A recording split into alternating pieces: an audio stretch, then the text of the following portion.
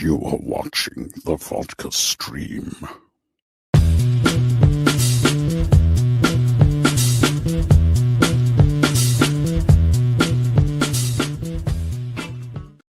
Yo, what's happening, everybody? Hey, how we doing out there? Holy Lord! If you live in California, anywhere in California, it is I guess it's the hottest day of the year. It's crazy how hot it is today, but hey, you know what? We're managing.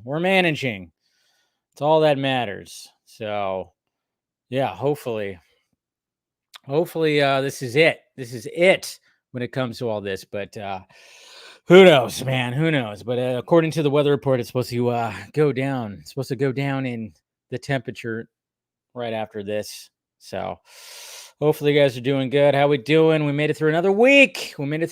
Cheers, everybody. I am doing the whole vodka mule thing from Cutwater because I needed something refreshing. So cheers. Good stuff. How you guys doing out there? All right. Should be a fun one tonight.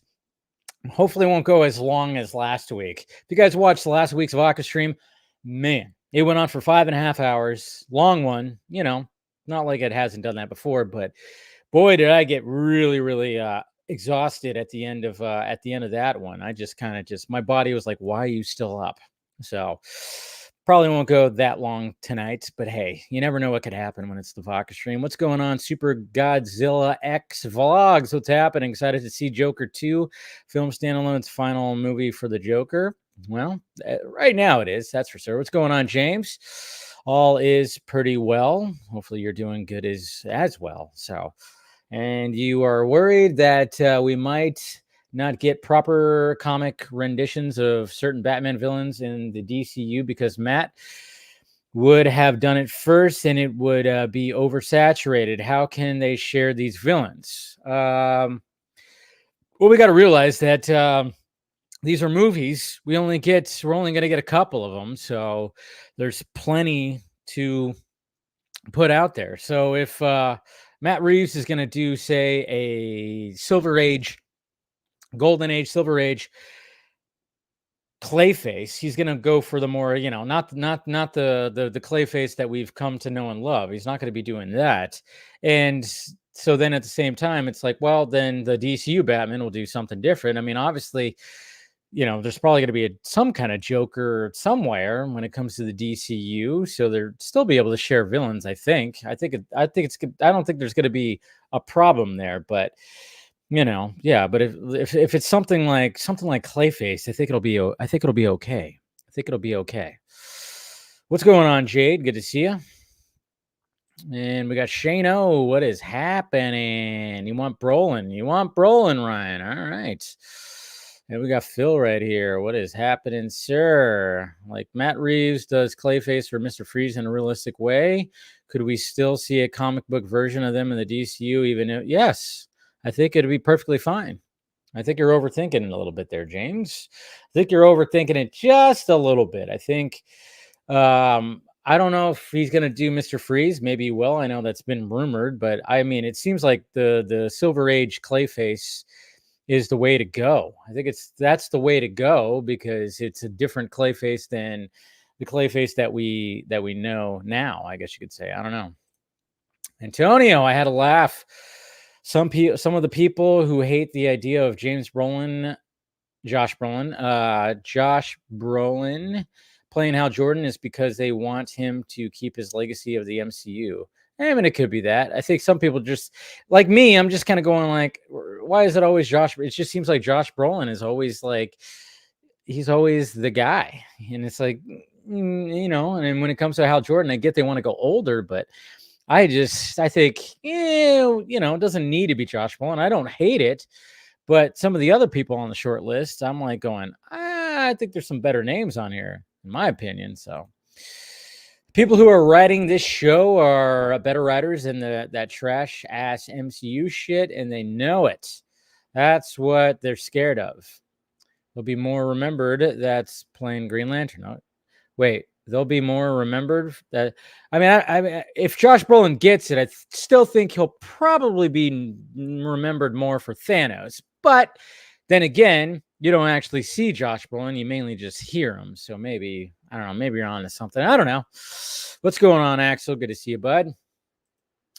All is well. Versus Seed is here. What is happening? And then, of course, we got Jason McKenzie right here helping out the pirate ship with a super chat. Much appreciated, sir. You're awesome. Every little bit helps. And thank you to anybody else who does a super chat to help out the pirate ship. You know, when it comes to super chats, even like when we're talking panel, you throw a super chat, you have a question. I mean, I see those because obviously, you know, if you're going to pay to ask a question, we definitely want to answer it for you guys. So, you know, that's the thing. But, you know, so I appreciate it, Jason. Hoy, hoy. Let's see. I'm also live on Instagram right now, too. Let's see. We got Brandon right here. It says, out of the rumored actors in the running to play Hal Jordan, who do you think could do a good job? I don't know. I think Timothy Oliphant. That's where I'm at. You know, I like Chris Pine too, but Chris Pine's always been heavily like, I mean, ever since, I mean, I don't know how long he's always been part of it. So Melbourne is freezing. Yeah, we could use some of that over here. That's for damn sure. But I mean, you guys are in winter time. You guys are on the other side of the equator. So you guys have coldness happening right now. So I never thought Hal Jordan would ever have this much conversation for the last 4 days or 3 days. He has been a topic of, yeah, well, you know, people are kind of excited for this kind of stuff. So we got Max Wolf Danger, Wolf Night Danger, I should say. Hey, Dave, what up? I'm doing good. I'm going to watch Beetlejuice 2 tomorrow, so no spoilers. Yeah, we won't be doing spoilers. I don't know how many people have seen it. As far as I could tell them, I don't think, you know, everybody who's joining right now, who's going to be joining the panel, not sure if they've seen it. I know a couple haven't. So we won't go any spoilers. But at the same time, with the Beetlejuice movie, I mean, all right. I mean, yeah, I guess there is. Well, I'm going to do my drinking review of it. You guys saw my first reaction that I posted last night. And when I do my drinking review, I won't do any spoilers. I don't think we're going to be doing any spoiler talk. It seems like people are not rushing out to see it as quickly. So we won't do much spoiler. We're not going to do any spoiler talk tonight when it comes to Beetlejuice. So don't worry about that. Let's see. We got Cortez right here. Evening, Dave. Do you believe the rumors about Superman trailer releasing as soon as February next year? I wouldn't be surprised if it released earlier than that. It's coming out in July. I wouldn't be surprised if there's something gets brought to next month to New York Comic-Con. I wouldn't be surprised if we get something then, like a super small tease at New York Comic-Con. I mean, they're done filming. They've been editing this whole time. They've been editing before they were done filming. So I would not be surprised if there's something at New York Comic-Con next month. February, yeah, I think a full-on trailer would show up in February by that time, for sure. Let's see, what are we doing? What else we got here? What's going on, Stephanie T? Good to see you. Good to see you. I want Chris Pine as Green Lantern, Hal Jordan. That would be awesome. I just don't. I don't know. For some reason, I don't see it. I don't know. It just seems like he just directed a movie. I don't know if you want to like jump back into that. I don't know. So, you look like you're cosplaying as a club bouncer. That's exactly what I'm going for right there. Thank you. Yeah, that's exactly what I'm going for. A club bouncer. I like it. Let's see who else we got. Let's see. Oh yeah, Beetlejuice comes out next week for you. Oh yeah, land down under. All right, guys. So go ahead and ask some questions. Go ahead. Any questions that you guys have right now?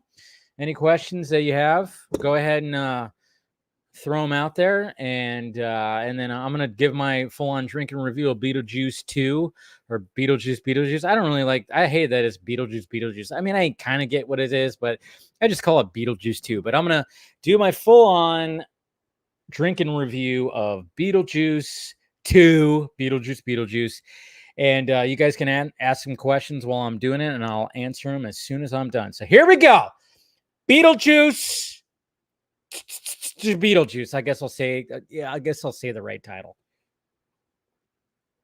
I'm just doing that because it's refreshing. It's so freaking hot right now. Anyways, all right. So, Beetlejuice. Yes, I enjoyed it. It's a very enjoyable movie. It's a very enjoyable sequel. It was cool to have Tim Burton, Michael Keaton, Catherine O'Hara, Winona Ryder come back for the sequel. How many years later? Oh my God, it's been so long. And that's the thing. I think that's one of the things that does hurt this movie. Just like when it does, and I talked about this on my first reaction, it does hurt a movie that it's been so long. It's been so long since the first movie. So now you got to do all this backstory. And it's like, where's everybody been? What have we all been doing here? What's going on?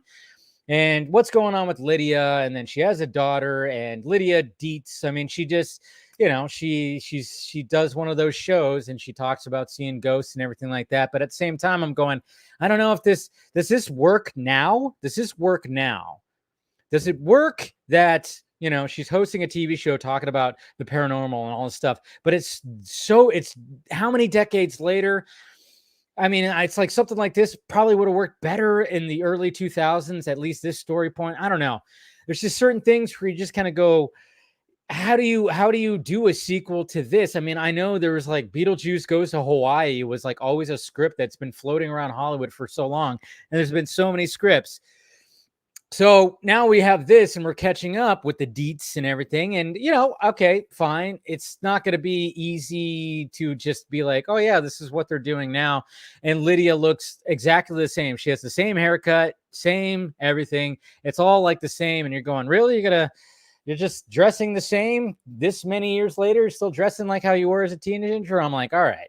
I mean, they could have done something different, but they literally just did like the same hair and everything, and I just kind of went, all right. I mean, I guess you have to do that. But so when it comes to the overall story, I'm like, okay, yeah, it's good, but at the same time, there's too much going on in this story. Too much. The whole thing with Beetlejuice's wife, and again, I said this in my first reaction, I'm like, hey, I'm all about Monica Bellucci. She's hot. She's still hot. She's still gorgeous. Monica Bellucci is aging like a fine wine and everything. Great. But that whole story, I felt didn't need to be in this movie. I felt like it didn't need to be. It was like too much. It was like tacked on to be just another thing. I don't know. I don't know. It just didn't really. There was not enough meat on that bone. And they do this whole thing where Beetlejuice, and it's been released. There's a clip of it online that you can watch. They released it for some reason that that Beetlejuice talks about his backstory and meeting her. And I was like, this is it was a little too much. I think one of the things that made the first one work so well is Beetlejuice was a mystery. I mean, he was a crazy character, but he was a bit of a mystery. So of course they're trying to add a little bit more to him. And I thought they added just a little too much. To me, I'm just like, I think the whole aspect of him wanting to get back to the real world and get back to Lydia, I thought that was enough. We didn't need like this other stuff. So that I felt was not that great. And then, but when it came to certain things, and Michael Keaton is awesome in this. Awesome. He's not missed a step. He's still doing a good job with the character. And there's some random things that he does. One in particular, my pretty much my laugh out loud moment was there's something that he does, and you could actually find the GIF online. It's already like there, like where he does something, and it's just funny. It's him and Lydia. He does something, just some like kind of quick little mannerism thing, and then something happens. I won't say exactly what it is, but I thought I was like, all right, that's hilarious, because it's one of the things that I love about Beetlejuice and Michael Keaton. It's just his random shit that he does and the mannerisms and everything, and that's all there. I just felt like, the way that they introduce him in this movie, I thought was kind of lame. I was going, really? That's how you're going to introduce him in this? All right. That's fine. But they do explore the afterlife world a little bit more. And I thought, cool. It's cool. Some people might think it's a little cheesy and over the top, which it is. But I thought, yeah, you know what? I like the exploration of, the afterlife world. I mean, I watched the cartoon like crazy. Of course, that took like a different route when it came to the characters, but so I don't know. There's that, but for the most part, like I enjoyed it. There's some cool moments. There's a twist that happens in the movie that I saw coming a mile away. It was very easy to spot the twist that happens in the movie, which it's fine. I mean, my dad was sitting next to me, and I was like, I immediately was like, oh, and I said it, and then it was like, oh yeah, that's what happens, and I'm like, okay, that's cool. And there's this other character too, played by Justin Trudeau, whatever his name is, and he was funny, but a little bit like tacked on and over the top. I was like going, does he need to be there too? I don't know. But I love the fact that Tim Burton was trying to do as much as try not to use computer generated images and trying to do like the stop motion animation again and trying to do a lot of things practical. That really is cool. And I loved that. And it's shot very well and it's good. Yeah, the score was great. When you hit the opening, you get the normal little thing. Jenna Ortega was fine. She was good. She was good in the movie. And I think overall it's just like it's an enjoyable movie.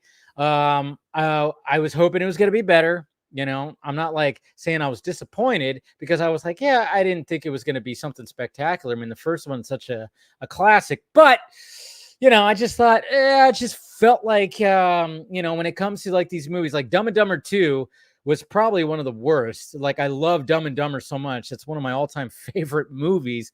And when they finally got Jim Carrey and Jeff Daniels back for the sequel, it was like cool to see them back and interacting with each other. But the movie was awful. It was fucking awful. Zoolander, love Zoolander. Sequel was awful. Anchorman 2 was one of those where I was like, all right, the sequel actually did pretty well. Like it was a decade later and it was, it worked. For me, I was like, this was still very funny and everything kind of worked. I mean, it wasn't as good as the first, but yeah, when it comes to Beetlejuice, yeah, it's just it was just kind of like, yeah, there's something kind of, I don't know. There's something where it's just going, it just doesn't have that magic. It really doesn't for me, but it's still very enjoyable. And I do want to watch it again because now that I know what I'm in store for, maybe I just missed a little something. I don't know. Anyways, so there you go. There we go. There's my full-on drinking review of Beetlejuice, Beetlejuice. Cheers. All right. So there you go. But go check it out. Go watch it. If you're people who are, there were so many, I had a pretty packed theater, a lot of people wearing Beetlejuice shirts, and I was overhearing people walking out. They enjoyed it. Everybody enjoyed it. Now, and like I said, I enjoyed it too. I just, for the most part, I just was like, I wanted to enjoy this a little bit more. Maybe, I mean, I wasn't going in with super high expectations, but I don't know. It was just kind of a little bit of a letdown. So just a tiny bit. Nothing too, not like, it wasn't like how Dumb and Dumber 2 was. Dumb and Dumber 2 was just way too freaking stupid. Like it just, nobody talks about Dumb and Dumber 2. Everybody, people still talk about the first Dumb and Dumber. Dumb and Dumber 2, nobody talks about that. I would even say the prequel was better. Remember they made Dumb and Dumber or something like that? They made the prequel for Dumb and Dumber. I even maybe thought that was what's going on. Okay, so can you believe it's been 2 years since the Don't Worry, Darling drama? Yeah, speaking of Chris Pine, yeah, crazy how that is. Remember that whole drama because of Olivia Wilde was she was fucking what's his name? Singer dude who's a star of it, and then they broke up before it was in Venice Film Festival, and then there was like a moment where Olivia Wilde was sitting on the other side of Chris Pine.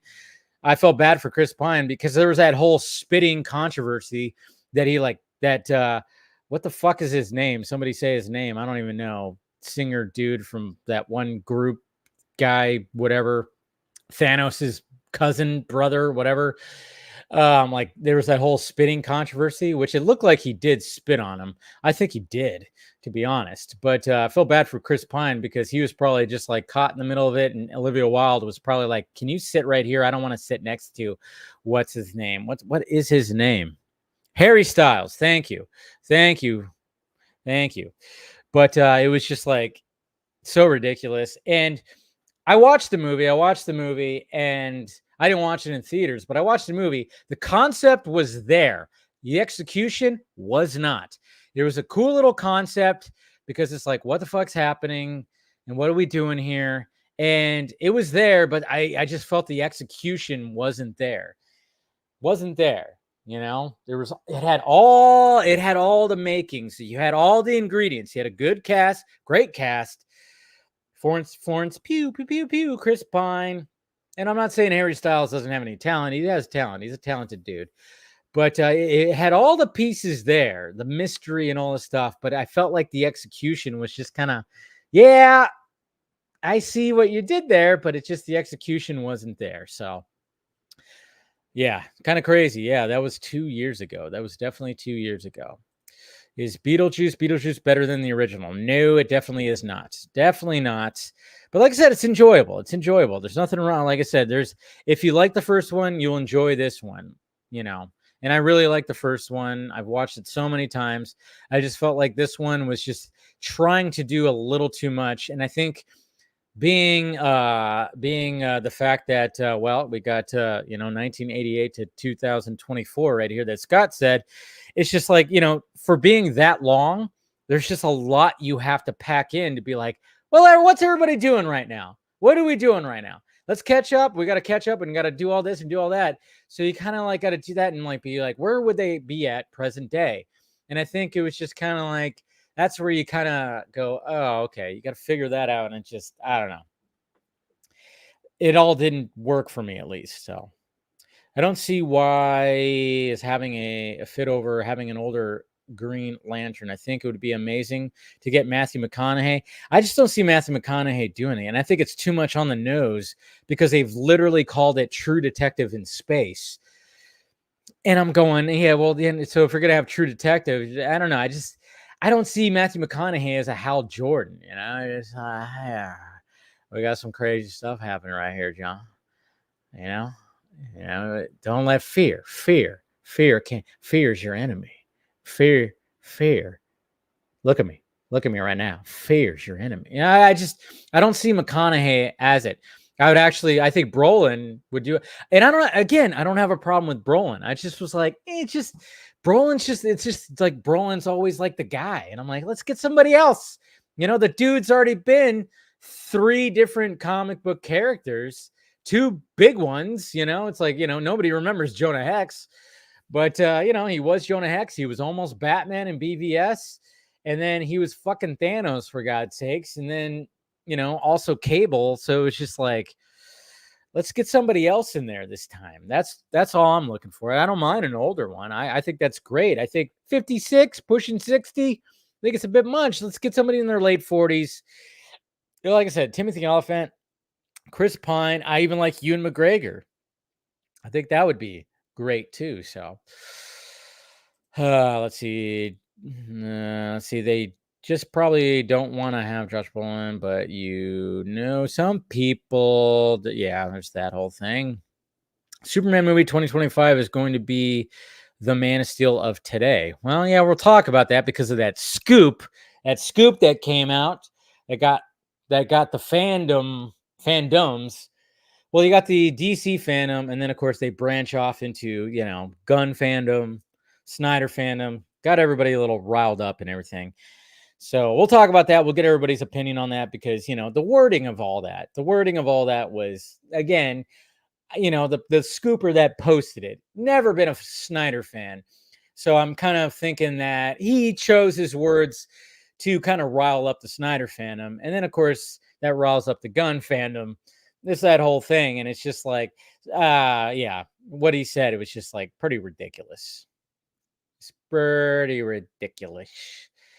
But, what can you do? Hey, we got Tet right here. It's been a while since I've seen you, Tet. Good to see you. Like I said, I'm still live on Instagram.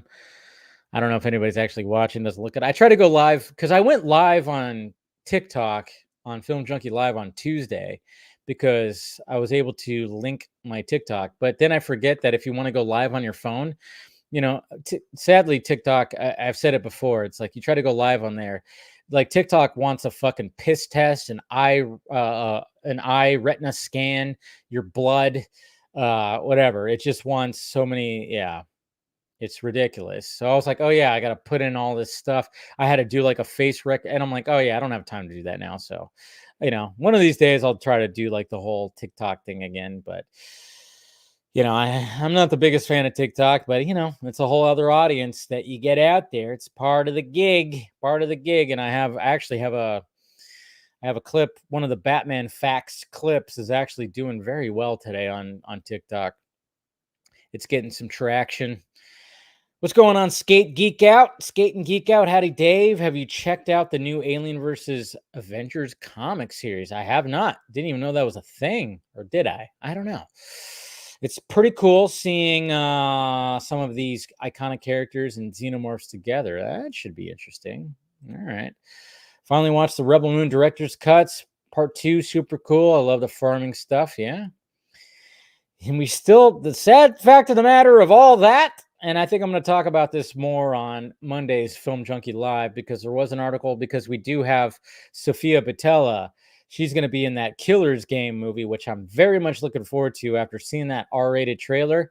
The Dave Bautista Hitman movie looks like it's going to be one of those. It's just right up my alley, where it's just a bunch of assassins trying to kill each other, and it's going to be over the top action and over the top graphic violence. I love it. I think it's just right. I love that shit. But she did some talking, and somebody's been on this stream, pointed out that she's kind of, she did get asked about Rebel Moon, and it sounds like, a lot of things were sounding like past tense, like things are going to happen. And it's kind of interesting, the fact that we are now a month after the director's cuts. We are 4 weeks. We are a month after the director's cuts came out, and we have yet to hear about Rebel Moon 3 getting a green light. That makes people nervous, and that just kind of shows you that what people were saying, and what we were like going, well, and what I kept saying was like, well, let's wait and see if the experiment worked. And the experiment doesn't sound like it worked. It's just, sadly, yeah. What's going on, Cold Black? Good to see you. Oliphant is the only one I could see maybe doing it. So there you go. See, I know. Yeah, we'll talk about it more, because Dave's impression of, there you go, on McConaughey. Yeah, I try to do an impression of McConaughey. It's mainly doing when he's doing those Lincoln commercials. So I have a feeling that that Economos guy is gonna play Kilowog. Why would he play Kilowog when he's already somebody? They'll probably just have like some random performer play Kilowog. I mean, that's yeah. I mean, when it came to unless he has like an actual role in the movie. I mean, if they want to save money, maybe they'll throw some mocap on him. Can't wait to see Michael Keaton as Beetlejuice again, back as Batman last year, and now the Juice. It's a good time for a Keaton fan. Fingers crossed we'll see Batgirl one day. Yeah, I think a lot of us still want to see Batgirl for sure. Who knows if that'll ever be the case? It might just be one of those weird random things that we end up doing, that we might end up seeing.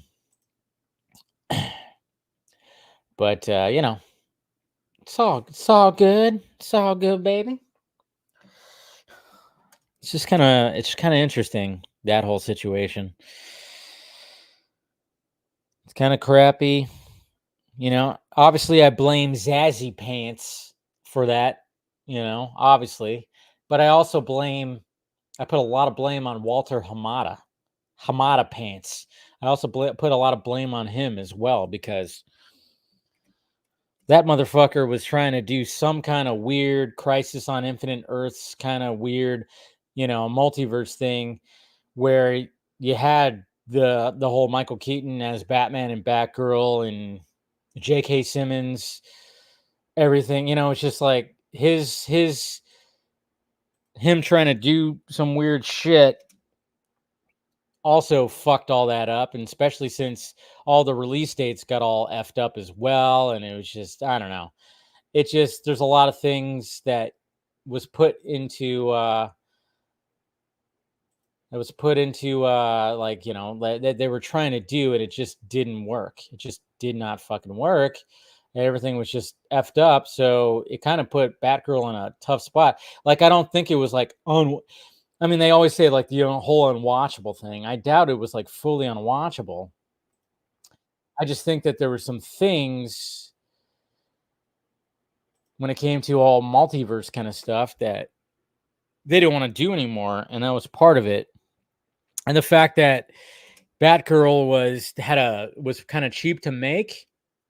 It was under $100 million, that they were just like, let's just write it off. Fuck it. You know, I think there was more to it than just, I mean, obviously the main thing was to save money, but I think they just thought, okay, we could do that because, you know, we're not going to move forward with this whole multiverse Final Crisis concept that Walter Hamada was trying to do, which didn't quite work well at all. Ugh, that fucking guy. Let's see.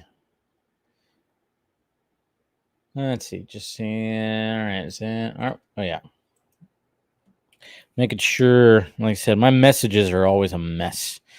And I'm trying to, like, you know, trying to find everything. Let's see who else. Who else? There we go. All right, there we go. Sending out the invites for the panel. Get Hayden Christensen. Ooh, that's interesting. Okay. That'd be interesting. That's not a bad choice. Not too bad of a choice. Huh. Not too bad of a choice.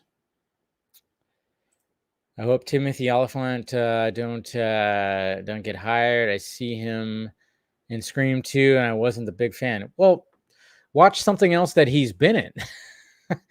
He's been in a lot more things that he's been really good at. I'm just saying, you know, don't just judge him on one performance. Don't do that. Dave, are we going to get the Army of the Dead sequel? That's another thing too. I mean, dude, a lot of things are up in the air, man. I'm not gonna lie. There's like, it just seems like a lot of things when it comes to what Zach was doing at Netflix is up in the air, and there's a lot of things that, you know, especially because the guy who brought Zach to Netflix, Scott Stuber, was like a big, like, you know, he's a champion of Zach, and he was like, hey, you know, come over here and bring some of your original ideas, which was great, but he is no longer there. And who was handling the film department? Fucking Dan Lin. Dan Lin, who's been on a podcast basically saying like, hey, you know, I've dealt with these Snyder fans, and from what I heard too, is the fact that, yeah, he's not the biggest Snyder fan. And again, I've actually pissed next to the guy. I've talked about that when I saw Rebel Moon Part 2 during, I don't know, I don't know if it was before the Q&A or something like that. Yeah, everybody goes to the bathroom, and sure enough, I'm standing in the next little stall, standing next to Dan Lin. And I'm like going, yeah, there's a lot of things that are not. And the fact of the matter is of the whole release strategy not really working to the favor of the director's cuts, which are far more superior. And I, you know, when I watched both of them, I was like, oh shit, I even lost interest at a little bit. I've said this. I lost interest after watching Part 2, and then it was just like this gap, and I just kind of went, all right, well, we'll see what happens when it comes to the director's cuts. But then when I saw them, I'm like, yeah, that's what we were waiting for right there, you know? I mean, they weren't perfect, of course, but they were just so much better. But there was just not a big, huge push with it. There was not a big, huge push. It even felt like Zach didn't do a big, huge push of it, you know, sadly. So now we haven't heard like anything. I mean, like the only thing that's still going is that podcast. I haven't listened to it yet, but I do want to listen to it. But it just seems like the podcast is like one of the things that is still kind of just going right now. But the fact that it's been a month after and we still haven't got a green light, I'm going, well, who knows? Maybe that next movie, Zach's next movie, is probably going to be maybe some A24 movie about MMA fighting, and there's not going to be any fucking CGI or anything. Who knows? Which you should do. I think I'm totally backing that up. I think he should do a small movie next. I think he should do freaking Hamada, right? What's Hamada with him? Brendan Fraser as Firefly 2 would be. Yeah, exactly. You can't tell me that that thing was unwatchable. I think there was just a lot of things that a lot of decisions were made, and it was just like, hey, the movie wasn't super expensive. Like if the movie was like $150, $150, 150, maybe even like 125 to $200 million. If the movie was over $100 million, a little bit over $100 million, maybe 120, 125, I don't think they would have scrapped it.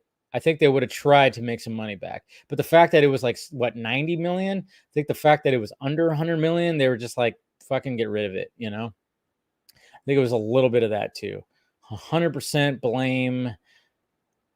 Batgirl goes to Hamada and Emmerich. Yeah. I mean, like I said, you can throw a little bit at Zaslav, sure, but I think he made a business decision. But these two fuckers right here were trying to do some weird thing, and things just weren't working out, and they were reshooting other movies and rearranging movies, and they, the Flash got fucked with, Aquaman 2 got fucked with, and then the releasing of the movies, totally fucked over Batgirl. Batgirl needed to fit right after the Flash. Like it needed to be right after the Flash, because what was going to happen after the Flash, it needed to happen right then, and it just didn't. So let's see. Axel, have you ever played the Lego Batman games? I have not, and I've seen your drawings on the timeline. Good job. Hey, Sam Worthington is Hal Jordan. I could see that. What did you think of the Minecraft trailer? Did it make you excited for the movie? No, it did not. As a person who has never played Minecraft but knows of the game, it did not make me excited at all. I thought it looked like horrible super hey, we shot this in my apartment in front of a green screen type of shit. Now, I know it's going to be directed towards a certain audience, and I'm not the audience. 100% get that. But I think, sometimes they try to be like, hey, we got to bring other people in. I mean, you can't just target one type of audience when it comes to movies. You want to be like, yeah, we want to target them, but you also want a general audience to show up too. And I even saw the trailer again in front of Beetlejuice last night, and even like sitting next to my dad, he goes, what the hell? I'm like, yeah, don't even, it just looks it looks bad. It looks really bad. So honestly, I want to see Zach do a stripped down version. That's what I want to. I want that too. I really do want that for him. And we got I can't even read your name. Panada 85. Do you think J.J. Abrams will get his Superman movie? No, that thing got thrown out a while ago. Nobody's even talking about that. They're not going to do the Black Superman movie. No. I mean, I think if there's going to be a Black Superman, they'll do like a Val Zod thing or whatever the hell later. That's definitely not happening. I do not see that happening. You see that Ray Fisher is getting awards buzz for the piano? Yeah, I did see that. And I'm like, there you go. Yeah, the dude has chops.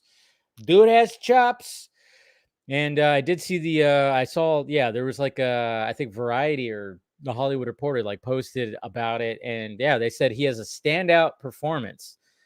I'm like, yeah. Because Ray Fisher is actually, he's a good actor. What can we say? He's a theater trained actor. And if you're going to be doing some some good drama, which is what the piano lesson is going to be all about, it's like, yeah, Ray Fisher's going to fucking nail that role. I mean, it's a stellar cast.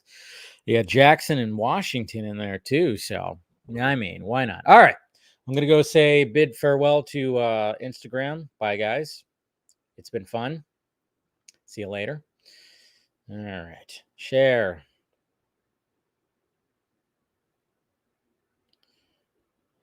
There we go. So we're done with that. Okay, let's go ahead and start bringing some peeps in here and have some conversations. All right. First off, we have Andy. Hi. No camera? You will see soon. I'm fixing something right now, so but you will see me soon. Don't worry. Okay. I Fixing I your got hair?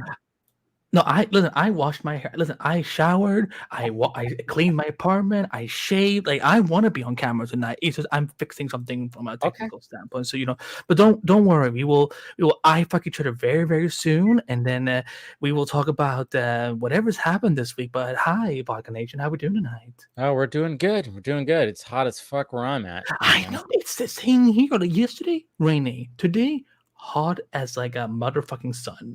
Yeah. We got our hottest day of the year happening right now. It's not fun. Welcome to September. I know, right? It's like, oh, I thought we were supposed to be cooling off, but no, I don't know. Mother Nature. What can you say? And then, of course, we have Scott. His camera also down on. Yes, well, I'm at my in-laws' house dog sitting, so Oh, wow. What dog is that?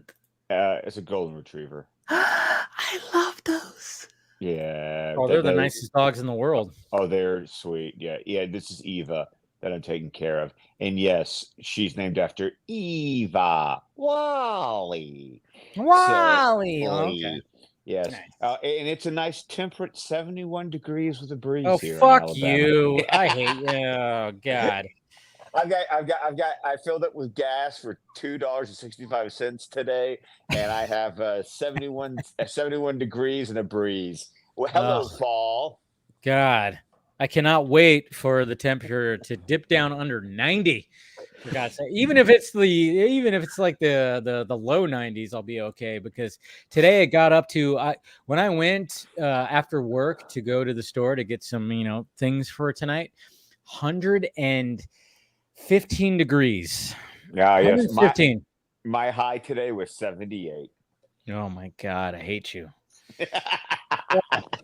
I hate it, but hey, But thank you for joining, Scott, even though you're dog sitting. Appreciate it. Yes, and I will not you and I talked about this after Fanimated. I won't be on too terribly late because I have to be at a football field at 7:30 in the morning. So yeah, he's got to do his fatherly duties. I do. I'm just asking for legal clarification. When you say football, do you mean American football, or do you mean like actual football? American football. No, American football. My son did a couple of seasons of soccer, and then we're doing, and it's not even tackle football; it's flag football. So but I still have to be there at 7:30 in the morning for an 8 a.m. game, and it's my day. And it's a day off from work, and I can't even sleep in on my day off. It's always fun, right? Yeah. Always fun. And then, of course, we got Chris right here. I think we found our actual Green Lantern. If only. I will tap that. Chris, yes. Who's your favorite person in the world? You are my darling. You are. I know. Okay, good. I'm just fucking chopped liver. That was hilarious. Okay, who's your favorite Green Lantern, Chris? Who's my favorite Green Lantern? My first Green Lantern was Hal, but I grew up with Kyle. For sure.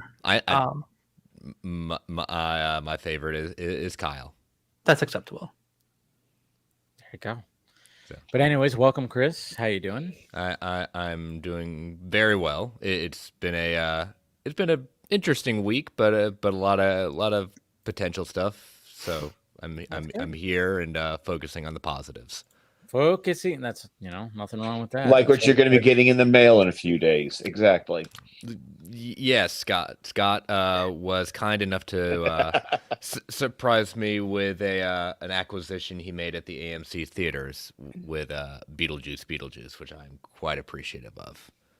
Yeah, I trust me. I walked in, I went, "Holy shit! Do you have two?" And they brought them out, and I went, "I will take them." So you're talking about the bat signal popcorn buckets? Yeah. Yes, I saw. Yeah. Scott sent me the message, or he sent me a picture that he got one. So you sent one to Chris? I'm going to. I didn't have time to. I had to be at work. I had to be at work at 6 this morning. So it is. As long as you have it, right? Yes. It doesn't matter if it takes days, months. I know it's coming. So yeah. Thank you very much. Yeah. You're welcome. Hey, Yeah, I got two popcorns out of it. I got to eat one and take one home. So you know what? It There all you go. works out. It all worked out, and then of course And Bill. Andy's glow up is the anticipation, Andy, for your reveal is exciting. or his reveal of himself. Wait, what? What happened? I paid him a compliment and he wasn't even listening. No, I sorry. know, No, right? I was. You fucking dick. Welcome, Phil. What's up, guys? How's it going, man? You know, You're so cute. it was great until about like an hour ago, and my phone decided to delete a game I was playing, and I lost all of the information and all of the data, and I don't want to play the fucking game anymore because I don't have to want to start all over again. Other than that, it's been cool.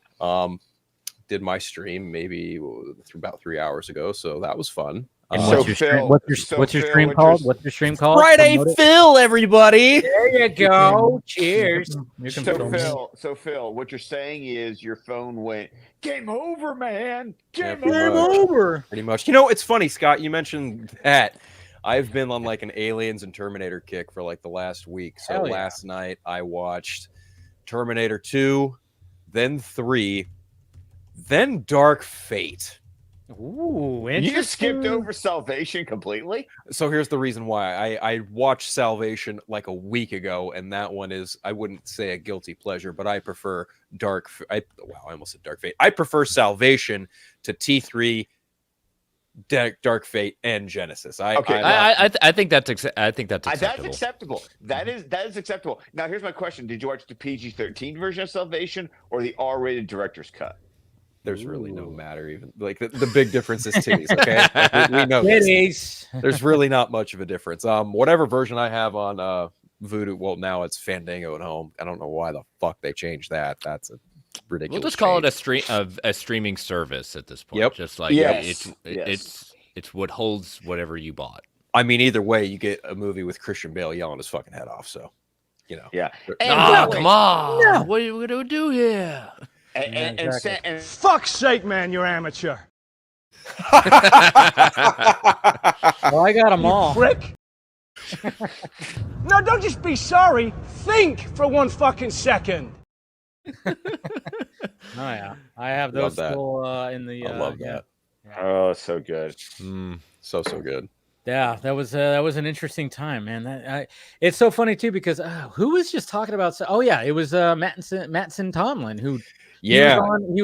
He was interviewed and he gave praise to Salvation. Salvation is one of those where it's like, I think a lot of us Terminator fans, and I remember going to watch it, and it's not a bad movie. There's just certain things, and and it's McG. You can understand because McG is just one of those flashy, directors, and I think maybe he wasn't the best choice for the movie. Maybe if it got into the right hands, it really could have been, because a lot of the story beats are there where you go, this is what I wanted. I wanted to see this. I wanted to see this. I wanted to see this. I wanted to see John Connor interact with a young Kyle Reese. I wanted to see all this and I wanted to see, the fact that we're going to get to that point where it's going to be like, hey, you're going to send Kyle Reese back and we're going to try to figure that whole thing out. And they had those story elements there. I think it just got a little too crazy with some of the action and some of the, just some of the visual effects. It just got a little too, hey, we're going to throw a bunch of stuff right here. But I wanted more story, I guess you could say. Yeah, absolutely. I mean, there's definitely a lot to be desired, but I do like that they tried to really differentiate. Oh, in regards to like some of the machines, how there was a Hydra bot, there was this big like hunter scavenger thing, like all that shit was pretty cool. And even like the Terminator motorcycle, which Connor eventually like takes, and you hear AC/DC, and it's like, oh, they're homaging to there. Okay. That callback, yeah. I loved it, but I will agree. say Zero. I'm 5 episodes of Zero. I've watched 2 episodes. Really good shit. Boys, boys, you have no idea what the fuck you signed up for. That is some amazing Terminator shit. Let me tell you. I've been very impressed.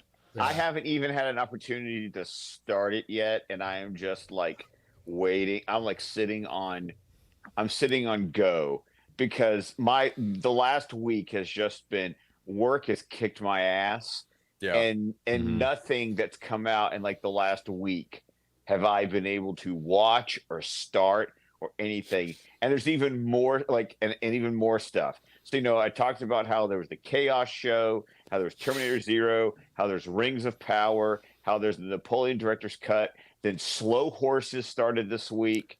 Too many things. Too many things. And then I just Doesn't found it? out It's so overwhelming sometimes, right? It really is. season 4 of Only Murders in the Building started. I never even finished season 3 because Heather decided she didn't want to watch it. I haven't even anymore. started that, and I want to because They I just got love renewed Martin for a 5th Short. season. And only 2 episodes in. Yeah. I love Martin Short and Steve Martin. I'm like, I want to watch this, and they renewed it for season 5, right? Yeah. Yes. Yeah. Yes. It's good. I've seen the first 2 episodes. Yeah, I I really, don't really doubt it enjoyed because you have them too. It's like, I've but watched it it's because just I've watched one of the those first- that's on the list. It's charming. It's very, very it's charming. just wonderful. If you like Steve Martin and Martin Short, it's their That's all I it's need. It's their flavor of humor. Mhm. Yes, And that's all I need. and it's wonderful. And I've watched the first 2 seasons, and I've seen the first 2 episodes of season 3. And like I said, it was a show that Heather and I used to watch together. And then she just kind of got bored and lost interest. And so I kind of lost my momentum to like keep going. And then I was like, season 4 is already out. I saw a YouTube ad and I went, what the fuck? Season 4 is already out? Why didn't no one tell me? And I'll tell you what, Selena Gomez does outstanding deadpan humor. Oh, absolutely. Interesting. Like that's her character. Like, So she's her like the character- straight man kind of thing. Yes. Yes. Straight Wow. woman, I should say. Yeah, Okay. yeah. So Good Yeah. she's- So she's like a Jason Bateman type. Yes, because Is that- she's just more of the younger generation commenting on how like you have no idea what you're talking about, Okay. Sure. Yeah. Yeah. Interesting. Okay. but not I like always- an I annoying, always- not an annoying kind of younger generation. No, Okay. no, 'Cause no, I but- always use Jason Bateman as like he's like the perfect straight man. I would agree. As like when it comes to comedy, he's just when I think of a who's a straight man, it's like the perfect straight man to like the quirky other guy. Jason Bateman is just I think he's just he's top tier. Mhm. He's the perfect straight man into, when it comes to comedies. So And he'd then- make a good Ted Cord. That's what you're saying. Fuck yeah. I dig that. And then I'd do that. next week I just found out, if you guys never watched it on FX, and you can watch it on Hulu, but the Jeff Bridges, John Lithgow show, the old Oh yeah, I man, saw the trailer. I've been hearing the ads for it on NPR. Yeah, that's I coming back. just saw that season 2 starts next week, and I was like, oh hell no. I watched all Another season on my 1. list. Season 1 was fantastic. That's what I heard. I think you told me that too. Yeah. I think I probably did, because Heather and I think it came out like during I'm not sure if it was the lockdown. It was definitely during the pandemic. I'm not sure if it was like during lockdown, but it was one of those things that basically, if you just waited a few weeks, it was like you could binge the whole thing, and and it's one of those shows that you just go next episode, next episode, next episode, Yeah. and it is so good. Like, it's spy shit. It's fantastic. Well, just the fact it was funny because I think was it last night or I don't know, because sometimes when I'm like done with things at night, I've been putting on Hulu. I've been rewatching Home Improvement because it's one of the best sitcoms of the 90s. Just saying. But obviously they play commercials. I prefer Boy Meets World. So do I. That's that. Okay, when it comes to top 5, oh yeah, I'm right there with you. But I saw the little spot for Old Man season 2, and I was like, oh, Lithgow's in this. Oh Okay. yes, Lithgow is. Oh, they together.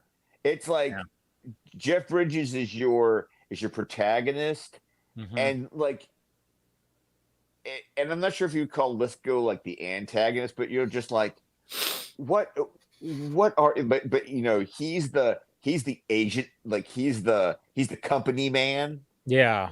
So And they you're- have like a pretty good chemistry back and Oh, they forth, have like banter. fabulous chemistry. Yeah, I could see that. Yeah, it's on the list. It's on the list for me, but yeah. I don't mean to pivot, but are there anyone here Linkin Park fans? Okay, yeah, there Yeah. was that. I whole thing. am. Way back, but I've never not enjoyed their music. So So yesterday, they dropped a brand new song with their brand new singer, and they're going on tour next week to promote said new stuff. I had to do a double take when I kind of said, "Wait a minute." That's all I saw today on my timeline. When like the first thing that I saw when I woke up, got going and opened up Twitter, it was just like Linkin Park. It was just nothing but Linkin Park. Now, when it comes to me, I have never been a big Linkin Park fan. I don't know. There are songs that I like from them. They're popular songs. I'm like, okay, they were played on the radio like fucking crazy. I mean, Michael Bay loved it too. Yeah, Michael Bay. Yeah, Jesus Christ. There's that running gag. Yeah. So I mean, I don't think I just never got into them like other people did. I was like, yeah, they're good, they're fine, but I just never got into them. I saw them live when back in the early 2000s or mid 2000s, Metallica was doing their tours. They're called Summer Sanitarium tours. Yes. And they opened for them the time that I went. So I did see them live. And yeah, like I said, I just never was that fan where I was, oh yeah, I'm gonna buy all the albums and listen to all the stuff. There are like songs that are not as popular. Burn from Napster, you know what you do. Yeah, right. Yeah, right. But there was like there's a couple songs that I really like from them that aren't like the popular songs that I've heard. But and of course when Chester, sadly, took his life. I mean, that was that struck I mean, it was crazy when that all happened, and it was like, okay, how long ago was that? That was 2017. Like, he 2017 passed in 2017, right? So because Chris Cornell was before that or after that. It was right around the same time. They did it at the same time, and they were like really good friends too. Yeah, as far as I could tell, and it's like, what the fuck happened there? So. Yeah, and then I thought, no, but then all of a sudden it's like, and then they got what's her name? Emily Armstrong. I was like, when I first saw it, I was like, all right, like the first video, because they did like a whole live stream performance. Yeah, so they opened up with that new single, the what is it? The Emptiness Machine, I think is what it's called.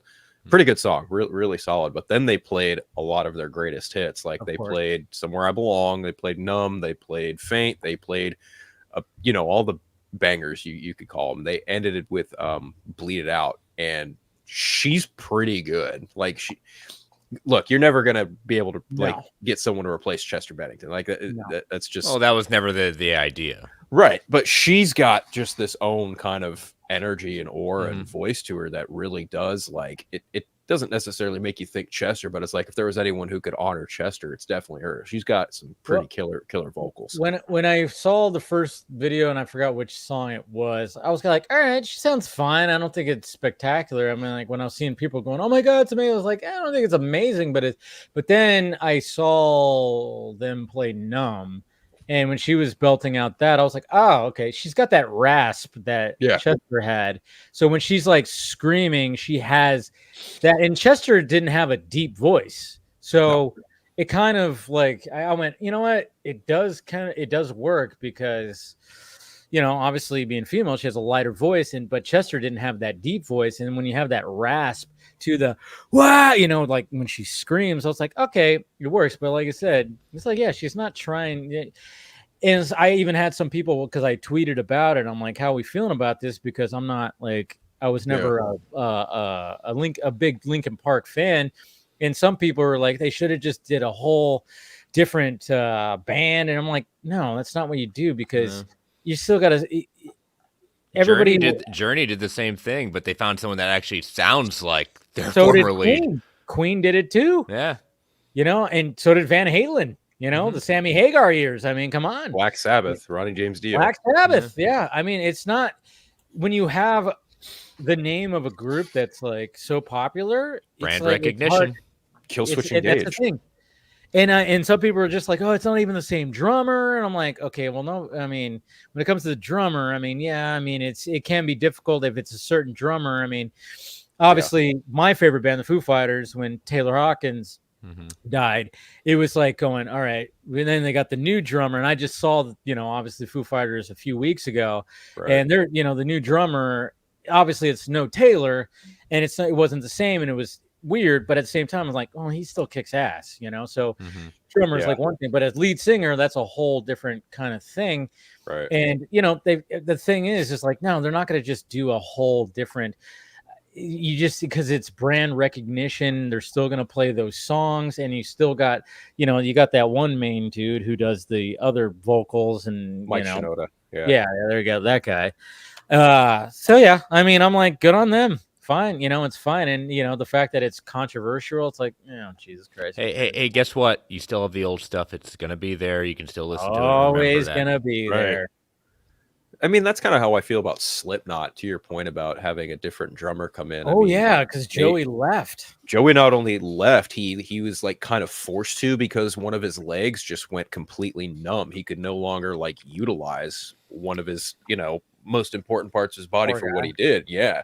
Dude, so that guy was fucking... He was a fucking psychopath, but he was... I don't even know how he does what he does. I mean, I think honestly, like you know, you saw the way they utilized his whole system, and he would go upside down. Like, I think that might have had something to do with it, but at the same time, like, he died young because of that same disease that got his legs. Like, he was only 46 when he passed away. I know, I couldn't believe it. Like, when he passed away, I was like, what? I mean, he had to leave. He left, and then when we found out he passed away, I'm like, Jesus Christ, he was one of the all-time like greatest drummers. Like, if you saw that fucker play, like, I mean, it was just on a whole other level. He filled in for Metallica when Lars had a appendix burst. Yeah.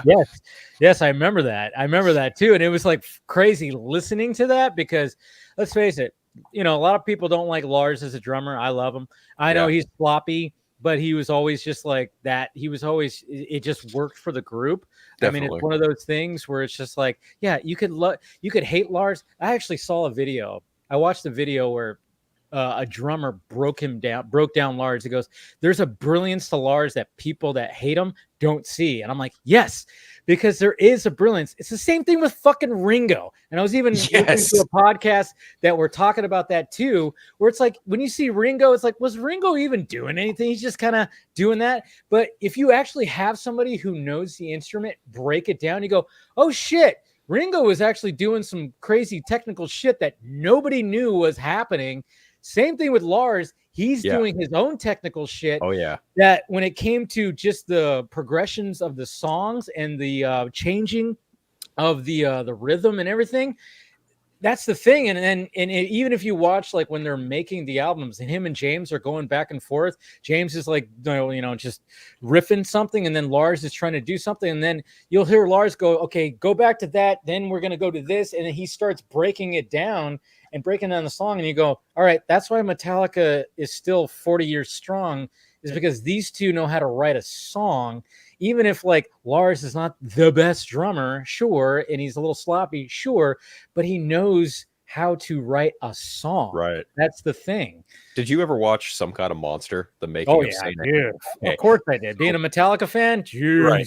So you'll understand this. Like, when it's right when James is in rehab and Lars is kind of like going over how they met and being back in 1981, 1982, when they were in his, you know, in his house, just learning, just fucking around, playing with each other. But it's voiced over with Lars doing his thing on the drums, and you can see just how technical that man is when it comes to doing his thing. He's just so fucking cool, and like, it's not fucking stock. I love the fucking stock. I love that fucking exchange between the two of them, because that's like when Metallica was at a fucking boiling point. Oh, dude, like, is this album even gonna fucking happen? Oh man, I remember that early 2000s. I mean, going back to the early 2000s when Linkin Park was like all the rage. I mean, Metallica was about to just fucking be done because Jason Newsted quit, and then of course, and then you hear James I remember seeing the MTV News like update. You know, Jason Newsted quits Metallica. James Hetfield's heading to rehab. I was like being a Metallica fan, and I was like freshly a Metallica fan then, because my buddy who was a metalhead goes, "You need to listen to the old Metallica," because I started listening to newer Metallica, and I was like, I kind of like this group. And then he was going, "You got to listen to fucking Puppets and Lightning and Kill 'Em All," and of course I fell in love with that. And then all of a sudden, it's like I'm hearing that they're about to break up. And then you see the documentary come out a couple years later, and it's just like, Jesus Christ, it got pretty bad. And that's what's funny? As you mentioned the Summer Sanitarium tour where Linkin Park opened for Metallica. Yeah. My dad and my uncles worked that show because we're, merchandise hawkers. Like we sell merch at events and stuff like that. Mm-hmm. We were able to go to like Great America and Disneyland that summer because of how much revenue my dad and my uncles made. Like, not disclosing how much they walked away with, but the overall gross was just something under like $1 million of like the collective merchandise sold that it all sold. Like they were up to like 4:30, 5 o'clock in the morning counting money, triple checking that they had, just under $1 million in sales. It was fucking bonkers. I was like a little kid at that point, but yeah, that was like something I'll easily never forget, is like my dad and my uncle coming home at like 8 a.m. just fucking dead tired, like, oh my God, we're never fucking doing that again. I don't doubt it, man. But, they're when I saw Metallica last year, it's crazy what goes into all of that. Yeah. I remember when I was seeing the stage, they have that circular stage that like it's like a loop, and then I remember just sitting there going like, wait, they're not bringing out Lars's drum set, because obviously the previous performers, they like brought out the drum set, put it at a certain spot, and then I remember I was I finally, it hit me. I'm like, oh, he's got 4 different drum sets that are underneath the stage. That's what it is. I'm like, oh, and I'm like, and that's what happened. Is like throughout the fucking show, Lars would get up, fucking drum set would go down under, and another one would rise up on another corner, because they would like try to appease to the whole fucking, it's Metallica. Well, their set list now is fucking insane, depending on what songs they decide to play, given they've got 12, 13 studio albums, and they have to differentiate each style. When it came to this tour, with the new album that came out, they were playing 2 shows in each city, and they were not playing the same set list. Nope. With each city. So I didn't get to see the set list. I saw it on Sunday, and the Friday set list was completely different. And I didn't want to hear about it. I was like, I don't want to know what the set list is, because I know every fucking song, and I'm like, I just want to be surprised. Right. And then when we were done and we were driving, I had Steph like go like, all right, read me the set list that was on Friday. And I was like, yep. What do I was like, I wanted to hear that, but I still heard some really good songs. But anyway, I'm so envious of my father, because we have what used to be Arc Arena up here in Sacramento. Now it's all at the Golden One Center downtown, but we used to have this place called Arc Arena down in Natomas, and my old man used to do merchandise hawking there.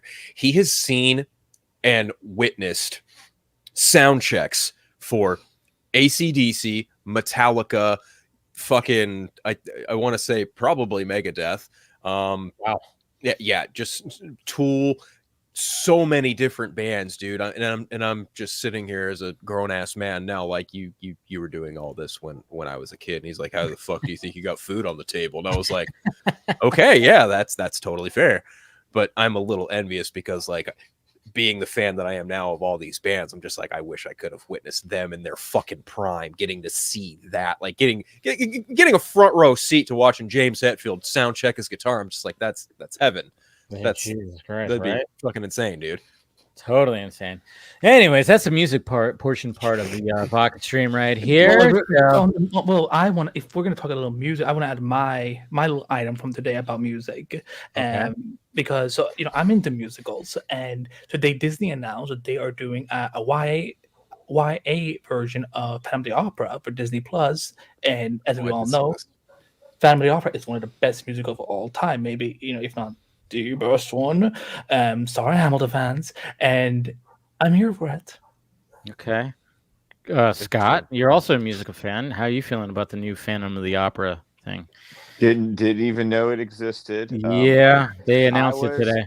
I was too busy discovering that there's a 40th anniversary new remix of Sinatra's last studio album that's coming out next month, and I'm like, ooh, pre-order now. Thank you very much. Yeah, L.A. is My Lady, which had him teaming up with Quincy Jones, and but yeah, his last studio album came out in 1984, and that's being added to my collection as we speak.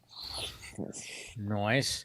It was kind of funny because I saw people go like, "Oh yeah, finally we're getting a Phantom of the." I'm like, didn't one come out like a decade ago? Gerard Butler and directed by Emmy Joel Rossum. Schumacher. Emmy Rossum, right? Yeah, and oh, help me, Ocean Patrick Master, Wilson.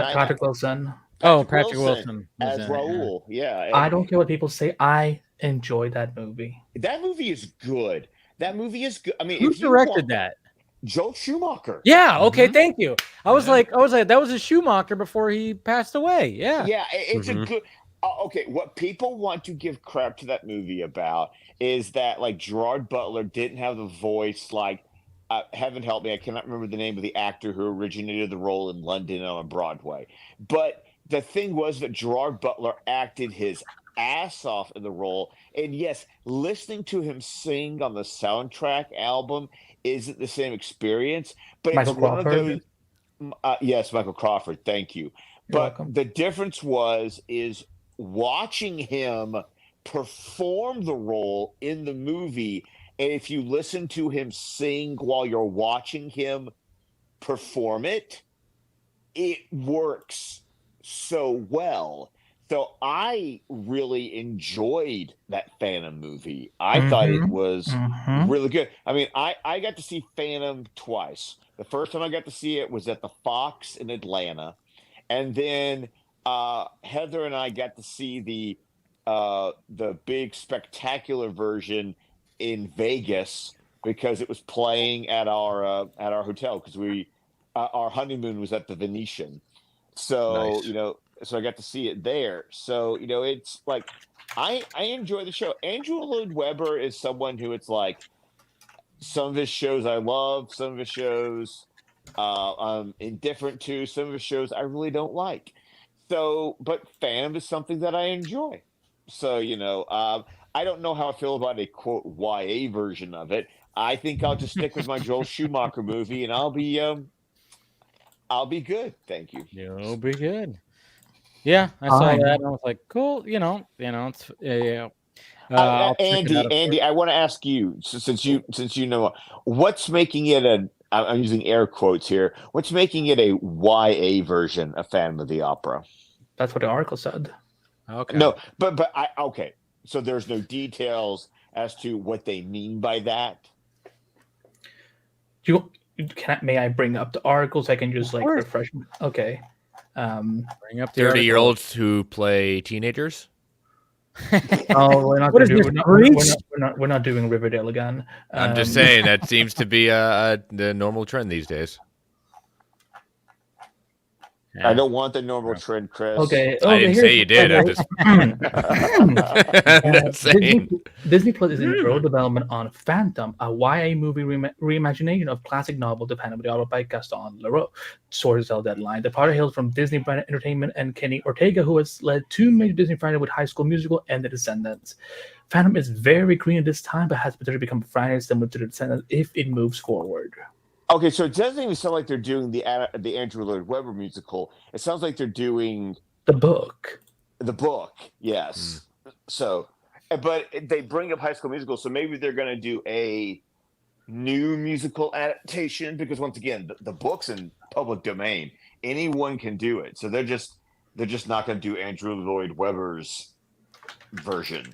So that's what that sounds like to me. So that makes more sense. Thank you. That clarifies the. See, it's funny. It's like I was never really like, I did watch the Schumacher Phantom of the Opera.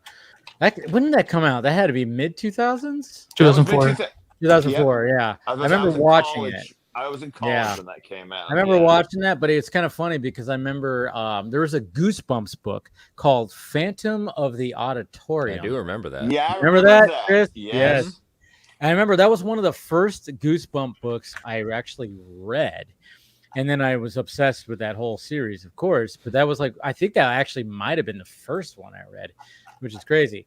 And then, of course, I remember like a funny gag when it came to Family Guy when Peter was, there was some kind of callback. And then he was just like, he starts like he interrupted some kind of performance. He's all, take that mask off. That nose better be piggy. It's like, there's also Wishbone did an adaptation of it. So, of course, do we all remember Wishbone?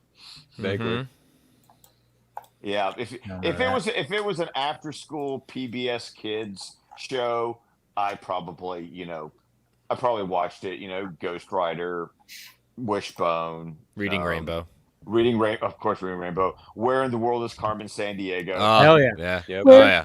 That music. Carmen Sandiego. Rockapella. Hell yeah. No matter how much people crap on Phantom of the Opera, the thing that people always need to accept though is that Emmy Rossum knows how to fucking act, how to fucking sing. Yeah. I don't feel like anyone ever argued that. I didn't feel like I get so much crap from musical people. Did they just call it overrated? Is that basically what they're saying? No, they just think it's bad. I wouldn't say it's definitely not at the top of my list, but I definitely wouldn't even come any close to the bottom. It's a solid movie. Schumacher, man. Schumacher was a shit, man. I mean, I know he gets a lot of shit because of Batman and Robin, especially, but I'm like, the dude he made Lost Boys. He made, I always say, watch Phone Booth. He apologized for Batman and Robin, okay? But let's move on. Number 23. That was a studio thing, but if you watch like a movie like Phone Booth, which a lot of people don't talk about, that is a great movie. It's so intense. And then even Falling Down with Michael Douglas. Jesus Christ. That movie's fantastic. Schumacher was the shit. I mean, but you make one big stinker, which is Batman and Robin, which I could still watch. It's not like it's like unbearable. I could watch it. It's a guilty pleasure. It's funny. I was talking to Ray when we recorded our last episode of DC TV Squadcast, and he finally rewatched Batman and Robin for the first time in forever because he's been listening to our old Squadcast movie episodes. And we did Batman Forever, but we never made it to Batman and Robin before we shut the Patreon down. And it's so funny is that he goes, you know what? After the journey of watching all those movies that we did watch with Squadcast movies, Batman and Robin, in the grand scheme of things, not that bad. It really isn't. If you approach it by just being like, this is a updated Batman 66. Yes, absolutely. It's an updated Batman 66. That's what I always tell people. I mean, that's exactly what it is. But there are legitimately subjective, but still, there are worse comic book movies. The whole Alfred thing and Bruce Wayne thing, that is like the most captivating shit. Yeah. I mean, Uma Thurman is probably the most accurate Poison Ivy we've had. She's pretty accurate. Mm-hmm. I mean, her performance is over the top as shit, but still. Sure. At the same time, but again, but to your point, you look at it through the lens that you do, and it's fine. If you had Poison Ivy in the 66 show, that's what she would have been like. Yep, for sure. Exactly, because I mean, when you think about how Catwoman was in those, what's her name? Any three of them. Any three of the Catwoman. Any three of them. Yeah, definitely. Eartha Kitt. Oh, that's her Julie name. Newmar. Love Julie Newmar. Julie Newmar. You know what? I put respect on Lee Merriweather because she was great in the movie. Mm-hmm. Definitely. Yep. All the Catwomen were solid. Absolutely. Oh, yeah. They're all fantastic. And then it was always great when you would when you were watching reruns of that show, and then when they do the opening sequence, and then of course do the whole thing, and then when you see Batgirl ride across the screen at the end going, ooh, you're like, oh yay, it's a Batgirl episode, yay! You're like, yay, we can see Batgirl, And today it would be called woke. Nah, I know, right? But back then nobody cared. Nope. Women in TV, when did that become woke? I don't know. It's been around forever, but apparently some people can't handle it. People just want to see women be sexualized, and us people color be, they're. We want to see everybody sexualized. Let's be honest. We want to see both sides sexualized, right? Anyways. So what happened this week? That's I feel like I slept throughout. Wait, what? I didn't get that. Nothing. Wait. Nothing happened. Oh, Nothing okay. at all. Okay. Absolutely Nothing nothing. happened. It's been, saw- okay. First off. Okay, so Beetlejuice came out. I saw it last night. Okay, so Scott saw it, and nobody else. I was I've never seen the going to first see one. it, but just didn't make the show, so I'll have to see it this weekend. There's a chance I might see it tomorrow for a date, but we'll see. Okay, we're not gonna we're not gonna like dive into a spoiler. That's fine. discussion or anything like that. Yeah. No, we're not gonna do anything like that. But Scott, thoughts? I really enjoyed it. Okay. Here's the thing. If it was funny, I have actually not watched the movie. I think I've maybe watched Beetlejuice 2, maybe 3 times in my entire life. Wow. I love the cartoon. Cartoon is great. Oh, the cartoon's amazing.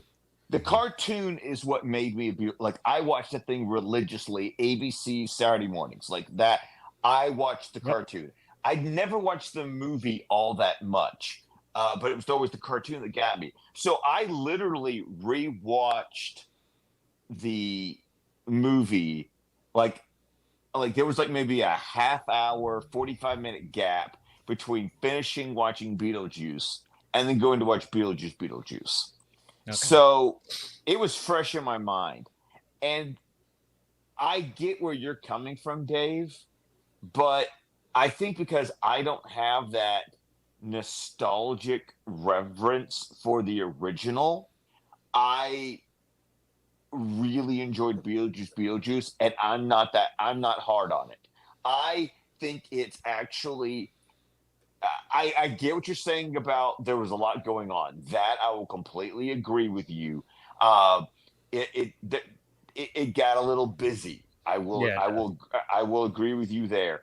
But I think that, except for that, it kind of the first movie has a lot of zany things. That's that classic 80s, 90s Tim Burton, where I'm going to do zany shit just for the hell of it. I'm going to do zany shit for the sake of doing zany shit. And this one, I felt, was a little bit more cohesive because things, except for what you've talked about with Monica Bellucci's character, which I will concur with. I felt I thought this movie benefited from it being just a little bit more cohesive, less shit happening just for the fun of it, and like it all kind of like it worked because of the character, or it worked because of something else. So I actually personally enjoy Beetlejuice just like half a star more than the original, for probably just for like technical reasons. Like I think it's just a little bit more polished than the original. I felt like the script had just a little bit more that held the overall. I'm not saying it's a perfect script, but I'm just saying that I just felt like overall it just kind of held together more than the original. That was a little bit more like, here's a zany little vignette of something, then here's a little zany vignette of something. And I felt like characters were just a little bit more, little bit. Let me be clear. Characters were a little bit more fleshed out than, say, some of the fun little cameos that we had, like Robert Goulet or Dick Cavett, who it's like they're there for 5 minutes to be them, and there's not a lot to it. This is the same with Danny DeVito, because they released his cameo a long while ago. See, I missed that. So that was a surprise for me watching the movie, and I enjoyed not knowing that DeVito was going to be in the movie. So, but the one thing that I love about the original that doesn't work as much in Beetlejuice for me is I did like the way that if it wasn't Danny Elfman score in the original, it was a Harry Belafonte song. And it's always a Harry Belafonte song. And so there just wasn't. So musically, there wasn't quite the cohesiveness in Beetlejuice like you did, because really it was the Maitlands, because they were always listening to Harry Belafonte. So having having the Maitlands there, so that music was just a constant kind of thing for them. But you're right, the twist, I saw coming a mile away. I don't even think they really tried to hide it that much. I don't think they were trying to shock you with that. True. I just remember turning to my dad. I'm like, and then he goes, "You think so?" I'm like, "Yeah." And then sure enough, I'm like, "Yep, there it is." But like I said, I feel I really enjoyed it. I think on a technical aspect, I think it's why I give it just a little bit more than the original. But I did appreciate the stop motion. I did appreciate it looking like there was a consistency there. And Michael Keaton did not skip a fucking beat. Good to know. He's so good. And neither did Catherine O'Hara. Catherine O'Hara did not miss a beat either. Yeah, some reviews they've said that she kind of almost steals the show. She has not missed a beat. I felt like Winona Ryder kind of did. Like she wasn't like she was just times where I'm like, like it just didn't I was like, man, but Catherine O'Hara, like when it came to her comedy beats, I thought she was perfect. I think the point is she was Delia from start to finish. It's there. Like I said, I once again, it's one of those movies where, because I don't have the nostalgic reverence for the original, because like I said, I was more of the cartoon guy. And so I just went into this movie going, was I entertained? Yes. And actually I enjoyed this one more than a lot of more recent Tim Burton movies. Tim Burton went kind of through a phase of like, I didn't like this, I didn't like this, I didn't like this. This didn't even feel like a Tim Burton movie. And so this one was like a nice little return to form. And not in like the zany Burton way. Like, we're not talking OG Beetlejuice, we're not talking Edward Scissorhands or Ed Wood or something like that. But it felt better than, say, Miss Peregrine's Home for Peculiar Children, or I saw that. Yeah, I don't. It's not worth it. But it felt like, yes, this and the episodes of Wednesday that he directed, it was like, yeah, this is like a Burton who's matured, but yet I know it's Burton. Yeah. Like, yeah. So that's where I land on it. Him and Monica Bellucci are together, right? Are they a thing? Him and Helena Bonham Carter split up a while ago. Yeah, I think he's with Monica Bellucci now, which I'm going, how the fuck? Yeah, I'm with you on that one. How the fuck? Let me look. I'm pretty sure they're Googling together right now, and I'm Let's like, see. and partner Monica Bellucci. Yeah. How the? Because I mean, let's face it, Monica Bellucci is just one of those that's like, oh, I mean, she's still gorgeous, but I'm just kind of going, and I was like, yeah, I think they're together. I was even thinking about that when I was driving home after I recorded my first reaction. I'm like, yeah, because like I said, that whole subplot just was like, this was tacked on. This doesn't feel like work. I'm like, oh, maybe he needed something for her. I don't know. It was like, but what? He did the same thing for Helen Bonham Carter. Like, she just always ended up in his movies. Yeah. Like, what was the barber one? Sweeney Todd. Sweeney Todd. Well, no, that actually probably. She's worked. the Queen of Hearts in Queen of Hearts and Alice in Wonderland. Yeah, thank you.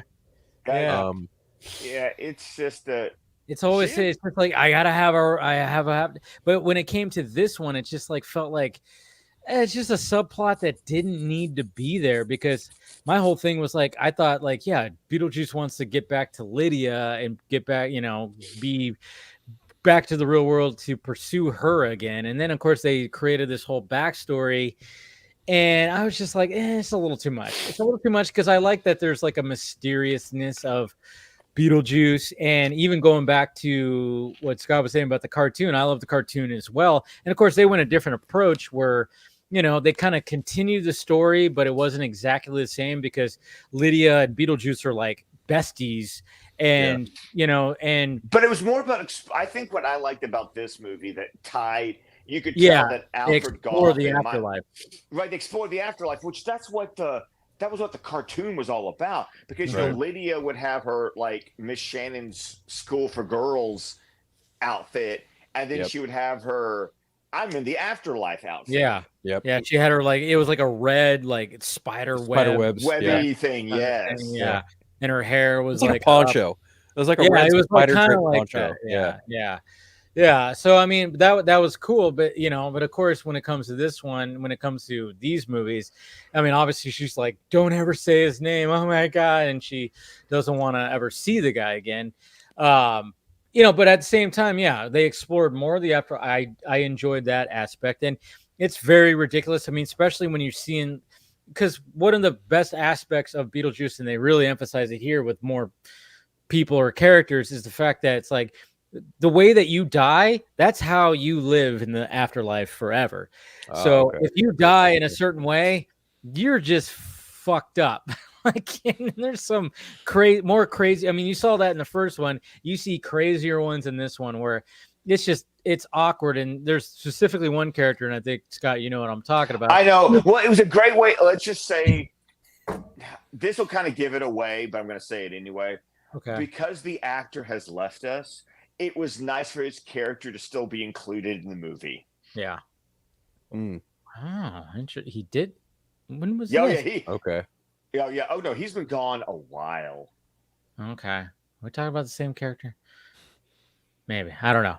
But I was but at the same time, just the way that I like how that is. And then Willem Dafoe was actually, his character was pretty fun. His character was hilarious. I really I wanted there to be more between him and the secretary. Like there's something there, and I would have liked that to have been a little explored. There's a running gag throughout the whole movie with him and that secretary, and it's funny because it's just like, because I was like, all of a sudden, like halfway through, I'm like, oh, that's the running gag. There's a running gag of like, and I won't say it's something very subtle, but you see it through like every scene that he's in and everything, and the way it is, and it worked very well. I really enjoyed his character for sure. So but I think, but Dave, even with you being a little more disappointed in it and me really enjoying it, it's a good time at the movies. I totally enjoyed myself. I didn't like walk out hating it.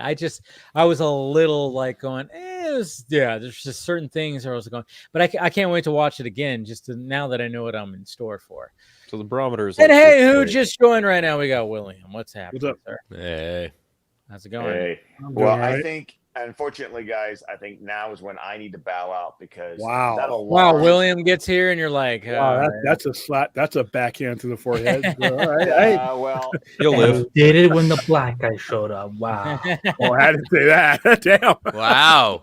Well, Andy just pulling that out. Andy likes to go there. Weren't you supposed to come on camera eventually, Andy? I'm fixing my camera. Fixing my camera. It's taking a long time, Andy. Because it's giving me like does anyone here have a Canon camera?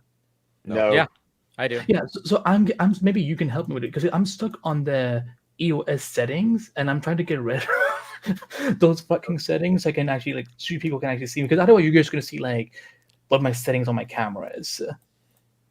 Your what? So we can judge you. Which settings?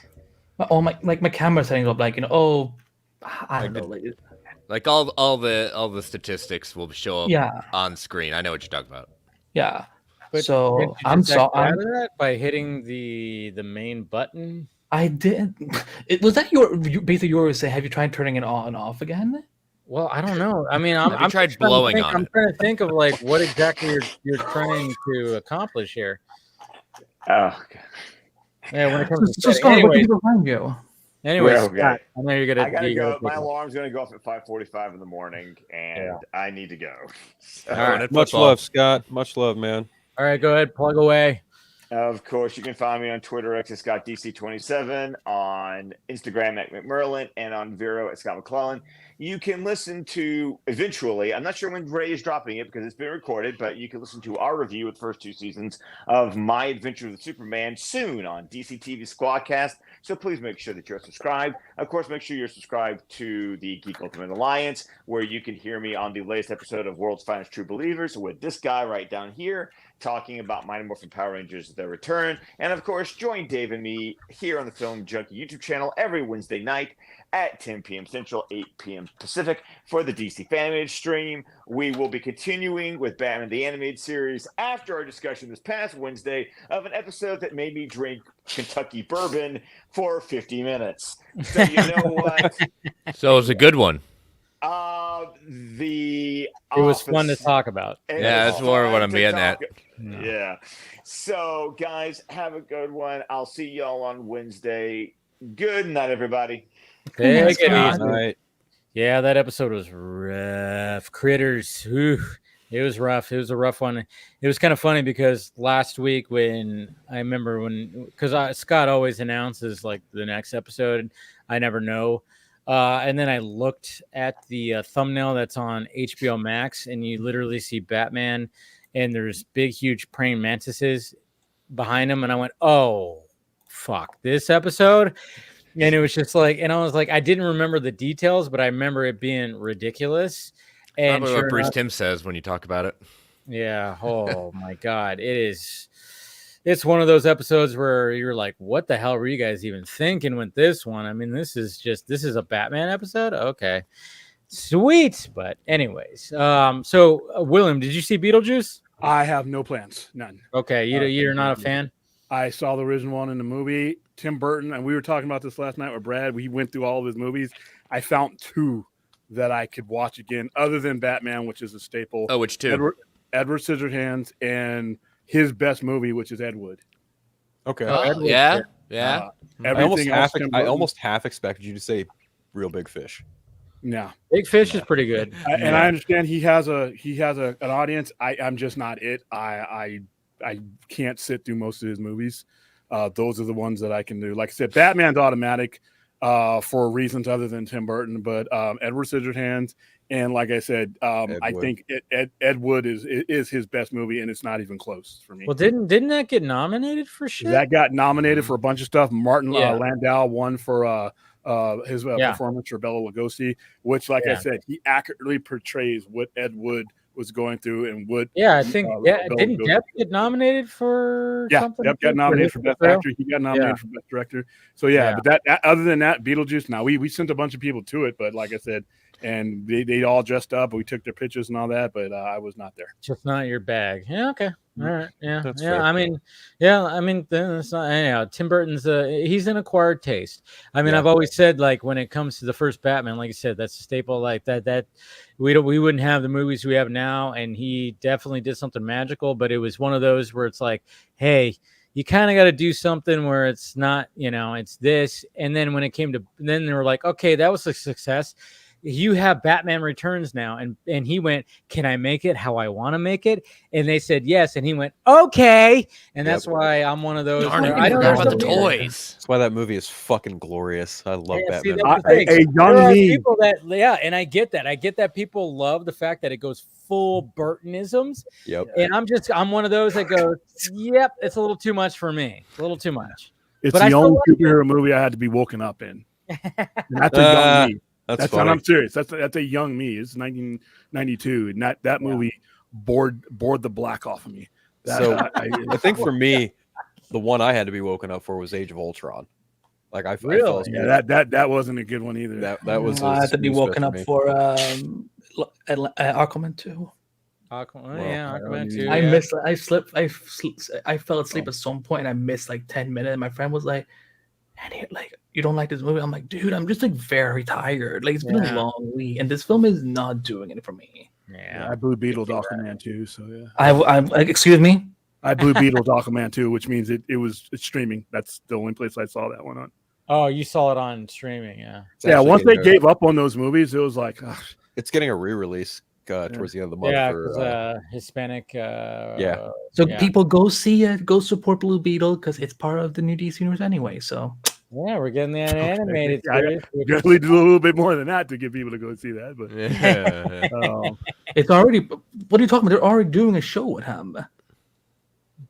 yeah, but nobody's going to support anything just because it's part of something else necessarily. Yeah, true. I mean, true. they're not I going get to what you're saying. necessarily. I get "Ooh, what Well, you're now at least the actors can actually do PR this time because last year the strike was a huge Yeah, cause. the strike happened right And then before. hearing Porters and Sarandon coming out like after the strike and saying, you know, we were begging Warner Bros. To let us do press before the strikes, and Warner was like, nah, we're focusing on this right now. Yeah. Well, like I said, at least we're still getting more of that because, you know, when it comes to last year, I mean, let's face it, you know, it was a shit rough show. year. And Blue Beetle, you know, was very, very enjoyable. I've seen it twice. I mean, but I am one of those that enjoyed Only the Flash twice? as well. I only saw it twice. Yeah. I revisited it for its 1-year anniversary. That was a fun rewatch. Yeah, it's a good rewatch. It's a good movie. It's a good little fun. It felt like an 80s family adventure movie. Yeah. And that's what I really like about it. It's just like it just had that, it just grabbed that, it had all those beats to it, and that's what I really like about it. I think It wasn't visually- bad. I liked it. I wouldn't have paid to see it though. I watched it right exactly where its quality put it, and that's on my small screen. It was enjoyable. We did a You're watch still party. technically paying for it. Yeah, so Yeah, you but I joke on wouldn't you. make the investment of getting out, going to the theater, getting, you know, I would not displace myself for it. But we watched it and it was enjoyable. But like I said, not like event, you know. I think Iconic, visually yeah. it's probably like the best looking comic book film. It's of a good looking film. It's a good Yeah. looking film. Yeah, So I mean, shocks me that suit is like all physical because I was like, oh, you know, Shola's just gonna run around in a motion capture suit, and then that day when those first photos dropped, and I'm like, this is too good to be true. I cannot. Believe yeah, everybody was freaking out. I was like, wait, this is, you know, because Practical. usually it looks like shit, you know, and then it's like, wow, that's actually it. I And just think people were like using that as, you know, I remember using like clear paparazzi images for like thumbnails, and people were like, you know, like, what the fuck? It's like, yeah, that's actually They did a good job with it.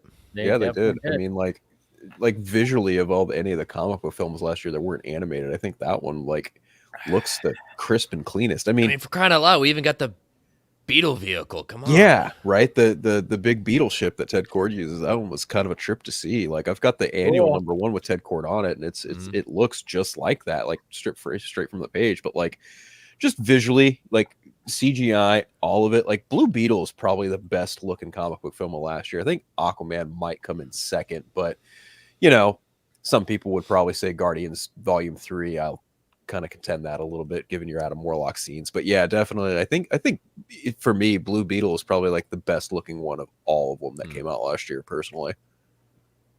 But yeah, you know, that's kind of a long catalog to get through because you know you've got like Shazam, you've got Quantumania, which didn't look good at all, and you've got Guardians 3, Marvels, and you know, Aquaman, Flash, and what was the other? I said Shazam. So yeah, I'm kind of just in that mindset of like Blue Beetle's probably like the best one of last year, personally. Oh man, Tough year. It was a tough year. I agree. Yeah. So what happened this week? I feel like I just missed what went down. Well, we could talk about. I mean, when it comes to DCU stuff, obviously one of the biggest things was, of course, the Green Lantern thing. When it came to Josh Brolin being offered, rumor that he was offered the role of Hal Jordan, and then of course after that we got like a different names. We got more names, which were which at first it started off with because I remember when I was doing it when I did Film Junkie Live on Tuesday. Obviously the main thing was like talking about Brolin being offered the role, and then shortly after I started, it got mentioned that Ewan McGregor and Matthew McConaughey were also on the short list, and then the day later, Chris Pine and Timothy Olyphant were added to the list too. So one of the things I I didn't see that. Yeah, Robert one of the De things I wanted Niro to will probably be added later. The next days. I mean, I think William wearing that. I think Chris wearing that shirt. And I think Willem he's Dafoe. Yeah, no. Grant. I mean, Chris wearing that shirt. I think he's hinting that he's actually auditioning for Hal. Well, that's why I said I'm like, we found our Green Lantern right there. I don't know if I've got the white temples. Don't worry, they have wigs. No, we could just color those in. Yeah. But yeah, that's what I wanted to ask you guys. Like, if you were to pick, like, between all those names that we got out there, like, who would be like your choice out of those? Andy, you can go first. McGregor. You want McGregor? Okay, so that's what I thought too, until I was like, and then I heard Timothy Oliphant. I'm like, I kind of like, just saying. But Ewan McGregor, I would not hate that. I would not hate the thing is that is shocking to me is that, okay, so I understand the idea of they're going to make Hal this kind of like legend lantern. Older, veteran. Yeah.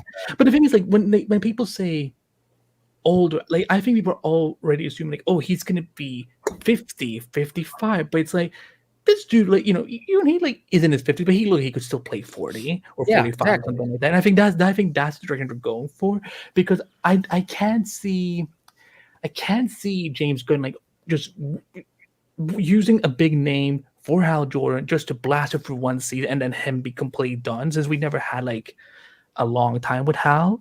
Matthew McConaughey, like, the problem with him is like whenever I see him in roles, like I'm like, oh, that's just Matthew McConaughey playing something. Like when I see Ewan McGregor, I'm like, oh, that is Obi-Wan. Like, he's not like, I don't even think about the actor who's playing said role.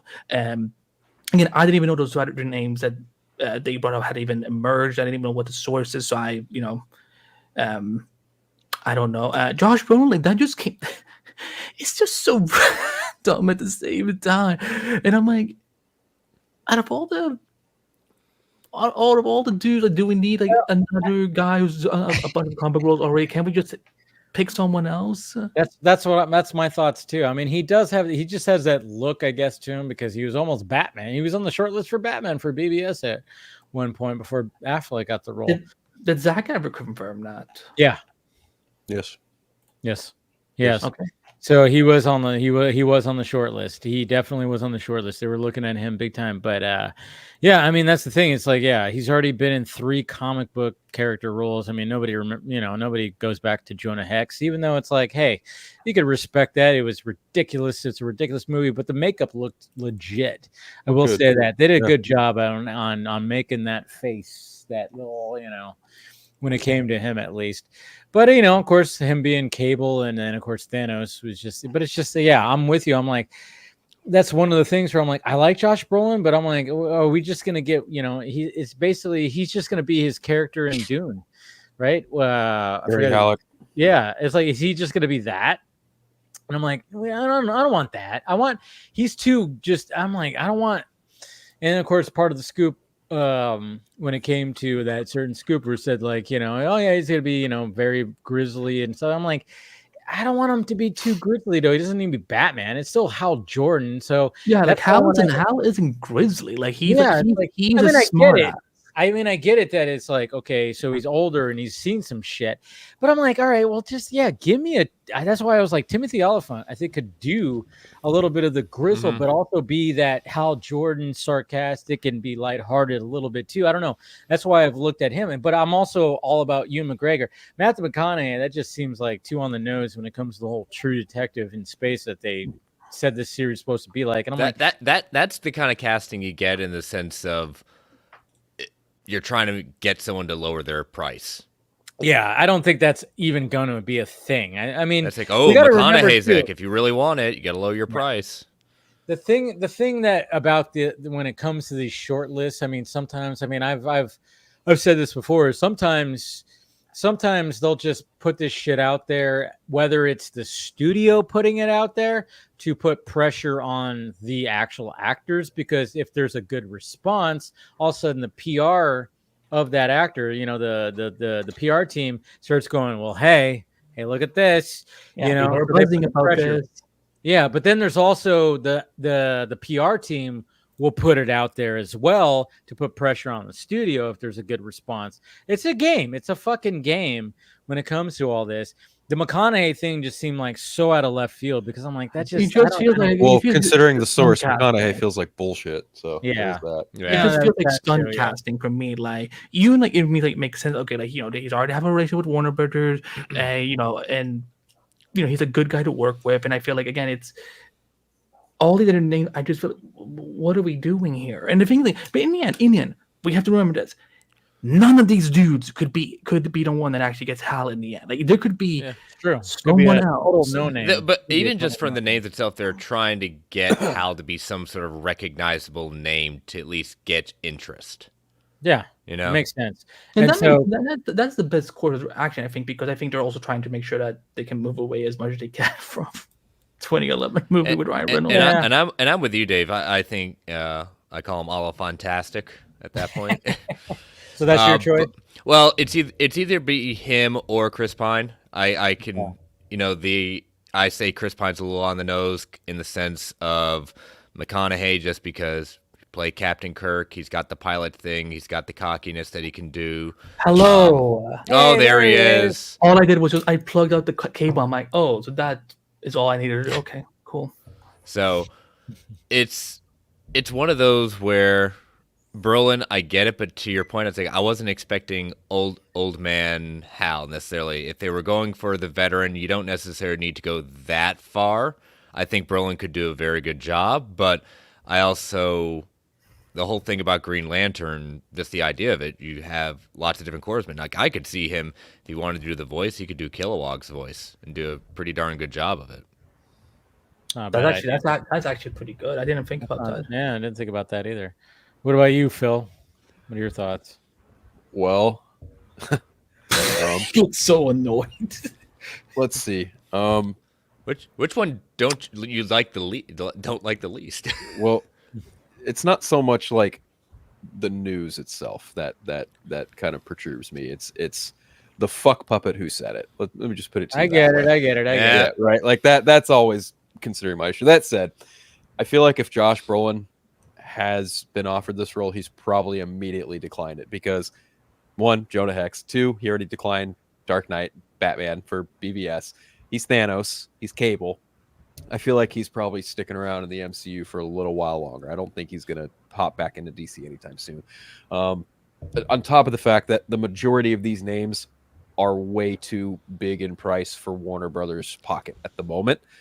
There's that too. I don't see Ewan McGregor being Hal Jordan at all. I think he's still kind of holding out hope for a second season of Obi-Wan, which is totally fine. And I also think since he was Black Mask, I don't think him or Chris Pine for that matter are very eager to Black Mask. Yeah, like I don't think either one of them are kind of eager to hump into DC again anytime soon. Matthew McConaughey, as you said, Dave, that's just way too fucking on the nose, and I doubt it at all. He's never shown any interest in being any kind of superhero, so I don't see why he'd go for it now. No one's even tried to bring it up either. Exactly, and honestly, my pick, the only one I could really see is Oliphant, and that could be in part due to the fact I just watched him in Terminator Zero, or it could be the fact that he's an amazing Cobb Vanth. He's an amazing Cobb Vanth in Mandalorian. He's got that. I've seen him in Green, and I'm like, yeah, I could see it. He's got the charm, he's got the wit, he's got the look. He did. I've never seen it, but I've seen enough clips of Justified that saying, you got it. Yeah, he got it. He definitely has it. I feel like of all the names, if I wanted any one of them to get it for me, it'd be Timothy Oliphant. But do I see these people realistically getting it? No, I don't. I think Warner Brothers and DC are going to go for a no name for Hal Jordan. That's what I think. And I think Hal is. I think if there's anything, I think that there's all these rumors are showing, even if it's not these five getting cat, I think it just shows that they want at least someone who's established. It doesn't have to be like an Academy Award winning name, but like someone that people know. And for Hal, at least, I think John will be the one where they go with a lesser unknown. I'd say to your point, Andy, like a rising star in the sense of for there John, like someone that. People, I've kind of heard that name. Oh yeah, there's been like 2 or 3 things that have kind of picked up steam. Yeah. There's a dude that everybody keeps on naming, and I haven't seen him really in anything. He's in a movie that just came out on Netflix called something Bridge. I can't remember what it is. I'd have to look up. Rebel Bridge. Is that what it is? Oh, we're talking about Aaron Pierre as for Jon Stewart. Is that who? Yeah, that dude, good-looking dude, right? He was on Krypton. He was pretty good there. Was he in that? I saw people even say he played them. I saw people even say they want David Johnson from Alien Romulus as Jon Stewart. And I was like, I don't see that. Yeah, right there with you. I was like, that doesn't quite work. I want my buddy Wally Parks from Superman Lois plays John Henry Irons. I'm like, you know what? It's we talked about it in my interview with him. I said, like, let's do another John. Let's do another John. What's that guy's name again? Will Parks. Wait, no, not Alien Romulus. The other guy that we were just talking about. The one that you said, Lip. Will Parks. Oh no, the one I was talking about, David Johnson. David Johnson. That's from Alien Romulus. Yeah, he plays. Who's the other guy we were just talking about? That's in this new movie from Netflix that I can't Aaron Peter. Yeah. Aaron Peter. Yeah. Aaron Peter. Is that Pierre. Oh, okay. He was supposed to be in Blade, and then we all know what happened with. Thank God that he probably is thankful he didn't get that. That guy. What is Blade? Dude looks like a vampire though. I mean, like what is Blade? What is Blade? I know the video game, but what else? He does. I mean, he does look like he has like vampire eyes. That's the thing. It's like that screams Jon Stewart. I mean, that's the thing though. It's like he's I think like he does. He's in shape. Oh yeah. That guy. No, he's definitely got a good Jon Stewart look. I would be fine with that just based on put the blade behind him. But yeah, I mean, he's already in shape. Doesn't need to get in shape. He's already well there. So yeah, a lot of people are saying him, and I'm going, yeah, I see it. I've heard great things about his new movie too. He was in this movie. He was in the fucking that guy. That's where I've seen him. He was in Old. M. Night Shyamalan's Old that came out 3 years ago. Oh, yeah. I forgot because he looked different. He had like dreadlocks, like short dreadlocks. Yeah. Yeah, that's right. He was like that dude. That guy. That's right. Old. When it comes to that movie, the beginning and the end were fantastic, but the middle was terrible. That's the thing. Is like M. Night Shyamalan had he was like, I know how to start it, I know how to end it, I got to fill in, and the filling of that sandwich was just not good. But the beginning and the end, the concept was great, and the end was great, as Shyamalan does when it comes to his twisty endings.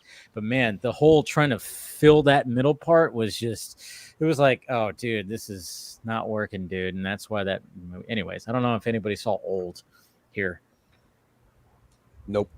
Okay, so William, what are your thoughts on Hal Jordan? Han Jordan. These ones are tough because I don't have a script. I don't know the premise. I don't know what Lindoff and all the guys who are putting this in motion are thinking. Okay, well, I mean, what we have is it's going to be a veteran, grizzled, Hal Jordan that's seen some shit, and he's going to have a Jon Stewart that he's going to mentor. Who are you picking? And they're investigating a mystery on Earth. Yeah, I would be fine with Brolin. I would be fine with. I would be fine just about. But like I said, it's with the information you have right now, none of them would be disqualified. Mm-hmm. Just the bare bones information you have right now on the premise and what they're going for, none of those guys will be qualified until you define what he's gone through at what point in his life. Because there's a long range of Hal Jordan. You can tell he's not a young man when he first puts on the ring. So if you're talking about 10 years, isn't he? No, I thought he was like a young fighter pilot that had he's a young test pilot who's a combat. In order to be in order for most civilian firms, which he works for, when you first see him, to take you on as a test pilot, you generally have to have thousands of flight hours as a military pilot. So usually you're an 03 or an 04, which puts you at about 35 right there and then, even before you see him. So when you see Hal Jordan, he's not some spring chicken. He's and if you're talking now how far in ahead of the future are we talking? 10 years? That puts him at 45. 15 years, that puts him at 50. I would need to know exactly what he's planning to do, and that narrows it down, because now the more, a lot of these guys, most of these guys that you just mentioned are all in their 50s and late 50s, but they could play much younger guys within that range. So any of them right now would not be disqualified. If this is true, like I said, these are rumors, but if these are true, you could take any one of them and plug them in depending on what kind of story that they're telling. Yeah. Okay. Yeah, that makes sense. I mean, that's the thing. It's like, what is this going to be? I mean, yeah. I mean, hopefully, like I said, I mean, but some of these names could just be thrown out there. It could be the studio just like handing it to, certain people to put, because like as soon as I heard McConaughey, I was like, that just seems way off the cuff. I felt it was a troll, like a troll scoop. Yeah, so they're not going to get Matthew. He's too. But why would you guys say that though? I'm just curious. Just because I don't know, McConaughey. For me, it's just his presence. Just imagine a Hal Jordan showing up. Just be like, all right. So you have. Well, here's the thing, though. They are literally paid to be someone else. I get that, but McConaughey doesn't have a ton of range. Now, when it came to True Detective and Dallas Buyers Club, he did exceed. And even like Mud, that movie Mud was actually pretty good too. Yep. But he started showing his range after he turned 40. I will give it that. I always said like when it came to McConaughey, if you look at his IMDb, when he turned 40, he was like, all right, I gotta take this shit seriously, because before that he was just the hunky romantic comedy. There wasn't really much that was going on. If you look at it. Well, as he goes into his biography of like he took a year off. Yeah. Because he had to make a decision of like these rom-coms were destroying his career. He was not getting any kind of look, and that's when he started shopping around with Dallas Buyers Club. That's the thing though. It was like right around when he turned 40. And I think he just realized, like, where do I want to take this career? And then right after that, that's when you started seeing like these. I'm not saying that there wasn't like, roles before that he challenged himself. There are roles prior to that, but mainly the roles that he was known for was mainly like these, leading men. Well, can I just reiterate something I said before? Just to answer what you were asking. For me, at least, when I see movies or TV shows, no matter which genre, I want to see care. I don't want to see like, oh, that's just an actor playing a character. Like sometimes some actors, their stardom is so distracted that it takes away a little bit from being able to absorb it. I think that's why a lot of people didn't buy. Yeah. I think that's why a lot of people didn't buy Ryan Reynolds as Hal Jordan. That's why people were saying like, well, he should have been Wally West when they were doing that Flash movie. For example. Like oh, that's just Ryan Reynolds in a Hollywood movie. But it's like when we see Henry Cavill as Superman or Ben Affleck as Batman, like I see, oh my, I forgot these actors. I forgot these actors just playing characters. I'm seeing the characters. Does that make more sense, William? Or was there anything in Heath Ledger's IMDb that would tell you he would do that? These people are literally paid to become something else. You can't predict what these guys are do or how they're going to be. When the movie came out, so I didn't know IMDb existed. But in fairness, Ledger also tested for the part of Batman in Batman Begins, so he already had a vying interest to portray some character and also work with Nolan. No, I get what William's saying, because you can even go back to like even Michael Keaton as Batman. I mean, absolutely. Before the internet, well, I mean, there's always that.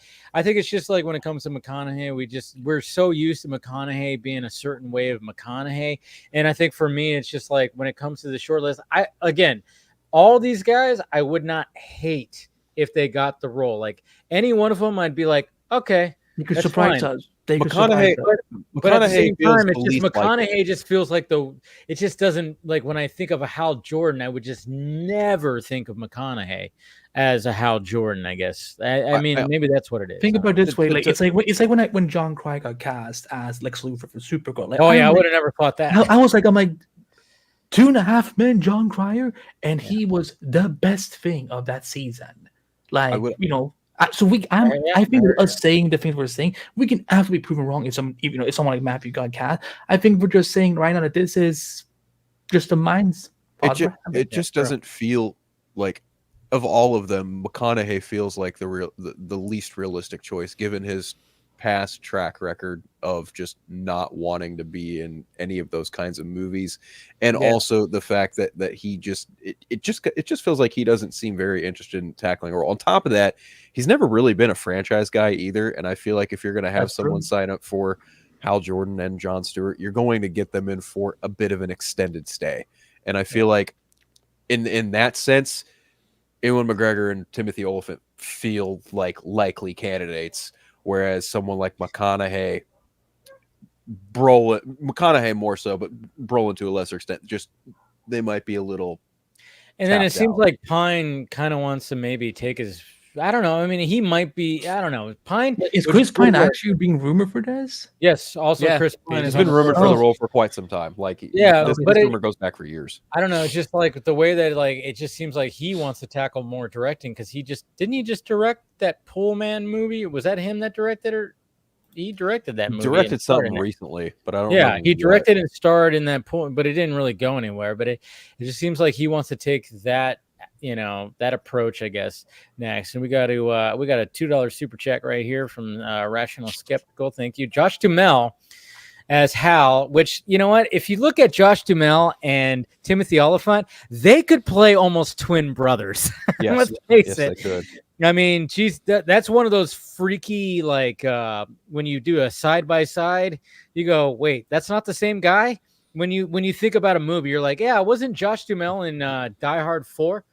Wasn't Timothy Oliphant in the first Transformers? No, that was the other guy. They are very much alike. So I see what you're saying. But yeah, I've always, there's always been the fan cast of John David Washington as John. I mean, maybe. I mean, I like John David Washington, but it just seems like I don't know. I don't see him taking up that mantle. It seems like they're going to go for a relatively John David Washington. Yeah. Same deal for McConaughey. I feel like John David Washington. It just doesn't seem like something that interests him. He's kind of a little bit out there. I mean, he took on. I can only imagine his dad telling him. Yeah. Right. You gotta do this. We gotta do this. And his dad's gonna be in Gladiator too. Funny enough, so it's like it's true. That is cool, but interesting to say. I don't know, but anytime you see Denzel just show up, you go, well, he's gonna Denzel the shit out of it. So whatever. Sure. Denzel the shit out of it. That's the thing. It's like I get it. Like Denzel is just one of those guys where it's like, does he have a lot of range? No, but it's just something about him, his presence. He is the leading man. He's such a leading man and even if he's not the leading man in a movie, he just fucking eats up the screen because it's fucking Denzel. It's just there's a presence about him. I don't know. There's some of these guys. When it comes to the resume and things like that, it's in range. I think that especially when it comes to superhero movies, and why I generally kind of am careful when it goes into it, we have a fixed vision in our head of a finished product that's between our ears versus a screenwriter or a director or somebody who's right up on the actual content, knows what their intent is, knows what they want, knows the rise or the shock that they want to get out of people. Because I always say never be surprised at anybody that gets casted for anything that you're ever going to watch, because we're on the outside of it. We're having fun on the outside, but don't be shocked if, I always throw up a name like, people laugh at it, but I throw up Pete Davidson. Now you get a chuckle at it. You get a chuckle out of it. You laugh, right? I'm not interviewing him. I'm not sitting down with him with a screenplay and a script in front of him. I'm not getting his range. That director, that writer, that producer is, and I'm just throwing a name out there, but he does not have any range. we are limited as fans of that kind of ability to be able to do that, because we don't have it, what actually matters in front of us. All we have is the Green Lantern that's in our head. We have the Batman that's in our head, are the ones that we've seen, and that's all we have. And to your point, William, like what we've been told about this project being kind of a murder mystery on Earth at that point, we don't get too many stories like that in Green Lantern specifically, being that earthbound. Usually it's out in the cosmos or something. Right? Yeah, so we're not saying we're not going to have any kind of cosmos, but the fact that you need kind of a nice little balance of people who've been out in space and been there, but someone who they were originally from Earth. So what is that like? You've got John Stewart, who has been there recently, become a Green Lantern. Who knows how long it's been since Hal's been back? Yeah.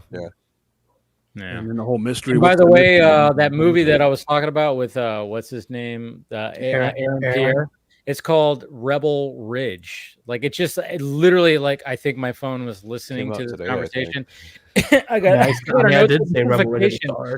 a notification from Netflix, like new arrival for Dave, Rebel Ridge. And I thought it said Rebel Moon. I'm like, I already watched all that shit. And then I was like, it's Rebel Ridge.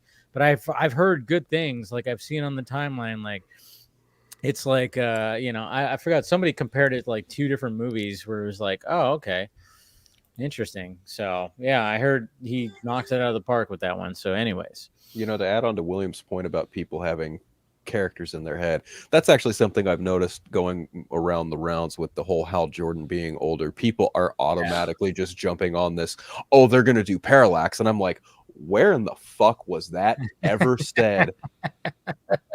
Oh, because he's older and like pushing 50, they're automatically just going to jump and do the Parallax story and have him be done. But I was like, no, that doesn't make is that even canon anymore in like modern DC? No, It is.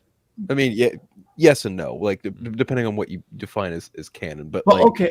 Let's say that when the New 52 happened and it led to DC Rebirth and it lead to where we are now, have they retconned that he was ever at one point paralyzed or not? That's what I'm asking. Oh, that's a little more specific. I was about to say, I don't think they have. When I started, when the Grant Morrison, it didn't come off to me. I could be wrong that they retconned that. I thought that was the basis of one of the things that they left because they never re-explained how he came back and all that. So I just started with a different run because I stopped reading Green Lantern for a little bit after Rebirth because it just wasn't a good book. And I also feel like since they kind of did a play on that in the Green Lantern Beware My Power movie and it didn't really land well with people as it was already, they're probably not going to do something like that now. Yeah. But it wasn't a popular storyline to begin with. The only reason it went over is because it was a vehicle to bring Hal Jordan back. And as long as they were doing that, people were like, they didn't care how it was. Because if you analyze the storyline of Parallax and the whole Green Lantern Rebirth, it's stupid. It's stupid when you think of the whole of Green Lantern. It's stupid, I actually liked it though. But it's just ironic. It's really ironic because like the whole Parallax thing was kind of ridiculous to begin with. And then you get to Green Lantern Rebirth, like, oh yeah, this is pretty good. But then you get to Flash Rebirth, you're like, what the fuck is going on here? Hey, now I like Flash Rebirth. Yeah, good art, bad writing. Good art, bad writing. Yeah, great cover. I care to disagree, but that's fine. Yeah, there were some Rebirth stories that I thought were good, but then they fell off. I remember when they did a Rebirth Trinity, which was kind of cool, the Trinity. Yeah. And like the first story was them like going into their pasts and like kind of delving into that, but it was and then you come to find out that Poison Ivy was fucking with all 3 of them. Like somehow I forgot exactly how she got them all, but she used like something, and then I think there was some kind of something maybe with Scarecrow. I don't know, but they were just kind of like seeing like they were delving into their past, and it was kind of like a cool introduction to that storyline of like, oh yeah, we're gonna see these stories when it comes to the Trinity. And I was like, that was one of the a lot of Rebirth stories started off pretty great in my eyes because I just dove into them, but then some of them kind of fell off. Yeah, for sure. But all of them, and their sales fell off too. It was like I said, 2016 DC Rebirth. Yeah, it was like an injection of drugs, and then after that high was over, you're like, damn, I'm out. Yeah, it's like, what do we do now? But I mean, that's what happens with comic books, I guess you could say. All right, so when it comes to Green Lantern, I mean, I think collectively we're saying, Timothy Oliphant, we're supporting you if that's actually a thing. We'll see, because that's going to be one of the next things that we're probably going to hear casting about, because apparently that's coming next year. Well, between that and Supergirl, Woman of Tomorrow, yeah, we'll get more castings when it comes to that. For sure. And I did you guys see that Millie Alcock was at some kind of... She was signing Supergirl. Yeah, that was so cute. Cool. I thought that was really cool. She was like there and people were having her sign Supergirl stuff. So she's already just becoming like everybody's new Supergirl. So that's great to see, especially since we're not going to see it for another 2 years. So it's like, hey, that's great. Maybe. I mean, we won't see the movie. We may see her though. True. You're very true. The movie I'm talking about. We'll probably see her by next year for sure. Why else would she have been cast this soon? Right? Yeah. Like she's going to be in Superman.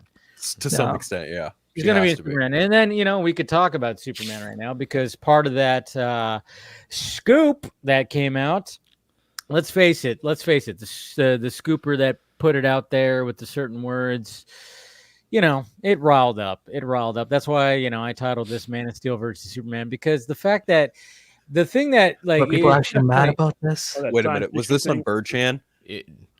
What is it on Oh. Birdchan, my dear? Birdchan. That's Twitter. He doesn't want to say Twitter. Yeah, Birdchan. It was on. Well, it was on everything, but I just yeah, got I mean, that. it was it's Daniel RPK, and when he Go figure. posted it, I mean, he basically said that Superman's going to be the, and I love the words right here because he said the exact opposite of Man of Steel, and and it was kind of funny because when I did my video about it, I didn't do a show, and I did a video on Wednesday, kind of talking about it. I'm like, oh yeah, he knew exactly what to do to rile up both. Okay, so we have the DC fandom, and of course, it's broken off into you got the diehard gun people, the diehard Snyder people, riled up both, and anybody in between is just like, what the fuck you guys even arguing about? But at the Right. same time, it's just like I guess that's why I didn't even know people were you see like what he did, because Daniel RPK has never been a Snyder guy. So I was like, oh, the fact that he said exact opposite, I'm like, one of the things I said in my video is like, there's no exact opposite, because what is it? What is it going to be? What John Peters wanted for fucking Superman? What exactly did he say? I'm curious. Okay, I'll pull it up. I had I'm very curious. Yeah, I'll pull it up and say, but to bring up that and say the exact opposite of Man of Steel, I'm like, it's still a Superman film. It's not going to be the exact opposite. You're going to bring a different tone to it. There's still going to be elements. What is like Man of Steel was an origin story. Superman 2025 will not be an origin story. Exactly. It could be things like that. Hey man. Yeah. Okay. So here we go. Here's what he said right here. Come on, Twitter. What are we doing here? Jesus Christ. Sorry. I clicked on the screen. Oh man. There we go. I clicked on the screenshot and it was like, here's that wheel of death.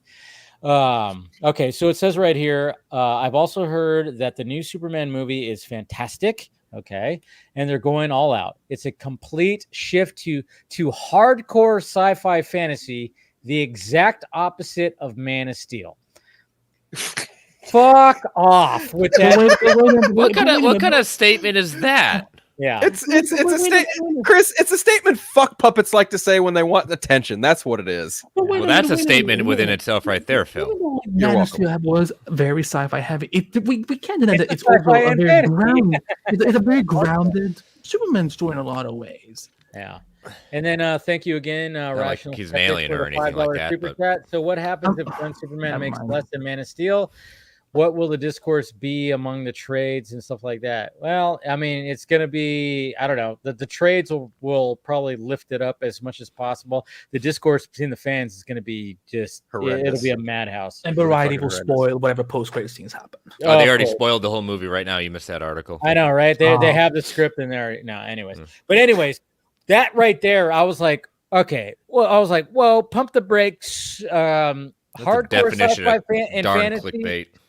Yeah, Yeah, I'm like, right. meritless. Man of That's Steel meritless. very much had some hardcore sci-fi and fantasy elements to it. That whole opening sequence might have something. yeah, maybe the whole Krypton sequence was pretty hardcore sci-fi and fantasy. Well, Yeah. maybe the whole sequence where Jaxer takes his blood out, and there's like a whole Yeah. sequence where he's like having an out with Zod and like skulls. Like, I could go on, but there's a whole lot of science fiction fantasy. He did that elements for in effect. this. It's a He meritless totally article. He did it for effect. It, Yeah, it really, he did. Yeah, And You that's know.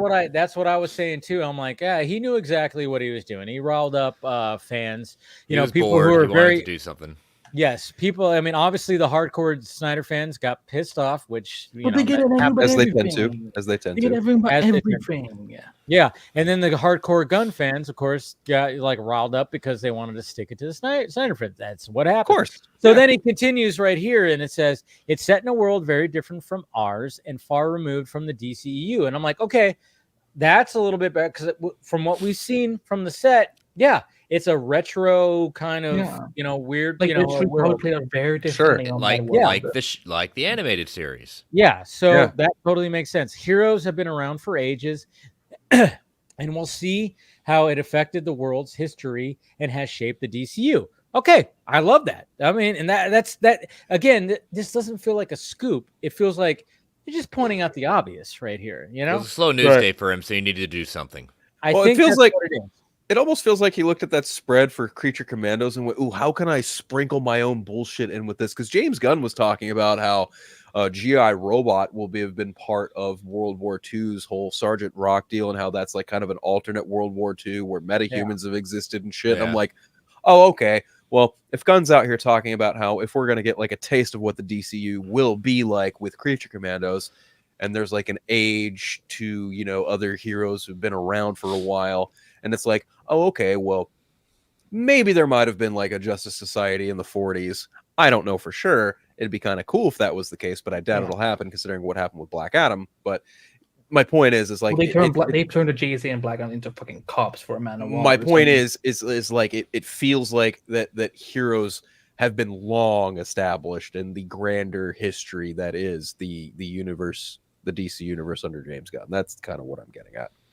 Yeah. Well, like the contrast of DCU is where, like, you know, because in from what everything that we know from the DCU history is that Superman was the first superhero. Even though Wonder Woman, you know, did the stuff that she did in the past, they didn't regard her as a superhero. They regard her as like as a war, you know, as a warrior, you know, part, you know, taking part of World War I and all that. And so like she wasn't, you know, and then she disappeared for 100 years. But Superman, like he's like in the DCU, he was the first superhero. I'm guessing with the DCU, you know. Yeah, wait, you said the DCEU, he's the first superhero? Yeah, isn't that what matters? It was established that he was because Batman's been around forever. Right, but like when I'm talking about like fantastical superhero, like not someone who puts on, you know, tight leather and how dare you? How dare you? Bitch, I think you know I'm a huge fan of Ben Affleck's Batman. I'm just saying someone who isn't a human-born human. You're talking about a meta human. Kind of or alien. Well, Superman isn't even a metahuman; he's an alien. So I get that, but I'm talking about like something. Yeah, okay, all right. I'm just giving you shit. That's all. And we got Brad showing up right now. Hey, everybody. What's happening? Yeah, my partner. I'm here to clean up my partner crimes mess. Why on the Vodka stream? You know, let anybody in. Yeah. Well, you let him in every night, so yeah. I can't. I'm trying to figure out StreamYards to fix that. But actually, I say that out loud. No, I mean, to that last question too that we had a minute ago about you know, like what if Superman Legacy underperforms Man of Steel? Like, what's the reaction within the trades of the fandom? I know exactly what's going to happen if that happens. We're going to get another Tatiana Siegel hit piece about why it's all Zack Snyder's fault. That's what's going to happen. You think so? You know what? Yeah, I think so. Wasn't it Zach's fault that Gunn got hired anyways? Why do we still listen to? Every time I see her name, I pretty much just move on. And the same thing with RB. These guys they're getting clicks. They're doing their jobs, but I don't got to help them. Yeah, because I mean, kind of for my 2 cents on how that whole thing sort of flared up with the I mean, yeah, kind of what you said, Dave. It's like it's not really. I mean, you're describing the tone that this movie is ostensibly going to take. I don't know if I call it a scoop. You're just kind of telling me like, okay, this is sort of how Gunn. This is what Gunn is like establishing for his universe as far as like the history and the again, a lot of I don't understand how tone is a scoop because it's very much like this is the tone of it, but that's not like going into like like how long has Superman been Superman, or what other villains has he fought, or like what is Lex Luthor's role in it. So, and yeah, I mean it was worded in a way where it's like, yeah, let's start a cockfight between Snyder fans and Gunn fans. Oh yeah, he totally desperate for information. Everything's a scoop. And see, this is what I've always said this about DC and Warner Brothers. They have surrendered the narrative of the perception of their product to scoopers and boneheads, you know, that are sitting in front of the camera just like I am. They've surrendered. So now the only thing we have, you got a bunch of people that are like rats down looking for, you know, the smallest any crumb that they can get. You know, very apt description of Jeff Snyder. You're right. Go on. Yeah, and they're getting it from places that aren't necessarily the best places to get this information from. But that's on them, though. I mean, if you don't want to control your narrative, you want scoopers to steer your ship. It's on them, you know. Right. You want to give power to your fuck puppets? Fine. Go by all means. Just see how well it lands for your fucking universe. Go down the line. You know, which is unfortunate because given the company we're talking about, you have everything you need to dominate the perception of your company. Oh yeah. And here we are. Like I said, the difference between, to me, July 2025, there's only one comic book movie coming out, as far as I know, and that's Fantastic Four. And until Warner Brothers and DC notified me, speaking my language, William, I love it. But here's the thing, I'll drink to that. And here's the thing, I know more about. I got more of a vibe for Fantastic Four than I do, and they're literally heading towards the same month. So one company is controlling the narrative of how they want their product to be received, and the other is not. I think the person that is going to get screwed by that the most is James Gunn if they don't pick it up, because he can't control that. He's working on a movie, but where are these people who make? Not only is he working on a movie, he's working on getting Creature Commandos out the door. He's working on filming Peacemaker season 2, and he's also in post on Superman. And on top of that, he's now the creative head of DC Studios, while Peter Safran probably works out all the budgetary bullshit. Yeah, no, guy's busy. That's for damn sure. But who's, to your point, who's going to get screwed the most if Superman underperforms, even less so than Man of Steel? Probably him. Yeah. Probably. Yeah, I mean, he's. I still remember thinking too, like when he when it was, I mean, the news that he was going to be DC Studios co-head, and that he's also, I mean, he's doing Peacemaker season 2 and writing, directing Superman. I remember thinking, it's like, man, that's a lot for like one guy to take on. It is, yeah. That's why he's stepping away a little bit from Peacemaker. He's not directing every episode, for example. No, he's not. He's only directing, I think, two or three episodes. Yeah, seeing the first, the middle, and then the last. Yep, I can see that too. Yeah. I will say that new image of his new helmet looks fucking ridiculous from behind. But you don't even like Peacemaker, so like. No, I don't. But I'm probably gonna watch it because fucking Frank Grillo's in it. I like Frank Grillo, okay, and I want to watch I want to watch Rick Flag Sr. just beat the absolute dog shit out of Peacemaker. That's what I really want to see. That's what I want to see personally. Yeah, Frank's a cool dude because I got to interview him a few years ago, and so did I. Okay, because I don't think I need to go back and look at it years, but because when he when I talked to him, we the Zoom, it comes up. It's like I had never talked to Frank before in my life. It's like our first meeting, never say anything. The first thing he says to me, first words that come out of his mouth are, "Hey, buddy." So he's like really, he's very personable. He's not, you know what? Yeah. He was really just very like, hey, I'm not. That's just it's very down to earth. Let's have a shit about this. Yeah.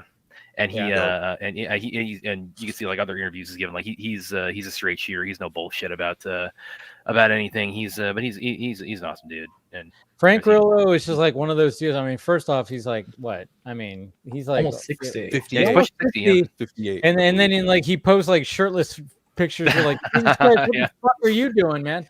Dude, the dude's always been Ernie Hudson's 58. That's what he is. Yeah, no, Ernie Hudson's 78, dude. That's right. Yeah. Yeah, he looks like he's about maybe 48. I'm telling you, you get a little, black don't crack, and then Frank Grillo is Italian, so he's got that. But I got a little Mexican in me, so I'm hoping that's those genetics, he'll be fine. That too, so I got some Spanish in me. I hope that kind of works. See, that's the thing, You lip going like you'll be fine. Yeah, they'll be fine. No, but yeah, Frank was cool. When I talked to him, and he's not afraid to just like he just wants to make movies, and he just takes roles, and sometimes they don't like take off, and they're just whatever. But I mean, at the same time, it's just like he's having fun, he's making his money, he's making his nut, he's doing, it's whatever, and then the fact that he's does this, he gets like these roles where he shows up in like either these movies or whatever the fuck. So it's like, it's like even like Nicolas Cage did that. I mean, how many Nicolas Cage movies were B-roll movies in the past like 5, 6, 7 years, and then all of a sudden we get a Cage-a-thon or whatever the fuck that's happening right now. Where all of a sudden he's just like Nicolas showing Cage up and like and impressing everybody in like these big movies. And also, Nicolas Cage is talked about again. To be fair, I mean, he did have some tax issues he had to sort out too. Oh yeah, that's the thing. But there's nothing wrong with like the fact that it's like, all right, take on these roles and continue working, because there are some actors that would not do that. Some actors can, choose not to do that and be like, no, I'm not going to do that. But some of these people they just want to hey, I'm just going to work and work and work and do my thing, and then hopefully things come back up. And most of the time it does, and it's pretty cool. It's just cool to see. Yeah, Frank one of his I got the poster right behind me. One of his ones that I really loved was Beyond Skyline. That where he was he fights aliens with the raid guys. William, wow. I'm saying, Never fails. Well, again, I didn't even like bring it up. Like I read it like once or twice. I'm a fan of the raid movies. Like the raid movies are really. I know. Could have fooled me. No, I didn't even bring it up that much. It's just the audience like took that and ran with it. William took that and ran with it. I was like, okay, so if this is gonna be the running joke at the Sci-Fi Center, I'll let that work for me. So I'll plug it whenever I can. One of many. I never understood that because the Raid movies are fucking like excellent. Yeah. Well, William just thinks nobody but me has seen them. Dude, I've seen both of them. They're fantastic. What are we talking about? Okay, now that cinches it. The entire population. I mean, he had to explain the movie, and you know who's trying to get the English language remake finally made? Frank Grillo. Okay, so the thing about the Raid movies, William, the fact of the matter is like the fight choreography is so goddamn good. They should be seen more. Like the fight choreography is like so fantastic. I watched them. We watched them, but like I said, Brad will never let you forget that these movies. I said it like twice. He should. Yeah, no, I shouldn't either. What you're talking about? You could be talking about. Oh God, hamburgers I did not pizza and yoga. You could no matter what you're talking about. Relate to yoga. The Brad, what kind of can of worms did you just open? Again. They should be greatly exaggerated, like how much I thought about the no idea. Did you hear about Donnie Yen? Who else? Michael J. You got the whole. It's coming. Yeah. Well, if it's well, I mean, okay, William, would you rather I go back to Good Burger jokes? They're not going to be any funnier. I agree. I agree with William on that one. Damn. No, but really, going back to that whole scoop thing. I mean, like, yeah, I mean, it's not even a scoop. It's not really a scoop. That's why I kept on putting it in like quotes. I'm like, okay, I think you just, it just didn't feel like a scoop. Maybe, obviously, like, he probably heard it from somebody, and that's what it, is explained. But at the same time, I just hate that it was like the exact opposite of Man of Steel. I'm like, there's no exact. I mean, I even said this in my video. I'm like, not even Man of Steel is the exact opposite of Donner Superman, because there is no such thing as if you wanted something exact opposite of a Superman movie, you're going to want to get what John Peters wanted Kevin Smith to fucking write. Right. That's the exact opposite of Superman, of no suit, no flying, fighting giant spider in the third act. Spider in the third act. That's well, we eventually got that, didn't we? Yeah, well, eventually we got something, but it Got a razzle polar bears too. Just that choice of words of like exact opposite. I'm like, fucking stop. It's still a Superman film. It's not going to be. He wasn't saying that Man of Steel wasn't a Superman film though. Like that's like us, the public, like putting it into. There's a little buffer in there. It's all good. It happens. Yeah, actually kind of reminded me of too the way that was phrased. Does anybody remember like when Barbie was coming out, and there was a even like pre-release, I think the whole kind of like Snyder cut sort of one-liner that they have in it that was actually kind of getting we lost William. He'll get back in a second. So like that joke they have in it that kind of was getting a little bit of like traction like pre-release. And I remember there was this one interview where the interviewer they asked Greta Gerwig about that. And they said, I think I know which one you know. Yeah, and they asked her how did that come about, and she you can tell in her answer, she's like, yeah, I wasn't like really in the weeds on that. I just kind of like, oh, this is something that people are talking about. This might make like a good joke for the Barbie movie. But the interviewer's like, you could tell if the interviewer's glee is like, yeah, but you really like you construct that. You were really gonna like stick it to the Snyder Bros, where you were just really want to just get under their skin and just drive them crazy. And she's like, yeah, but at the same time, it did. There's just some like I saw people. There was people there in the Snyder fandom that got upset about it. I'm like, all right, about the RPK or Barbie. Barbie. How about Barbie? That's the thing. The Barbie one's interesting because I don't think I'm sort of like of two minds on that, because it's like I appreciate the shout out, but I think it just feels so crowbarred into me. I don't think it works as like a joke. It's not. It's funny, but it's not ha funny. You know who made a great video about like how that joke doesn't really work? Rebecca did a great video. Go check it on Duck Mill Prods. Oh yeah, she did a great video. Yeah. Wonderful video about like yeah, but at the same time, the fact what I said about it was the fact that it's like, okay, so the whole Snyder cut thing is so much in the ether now, so much pop culture that you can make jokes, and even Zach was like, yeah, that was cool. He was totally appreciative of it. He was like, yeah, that's perfectly fine. But at the same time, like it was almost, I mean, the movie was almost kind of saying that, oh well, women who support the Snyder cut are like, brainwashed. That's the point of Rebecca. Go watch her video. She can explain it way better than I can. But on that note, I got to leave, boys. What? What? I have a lot. You usually stay to the end. I'm just saying. Well, I have stuff to do, but I will be live tomorrow actually because I'm gonna. Oh, I will show you some little entertainment. Show and tell. We're gonna be building good old gaming PC. Good. Oh wow. Yeah. Oh, you're gonna pull some Henry Cavill action? I was about to say. Someone clearly wearing a tank top. I know. Well, I always wear a tank top. I'm fat. Nothing fits me.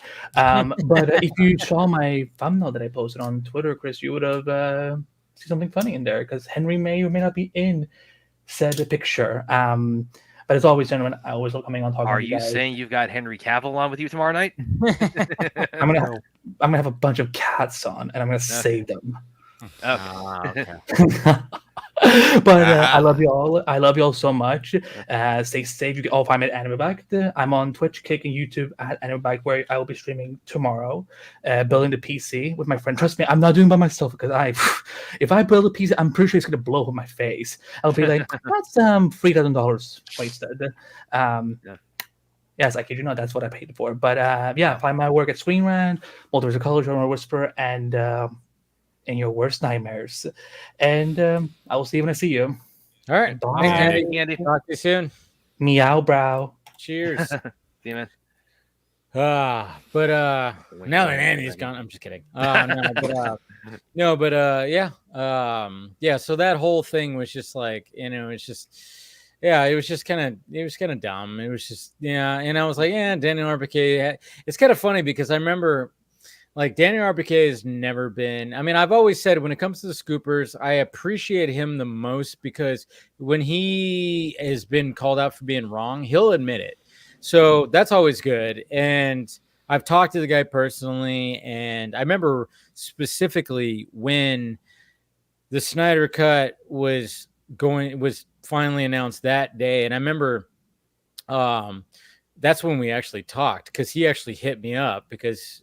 He was like, he actually messaged me on Twitter and he was like, dude, congratulations. And I already caught wind of it. Like I already had, I don't know where like a week before that, you could see the writing was on the wall. Yeah. There was like a lot of things. Yeah. And then he hit me up and then he actually showed up when I did a Film Junkie Live, when, it was finally happening. I mean, he actually messaged in the super chat. He was like, hey, I'm just here, congratulations. He was very, even though he wasn't a Snyder fan, he was very much like, hey, you know what, you guys fought for this, good fucking job, kind of thing. So welcome back. There are a lot worse people out there. Wings back. Yeah, like Tatiana Siegel, she's fucking horrendous. Yeah, she sucks. Who? I don't pay attention to people who well, there's also that rat, but that's neither here nor there. So, Willie, now that you're back, we're going to talk about the raid again. Yeah, these guys, like these article guys, these journalists, it's sad because they've made a living. A lot of these scoopers, they've made a living off of a lot of fans' misery. That's all it really is. And some of these guys and some fellow YouTubers have made a career out of antagonizing people, and that's kind of shitty, actually. I mean, it's kind of like not wrong. There's no filters. Like in the old days of media, you had editors, you had people, you had safeguards before garbage got out into the street. Now you don't have that, and even the credible outlets like the Varieties and some of the Rolling Stones that used to be credible are, because they have to keep up with the Joneses because of the speed at which you can get information to people. They've lowered their standards just to be there when things break, and it's kind of like an infection. It's kind of sad. Dave's even got a drop for one of them. It's from Ferris Bueller. That I remember the first time you dropped that. Oh yeah, great. Yeah. Seriously. Oh yeah. I mean, let's face it. She's not even the worst of them. She's not even the worst. Oh no, she's not. No. Yeah. I think she just. I don't know. Like it's when it comes to her, like I respect. You know what? I'll respect people that have built an audience, even if I don't agree with how they did it, and she built her audience. And it was kind of funny for a moment there. We were both following each other. And then now we don't. I think she got wind of like me just kind of going like, what, and then she, it was kind of, cause I remember I found out on Film Junkie Live. This was a while ago, where it was like she follows you on Twitter. I'm like, no, she doesn't. And I looked. I'm like, oh shit, she does. What? I'm like, when did this happen? You know, because I was following her for a bit, but I unfollowed her because I was just like tired of her. And then now she doesn't follow. Well, me. you got to watch out because some there's fake accounts. You got to I mean, I've got a. It was actually her though. I've got a Keanu Reeves account following me. I'm like, there's no way this is the actual. It's really him, Brad. It's really him. Every time I like heard her talk or God. saw a video of her, like the image of SpongeBob just doing the fucking thing just constantly came to mind. Yeah, that, and I'm just like, she sounds just like that, except way more fucking annoying. But hey, you know what? But at the same time, there is an audience. There is an audience that appreciates her, so I can appreciate that. I mean, but you know, when she says some really ridiculous shit, you know what? I'm going to comment on it if it's brought to my attention. Anyways. Definitely. Like the real cringy shit for me is the people who think she's like bad or attractive. I'm like, you know, good for you, but I do not share that sentiment. Yeah. You know, I mean, you know, it's whatever, you know.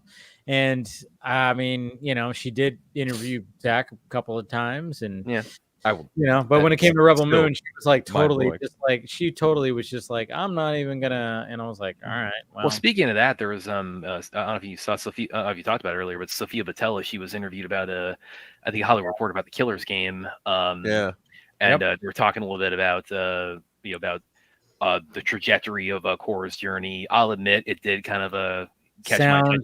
It was spoken of in past tense, so there's you know, nothing official yet, but I mean that kind of sucks if that's well, I brought that up towards the beginning of the stream, was the fact that it's like, hey, we're a month later and no green light on Rebel Moon Part 2 or 3. So, you know, I don't know. It's an interesting thing because obviously when it comes to how they released it, they were, you know, everything that they were trying to do, capture lightning in a bottle again and being like, hey, it's this, it's that. And, you know, everybody that, you know, Netflix and Zach and Debbie, they all thought it was a good idea. And yeah, it just ended up really not being the good idea that they were hoping for, I guess you could say, because, you know, I mean, I was trying to support it. I was like, I get what they're trying to do. And let's just, you know, and I kept on saying, let's wait and see what happens.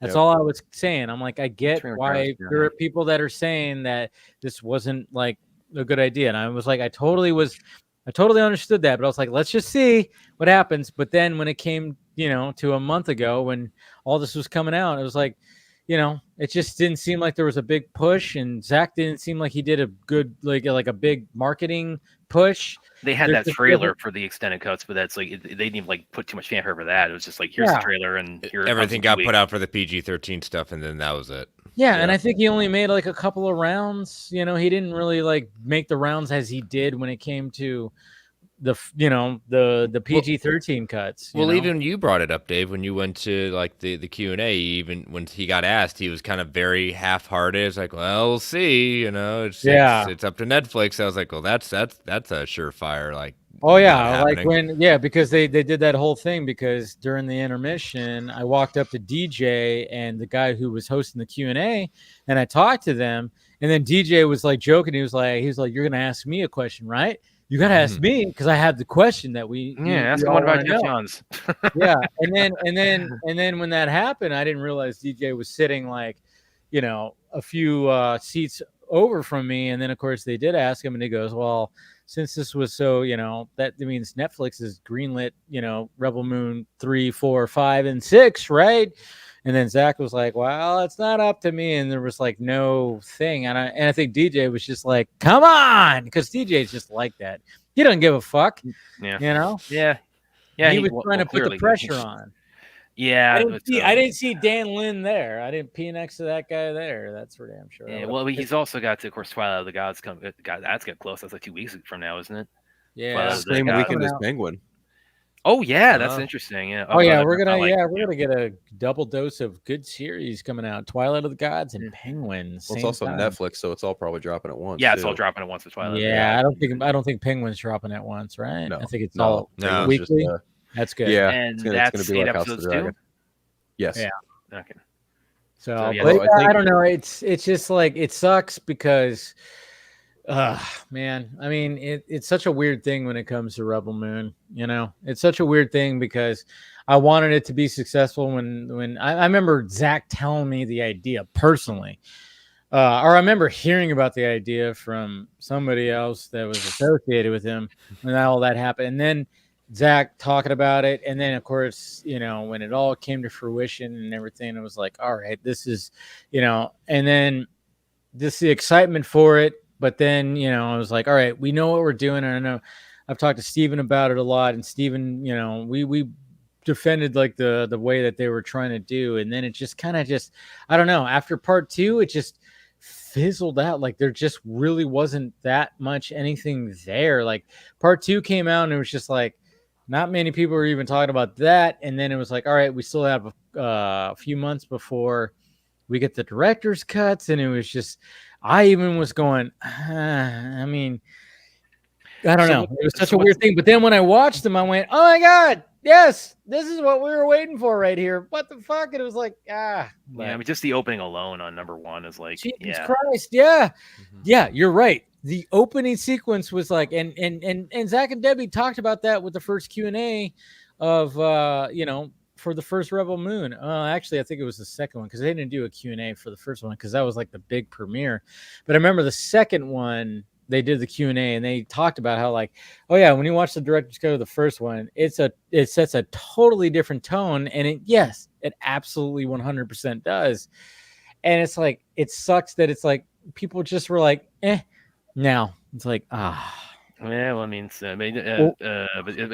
Noble, Atticus, I mean, still is like probably one of the best villains in like any of Zach's movies. Ed screens that because the dude is just an absolute psychopath. Yeah.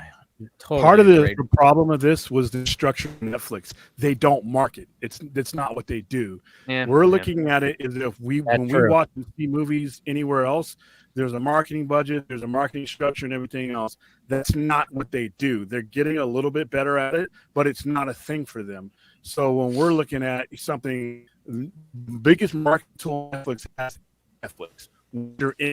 You're kind of getting garbled there, William. Yeah, you sound like a robot. Okay. Internet's acting up. I'm just gonna fill in it for him. He said the rate is awesome. That sounded about accurate.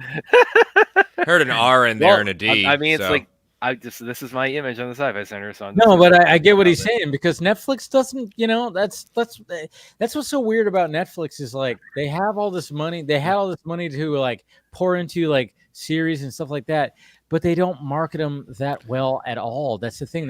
It's almost to the point where when they already have that many subscribers and they're that far ahead of their next best competition, it's like more than likely people are just going to see it. That's why you don't see like a first trailer till like a month before it comes out.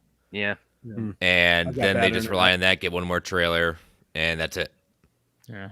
Well, like even like but how much stuff on Netflix has trailers? I mean, you see what I mean? Oh, I know, what they do. Well, even so like we're kind of looking at it, you know, Matt.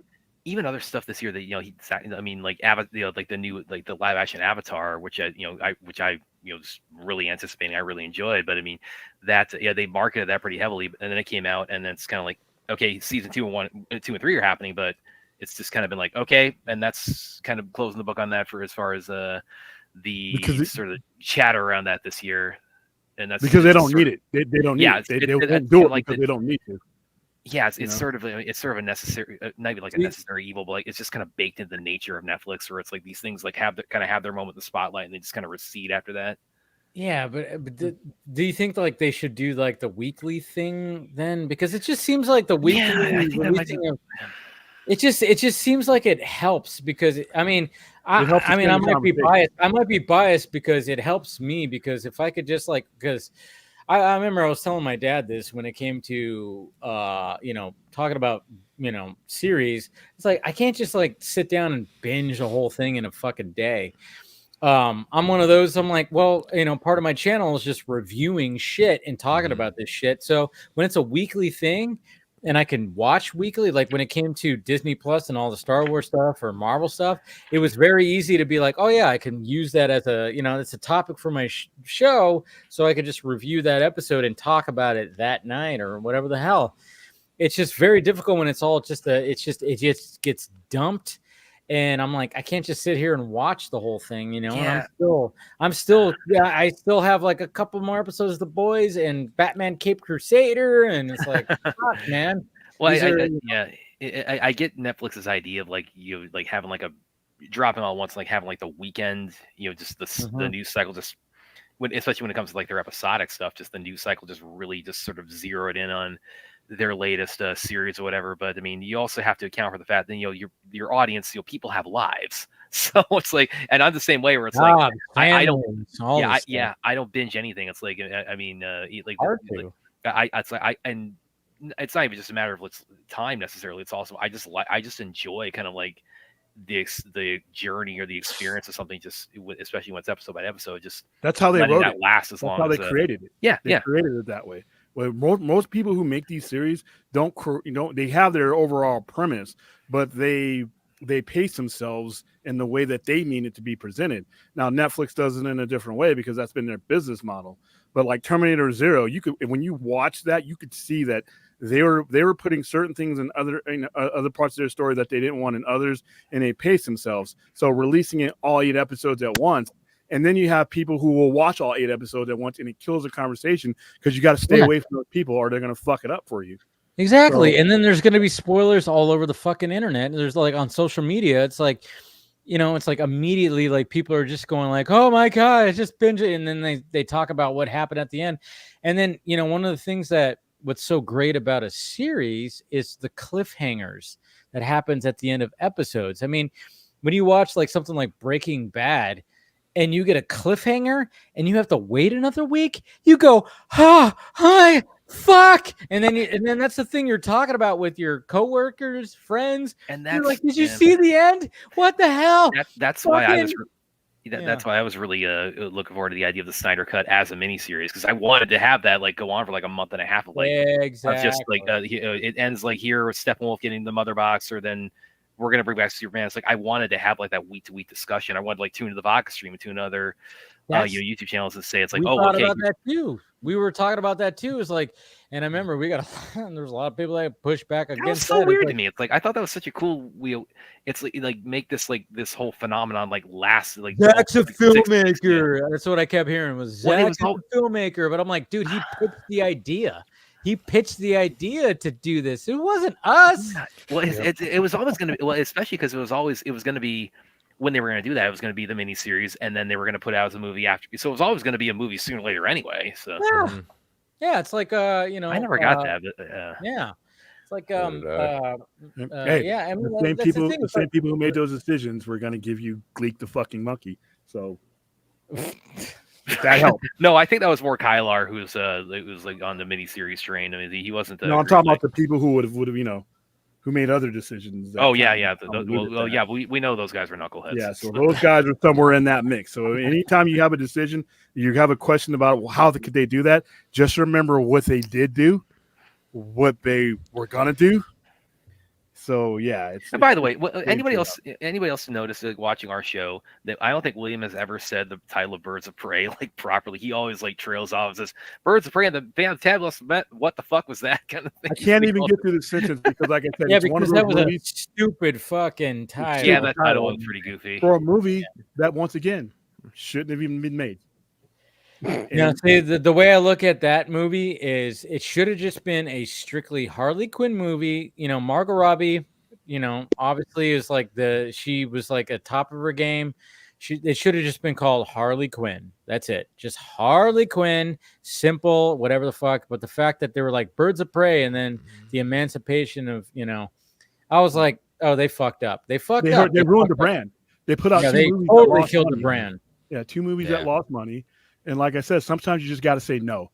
Sometimes you got to just put your arm around the guy who bought you the idea and say, this sounds like a good idea for some other time, but bring me some shit that's actually going to work. come back when you have that. And that Dude. that should have happened like about 4 or 5 times when it comes to. They could have to- marketed that thing of like, hey, the fact that it's like, because even if it's not the version that we liked, Suicide Squad still was profitable, and it was somewhat popular. And the fact of the matter is like Harley Quinn Halloween costumes they shot up that year.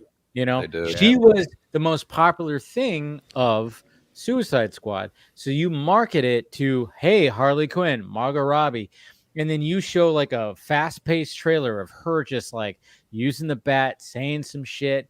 Ding, you do this dropping stuff. a pudding here or there, Yes, something's dropping some lines, and then you go, you've never seen her like this before, and then you just go, Harley Quinn. The Harley Quinn movie or something like that. You don't fucking make this long goddamn stupid title and call it Birds of Prey because nobody knows what the fuck Birds of Prey actually Well, no, is. they had that TV show that lit the world on fire. What? Yeah, What am I go. thinking? That was I call that the had a substitute daughter? era. That was the substitute era. God. They couldn't put their hands But around. again, the we got Walter Hamada making Yep. decisions and Toby Emmerich. What the fuck? Yep, there you These go. guys don't know how to. So stupid. Birds. They had gold. Ugh. Yeah, it did have one. I thought like it did have one pretty clever marketing trick. It did was it was that teaser they had for It Chapter 2 when Harley it has like the Yeah, balloons that was cool. Yeah, I remember that that. was. I remember that. So that was because that was pretty clever. I thought as far as like You spent a lot of money on marketing on both But those. by oh the my way. god, Suicide Squad. that movie still could have did so much stuff if they just marketed it as like, hey, Margot Robbie in the Harley Quinn movie and showing her kicking ass, saying some shit, looking hot as fuck, and R-rated. Oh my god. Yeah. But I mean, realistically, they should have just did the Joker and Harley fucking, crazy love. What is it? Mad love. Mad Love. They Mad could have Love. did something like that. They could have been like marketed as like, yeah, have you seen Natural Born Killers? You ain't seen nothing yet. They could have done something like that, and that was obviously that was on the table at one point where they were going to do something like that. You release it in Valentine's Day. Fucking move that thing makes a shit ton of money. I'm just saying. that was It's the feel good rom-com of the year. Yeah, Definitely. R-rated and That was- toxic as fuck. That was that era where it's like everybody who were like they were trying to shove out of the franchise. They had their character out, but they just only showed them from the neck down. They just Well, showed it's a from behind or substitute. showed them a silhouette. Yeah. Yeah. It's a substitute era. You gave me. Listen, there was a guy in a cape with an emblem on his chest that people wanted. It wasn't this one. You spent 5 years giving them substitute people. Yeah. You when you start somebody, like I said, you start somebody on a menu, and then you come back and you don't bring them back with that same thing, they leave. And that's what happens to DC's fan base. You put in substitute characters that and put them instead of, not alongside of, instead of your Yeah. A-listers, and that's And what William, what happened to the brand? It damaged the brand. kills Yeah. the brand. And the sad fact of the matter is, we're probably never going to get a Margot Robbie Harley Quinn ever again. Nope. You had not Margot anymore. Robbie. You had Margot Robbie right there, and I'm sure like the new regime's like, fuck, man. But it's like you had Margot Robbie. That could have been like, you had something right there. She was the it girl, And that was She her pre-Barbie. That was pre-Barbie. And it's just like you had her right there and you cheesed it up. I mean, yeah, and not even the Suicide Squad could save that because that was like, oh, we're in a transition and pandemic, so that got all fucked up too. And it was just like that was probably the last time we're gonna fucking see her. But like they had a chance. And he had Jared Leto. Jared Leto is always popular too, and that's why I was like, they should have just did the fucking Mad Love, Joker and Harley Quinn movie that was like R-rated, toxic, and just that would have you released that at Valentine's Day. That thing would have there would have been so many fucking couples going to that movie. God, I just want to it be was a fly on right the there. wall. It with was the right decision there. making in the studio. They were too busy Hamada trying- and Emmerich. Oh my god. Well, yeah, but once again, they were too busy trying to get me Jan and Jane and Batgirl. They weren't focused. They were trying to still be fucking MCU, but at the same time, it's like, no, go against it. That's what even Zach said. It was like, no, let's not do what they're doing. Let's do something a little bit more adult. And so they crazy? had it. They had the pieces right Yeah. there. It's like, you know what's so crazy too, and this is something I've written about a couple different features I've done, is you notice like a lot of like the big hits, like the big MCU hits post Endgame, like their biggest ones, their biggest hits have been Spider-Man: No Way Home, Doctor Strange and Multiverse of Madness, and now Deadpool Wolverine, and more adult. Well, not only that, but also it's like they all. Like one thing I say about myself, but also I think that really you could extrapolate this to the kind of general audience reaction is that like No Way Home, it's like how much it ties into like Sony Spider-Man, and now Deadpool Wolverine. I mean, that's essentially a Fox Marvel movie that just has a little bit of a tether to the MCU.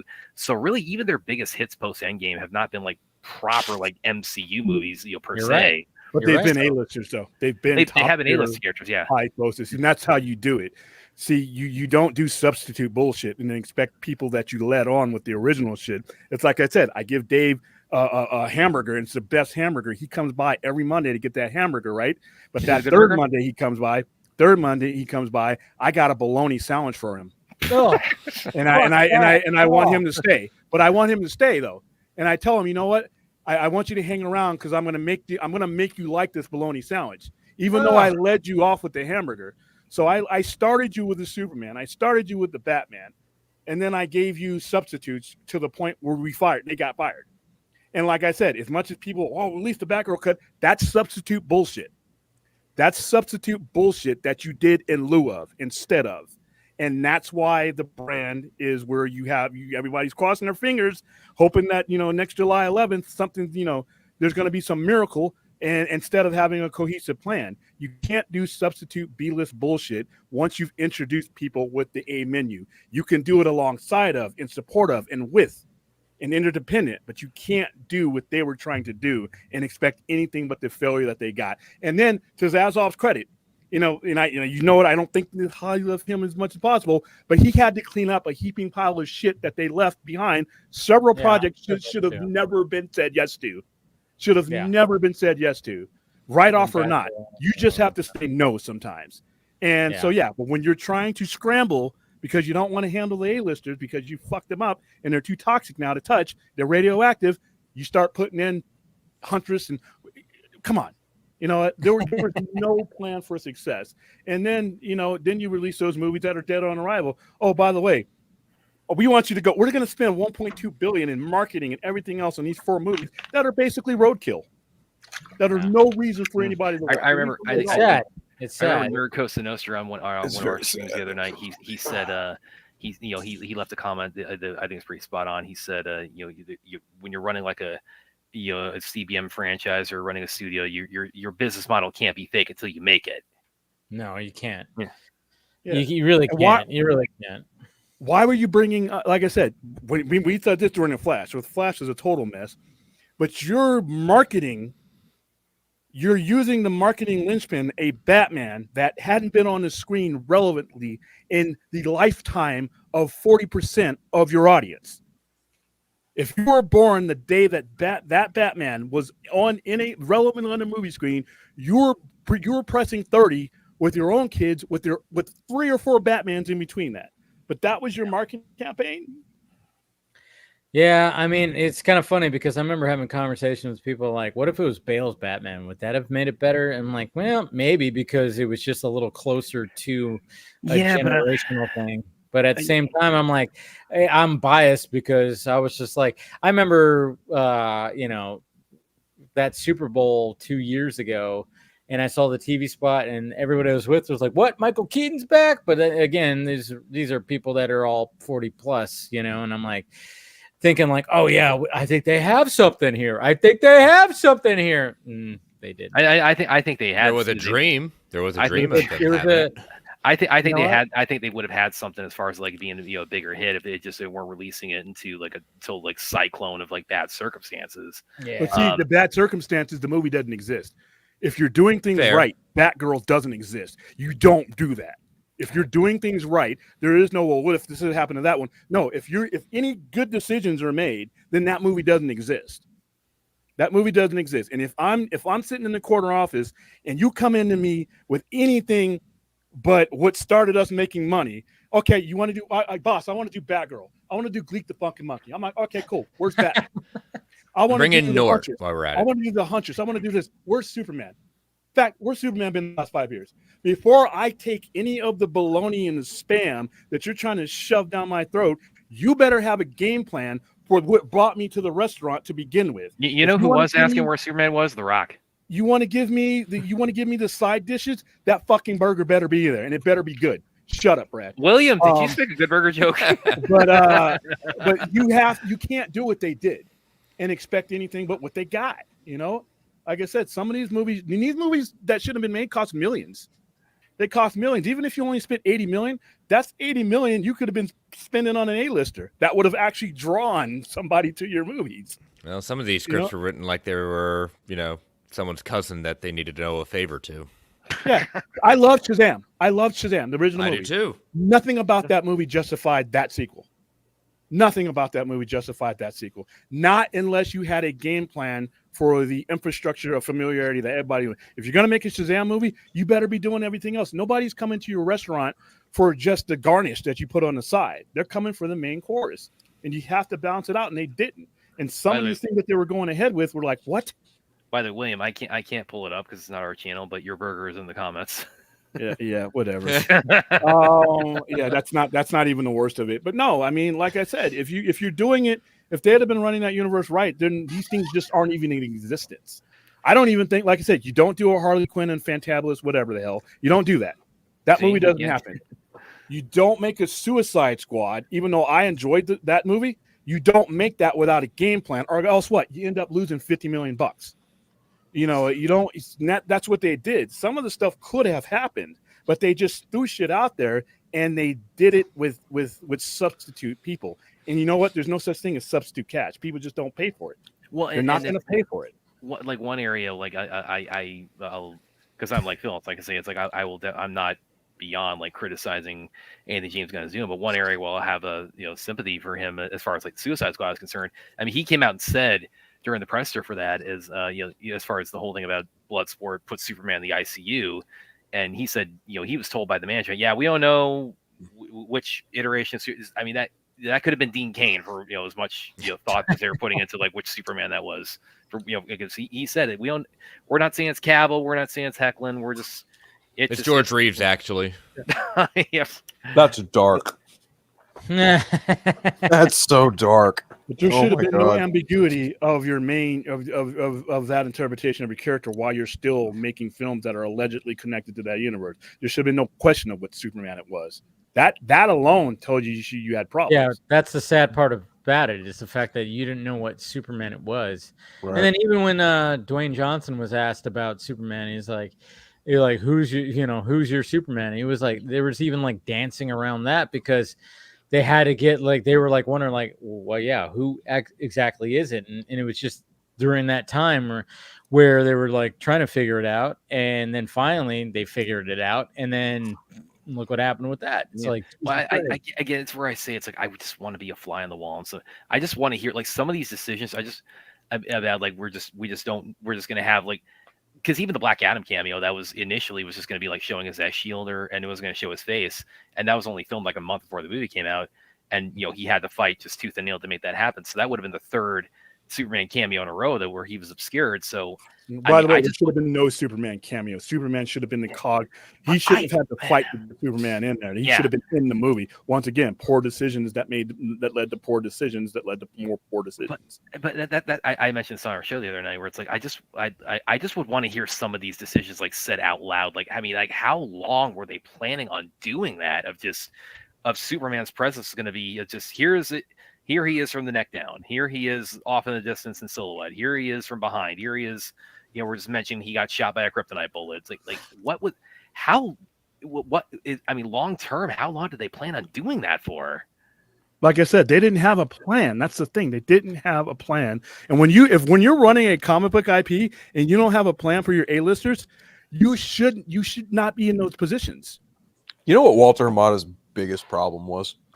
What's it? He listened to everything Jeff Johns told him to do. There's that. That's what his fucking problem was. That man had no spine.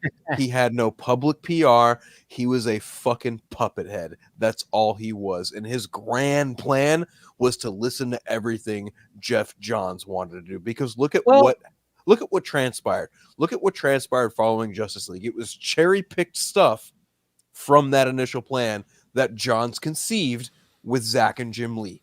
Okay. Okay, so you know what's kind of funny about that, Phil, too, is like so recently, I don't know, I forgot what tweet I posted. I think it was like a ridiculous poster that showed like, and somebody talked about how it's like, oh, you can have two universes, like lean into the Elseworlds, and of course there's like a poster that shows all the stuff that DC's doing, and then you have Elseworlds, and then of course these are fans that tacked on like a bunch of Snyderverse movies. And I quote tweeted, I'm like WB barely has enough money to, or doesn't have enough money to even run, like, you know, barely has enough money to run one universe. And I got two people in my mention. It was kind of funny that claimed that like I shouldn't be talking about it because I said the Snyder cut didn't exist.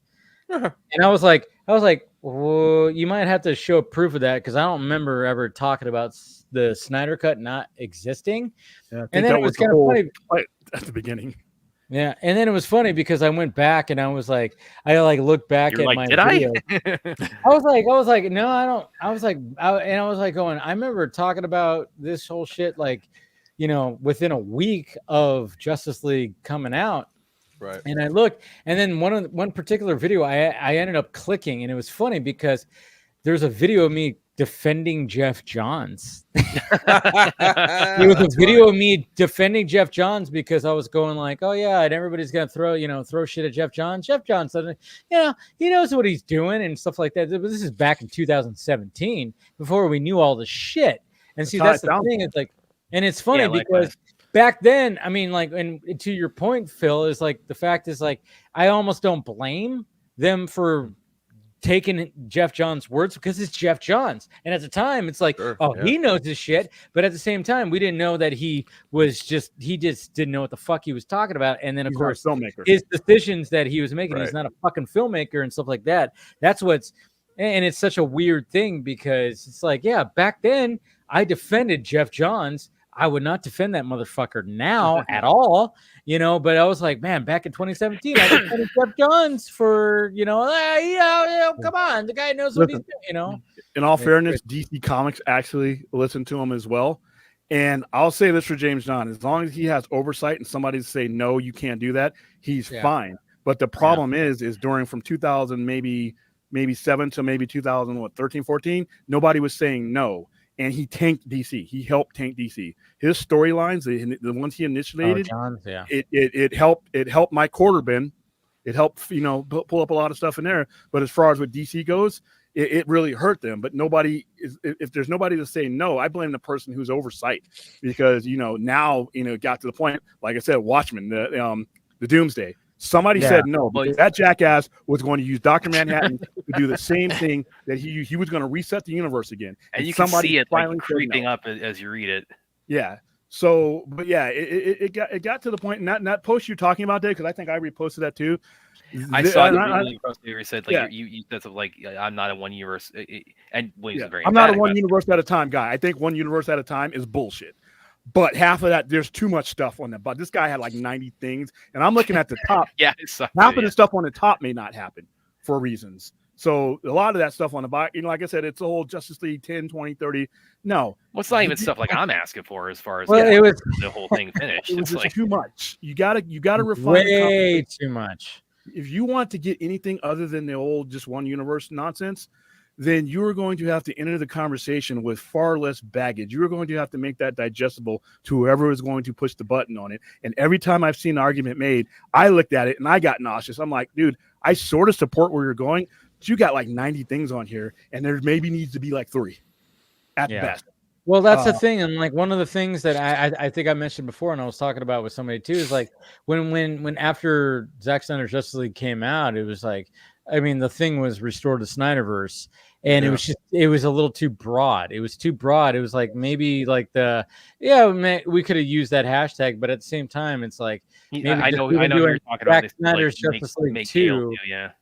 Just doing like, hey, let's get a sequel. Let's push for the sequel as opposed to the whole universe thing, where it's just like that's way too much. And then of course, when I talk to some of these guys, who are doing like who are in my mentions doing Cell and all this stuff, I'm like, you guys realize like, this is I mean, especially with the guys that were saying that I said the Snyder Cut doesn't exist. And I'm like, no.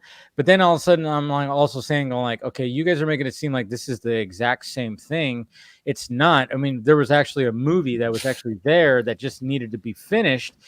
And it was kind of funny too, because when I went back to that video, I actually said $70 million.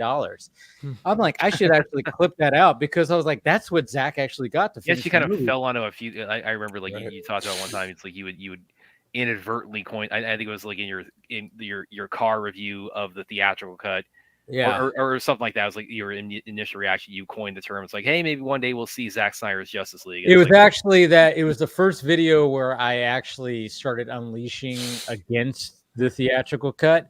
And I said, I'm like, if you think that's Zack Snyder's Justice League, that's not Zack Snyder's Justice League. That's what I said.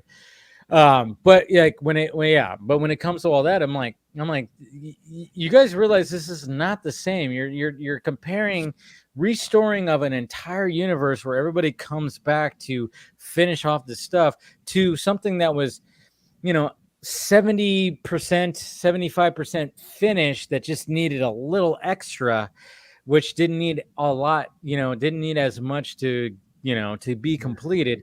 And that's what's kind of funny. Like when you see like a poster like that has all the stuff tacked on, it's like you just think like everybody's just gonna drop what they're doing and come back and do this stuff.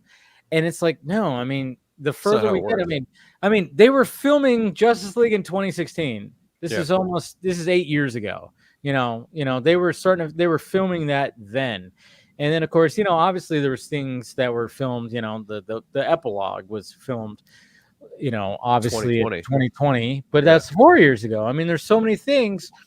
So it's like when I get people that just think of like it's the same as the Snyder Cut thing, I'm like, I don't know what you guys are thinking here, because you're talking about moving big time. You're talking about moving fucking moons, not just mountains. It's moons now for everybody. With a damaged brand, with a brand that's been damaged since then. Since the last thing that he legitimately did, look at the absolute hog shit that you've had since. Look at the brand. So you're asking, even if you could do that, it would have been better if nothing from DC had come out in the interim. But because some stupid shit that's a part of the brand. That's a part of the brand for that, and it's a part of the brand for anybody who takes up DC. With, like I said, that restore the hat instead of I need that burned and retired. It did. It released the Snyder Cut. That was fine, but restore the in the stuff. All those hashtags are white noise. If you don't have a plan, hashtags are useless. And like I said, you walk in with a hash, you walk in with all this stuff, and they see you coming. It's like somebody, like when I have the store, right, and somebody's coming to sell me something. There's a guy who's got a box of shit that I can see from the fucking parking lot. I don't even want you to come get near me. That's what it is when you bring up like that pose. If, like I said, refine it. Resolve the Snyderverse, and you can do that. You don't have to spend a lot of money to do that. You can do that on different platforms. One of the things we were talking about, comic books. Holy shit, a comic book movie. One of the things that you and I were talking about on the show the other night, and this actually just kind of I think it was when we were talking about the whole phenomenon now of all the different popcorn buckets that's becoming just like such a big thing now with theaters. And like the Bat Signal one, that was so cool. Dude, it's so sweet. Because it's like the actual Bat Signal. It's like you could actually and it lights up. It's like, what the fuck? It's like it's huge too. It's like this big. You switch it on. It's like you could actually call Batman with that thing. It's so rad. But it is. Yeah, there we go. Yeah. I mean, look at the size of that thing. It's like, dude, and it's not even that expensive too, which I thought was like crazy. I know I got mine right over there. Thank you, Rhea. My head. Yep, Thank you, Rhea. I know we're all thanking Rhea for that. Yeah. I'm Chris, thanking Chris, Scott for mine. Chris has got his on the way. So Yep. Brad, in due Brad, you time, need it's in due yours. time. Yeah, I know. You Yeah, gotta find I'm the odd man out. Oh, But anyway, poor Brad. Oh, well, great. I mean, this headset I have Ray to thank for that. Ow! I can't But Okay, well, there's there you there's go. something to be said, like, you know, you're creating, you know, a universe, and you're trying to kind of tie certain things together. There's nothing wrong with having one-offs that are in the universe, but I think, you know, as you're pointing out, William, they were like just dropping in like little things like, oh, it's there, by like it says this, and that was it. Like if you just got rid of those two things, yeah, it wouldn't even matter. Yeah. Yeah. Like I said, it's a tragedy, but it's gonna listen. Math will win out in these things because you're gonna have some big name directors that are going to look at. They've always wanted to do a superhero IP, but there's nowhere for them to jump in. And if you got a statue or two, and I mean statue by I mean Oscar or so, you don't work for someone else. If you have a concept, you're generally your director and you're the producer. You're going to the top. You're not going to studio head guy. You're going to corporate management guy, and you're going to throw your pitch to him. And some of these guys, especially with Warner Brothers' reputation for keeping talent, they're not going to, I dare them to say no to some of these guys that are going to come in. And you're going to have your Elseworlds then. You're going to have your thing. So eventually it's going to happen anyway. But like I said, when it comes to resolving, you know, it costs pennies on the dollars to create a miniseries. Just do it that way and let it go where it's going to go. To what I was mentioning a minute ago, that the popcorn buckets, because we were talking about it in the show a few nights ago, and it's kind of like jumped into my head. It's like, and this is like as far as like making like an actual business pitch for it. I mean, this is not like for like the product itself per se, but this is like something that is like an ancillary. Like this is like merchandising you do with it. Like imagine like doing like a popcorn buckets for the Nightmare or things like that. And I told that to William. It's like, you know, do you have like a business angle if you're saying like, hey, this is stuff you can like tack onto that's like added revenue if you were to do this? Well, when Todd McFarlane says, hey, I'll pay for this, you just let me handle it from here, that's business. You got so many things that you can make money off of. Just Jared Leto's Joker alone, the you know, the hot toy or the sideshow of that one right there, they pay for these. Those buckets, those are licensed. That's money that you get as a distributor. But really, but it's going so crazy now with the buckets, because it's like, I mean, when I saw the Batman Signal one, I'm like, okay, this is like, you got shit like this. This is like this is becoming awesome. like this is becoming no pun intended a global phenomenon. This is the Beetlejuice one's pretty cool too. That had like the sandworm. The hierarchy of popcorn buckets is about to change. For sure, dude. I mean, Dune like really. It's so crazy how like Dune started the whole craze. Yeah, the fleshlight. Yeah. The fleshlight you don't want to actually use. And it's a popcorn bucket at the bottom. That's the thing. It's just like, it's crazy how like it just took the world by storm. I mean, it was, and it's not even a new concept, because I have the Ghostbusters Afterlife Ecto-1 popcorn bucket. You know, I have that. Scott got it for me, but I also have the Frozen Empire one, which is a lesser of a popcorn bucket, because the one I got is just a staple Marshmallow Man holding a bowl. It's not as elaborate as some of these other ones. It wasn't, you know, like some of them, but it's just like crazy how I wanted to get the alien ones that had like the xenomorph head, and it had the face hugger one, and it was just like, damn, dark one with the and then of course when I saw the Batman one, I'm like, naturally I want that, and thankfully, you know, again, thank you to Rhea for grabbing a bunch for us. Now we just gotta get the one for Batman and Robin with the Robin signal. Can we collectively like when the Penguin debuts? Can we just do like a small watch party with all our Batman popcorn buckets? Hell yeah, that'd be great. Sorry, Brad, you're not invited, but good move. Brad's allowed. I'm sorry, I didn't. Gonna time out. We're gonna make one out of paper. Yeah, just make a paper. What were we gonna say, William? Say something? Oh no, I was adding on to the bucket thing, but yeah, it's revenue, but there just doesn't. There's two things that they're missing right now: a business strategy, because I don't think they have one, even though they got Ivy League guys running, and in promotion. Man, Warner Brothers DC sucks at promotion in some of the worst ways I've seen. Ice cream. I mean, Ben and Jerry's does better marketing for their product than Warner Brothers does for theirs. Man. Right now, like I said, you're seeing how it's done, and the worst thing about it is you have Marvel he's showing you how to get people hyped up within 12 months of you hitting the screen. That's how you do it. And they needed to do it more than Marvel does. Do you see a Superman tease at New York Comic Con next month? No, I don't think so. I could be wrong, but I don't really. No. I see it. I see that. If it's not there, it's going to Brazil. If nothing's there, it's going to Brazil. Okay, so we got two. We got New York Comic Con, and then we got CCXP. When's CCXP in November? December. Like in December. Early and there's December. this new rumor I saw floating around. It might be at the Super Bowl next year. Is there any big WB Gunn's movie already come out in teased December? that they're going to be at New York Comic Con. He's already teased it because somebody asked him, and then he went. He showed the thinking emoji face. So, but I'm like, all right, don't just show up with Creature Commandos, man.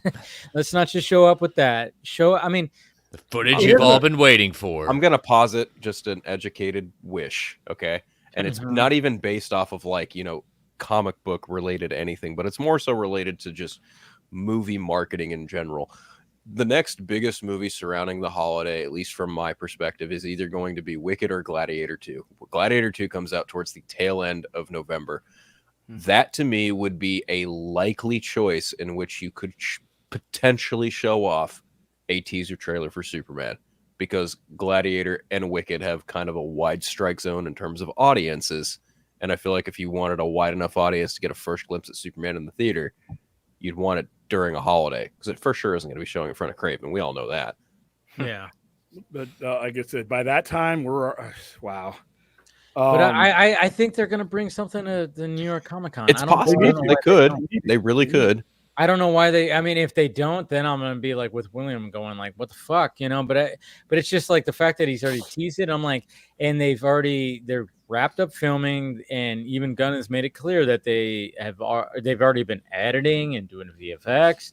It's like all you need is just a fucking even a 10-second something of a cape flap of the S showing on the chest. You got to just anything that they could just like show off and release. They should have had a trailer at Comic-Con. I'm hoping that they do it, and I think they will. They should have had something at Comic-Con, because you're not just trying to get people ready for a movie. You're trying to get people to trust you with their money again. So I give two shits about a trailer in New York Comic-Con. I mean, I know it's not San Diego Comic-Con, but it's still New York Comic-Con. No, it's when. No, it's not. It's not the capacity. It's when you're doing it. Rehabilitation takes time. You got it. Like I said, apathy has crept in with it when it comes to DC. You need more. I think they have an opportunity with New York Comic Con, because I don't think Marvel is going to have anything too much there. I don't know. They did theirs during the right time. Yeah, they did. Yeah, they took over San Diego, but all they have to do is have Downey just pull off a mask, and that's the announcement. Yeah. Well, I got to see Fantastic and Galactus, because they've hyped me for Fantastic Four. Yeah. I was ready to be hyped for anything you were going to show me while I was at Hall H. I mean, your customers are going to go where you lead them, and when you lead them. I don't know. I just have a feeling that there's going to be something at New York Comic Con, because I know that San Diego Comic Con was probably the stage they should have, but I don't know. It's just, I think I could see them showing actually one or two, and this is like not marketing per se, but I could envision them premiering like a couple episodes of Creature Commandos actually there. I could show them to the audience. We all thought Superman. We all thought that was going to happen for San Diego, and what we ended up getting was the trailer for Creature Commandos. Yeah. No, they need to do Superman stuff there. Like, I don't know. That's if it ain't the S of the bat. If it ain't the S of the bat, the general audience is just going to keep walking. They won't hate, but they're just not. If it's not the S or that golden lasso. When is they need to do that's next month? Like no. New York Comic Con is between the 17th and 20th of October. Yeah, so they have time, and they have they have footage and things completed where they can show something. And I think, and I'm like, if they don't do it there, I'm kind of wondering, like, what are we doing here? And then I'll start questioning. But I'm pretty sure there's got to be something at New York Comic Con. Yeah. They're approaching this as a normal studio that's doing okay, and with normal IPs that are doing okay.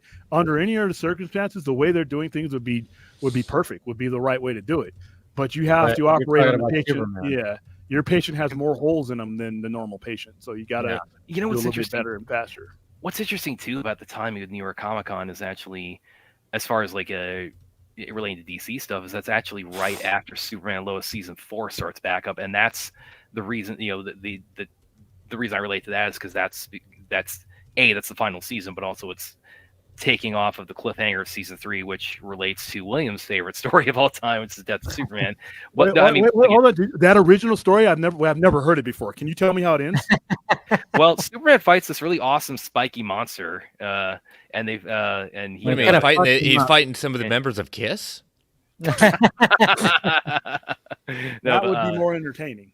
But in all seriousness, it's like that's I'm kind of wondering if it's not directly necessarily under Gunn's purview, but that is, I'm interested to see like would they be doing anything related, because they're gonna debut the first 2 episodes on October, so they actually bumped it ahead 10 days, and they're gonna be debuting, and I think by that point the first 3 will have aired. So I'm kind of wondering, are they gonna do anything with that as far as like teasing, like here's how the show is gonna wrap up, or here's what you can expect from as far as the Superman resurrection on this show, and then of course that sort of runs into the idea of again having, and our stance is like you're not competing with yourself as far as like showcasing multiple iterations of the character, but the problem is the studio keeps having that mindset, so it's like, is that going to be a blockade from their perspective?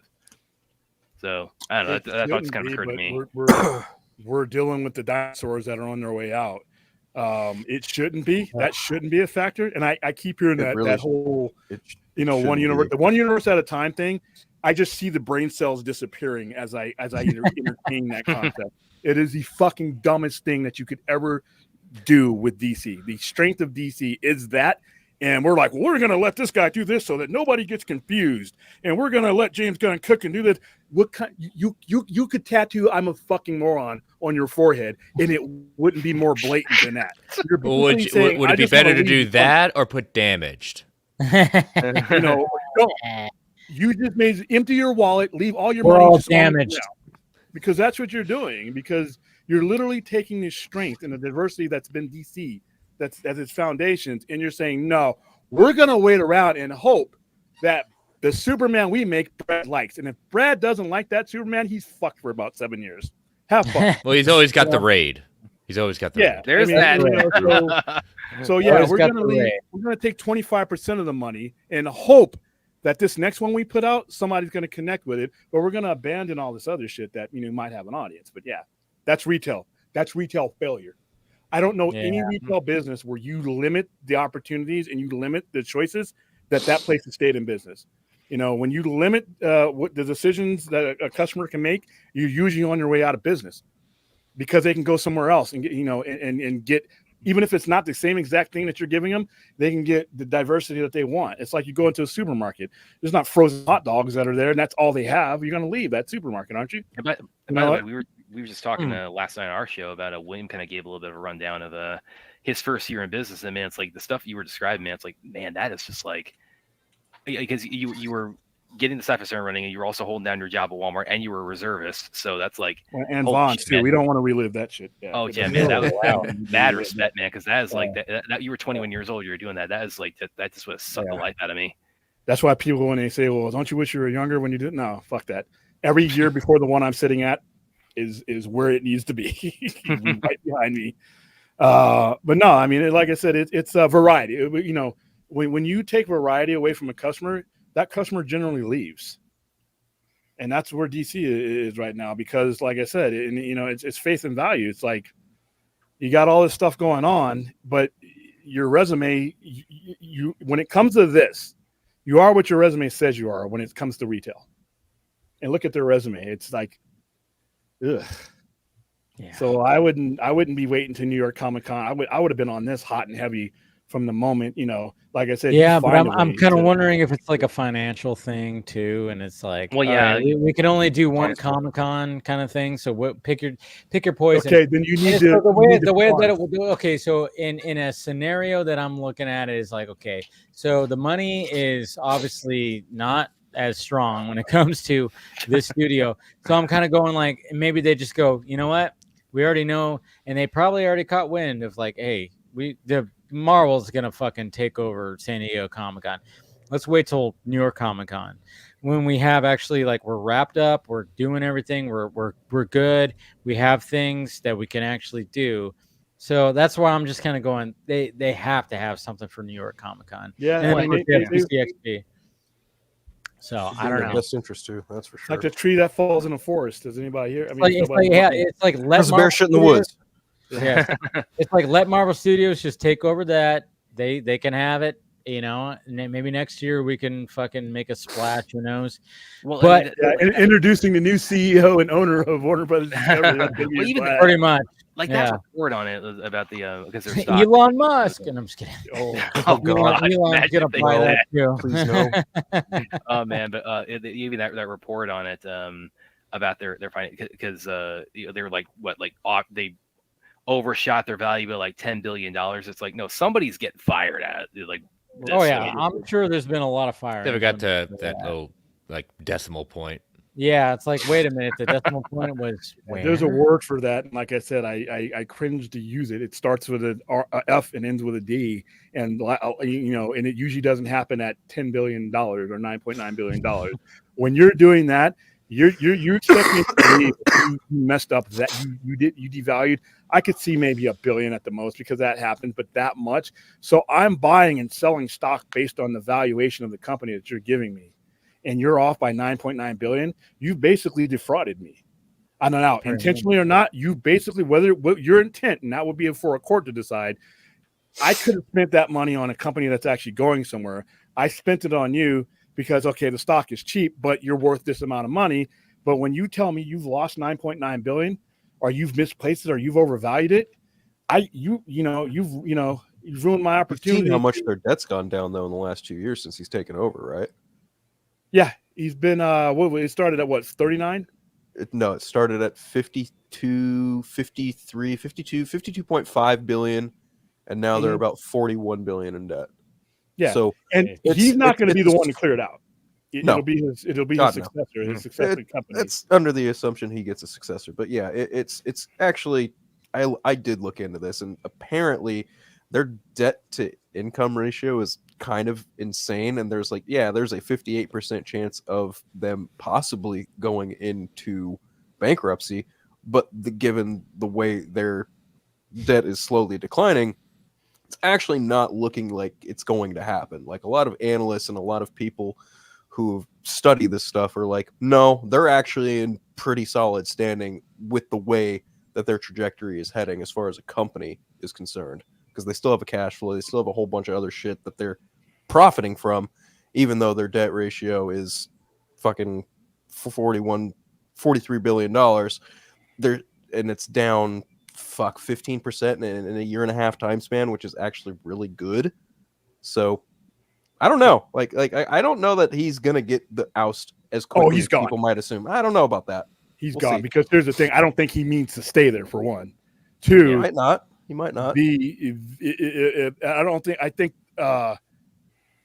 I do think they're going to get purchased at that stock price, and I think they're going to get purchased by somebody who can absorb that debt, and that's going to increase the value of the shares, which increases the value of the company. I don't think there's any way out, because even at 15% for every 18 months, that's just not quick enough. It's okay. It's okay, but if I'm a stockholder, fuck that. I mean, I guess it kind of depends on really kind of depends on what the end game is. Do they really want to get bought by someone else, or do they want to stay an entity? I mean, the other talk going around is that they might break it up, Warner Brothers again, and it's I don't know that that's the best route to go down either. But you merge just on merge. And honestly, if anyone is going to buy them, it's not going to be Comcast. It's not going to be Disney. I don't know who the fuck came up with the idea that Disney's not their butthole's still hurting from the Fox. Right, exactly. They just bought Fox for $70 billion. There's no way they can buy anything. 74, wasn't it? 74, correct. Yeah. Okay, thank you. But if anyone can buy them, it's going to be a whale. It's going to be someone like Google. It's going to be someone like an Amazon. It's going to be someone like an Apple. Maybe, just maybe, if they're lucky, Microsoft. Yeah. But even Apple's cutting back now. Apple is cutting back. You're right. And even everybody's cutting back. That's the thing. Apple's best interest would probably be to buy Disney at this point. Yeah. No, they've got more of the ties to them. Exactly. Chris knows exactly what I'm talking about when it comes to this, because Tim Cook and Bob Iger are chums. and it would just be in their both mutual best interest if one got bought by the other.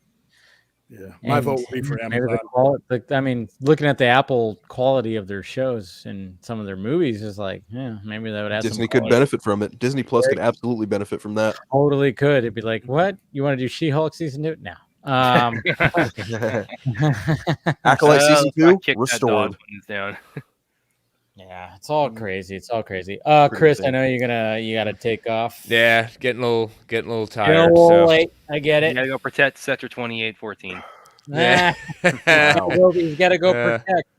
Yeah. So, but as always, Dave, thanks for always great having me on. Good seeing everyone. Follow me on all the socials at Chris Balaga, and check out all my shows on Geek Ultimate Alliance Network, World's Finest True Believers, and Marvel Alliance. Yes, sir. All right. Thanks, Chris. Later. Love, man. Take care. Bye. So, stepping off the topic of superhero stuff, did you guys see the Wolfman trailer? I actually haven't seen it. I have not seen it. I saw it floating around. Really? I can't get a look Didn't at it even yet. know it was out. Yeah. I saw it. I think we'll be all right if we could show because it. we get pulled out every time we try to We're pull gonna in. rip you right It's off. not Warner Brothers, right? We should be It's not fine. a Warner Brothers movie. Yeah, Universal it's not Blumhouse. Warner Brothers. It's Blumhouse? Okay. Yeah, it's Blumhouse. I think they're okay with that. But yeah, if you guys want to check it out. Yeah. I mean, because one of the things that was a controversial topic this week was, I guess, at one of the Universal Horror Nights displays, they actually had Wolfman there. And did you guys see what that looked like? It looked like I'm worried about okay, this. let me show that first. Let me show that first. Okay, so this is an image right here of that, and everybody's going, "What? This is what the Wolfman's going to look like?" So that's Whoa, that doesn't look good at all. Yeah. So this I is think what, first Blumhouse movie I'm worried about. yeah. So this was That's what like the Doc Brown after like too many pints. or it looks like some people are saying it looks like John Carpenter now. Actually, you know who looks like? It looks like it. There's two. There's two that just jumped in my head. He looks like like the Crypt Keeper, and he looks like Don Quixote. He looks like Wildor from Master of the Universe. This is supposed to be a Wolfman. Kind of. Yeah, this is supposed to be kind of what that is. Okay, so now let's see what you guys think about this. This trailer. It looks like kind of a deformed leprechaun. Only a little bit, bit but this is the trailer right here. Again, we got to remember this is Lee Winnall, who did the Invisible Man, Upgrade. He's done some good work. He's got my faith, definitely. Yeah. So here's the trailer. Has my approval for sure.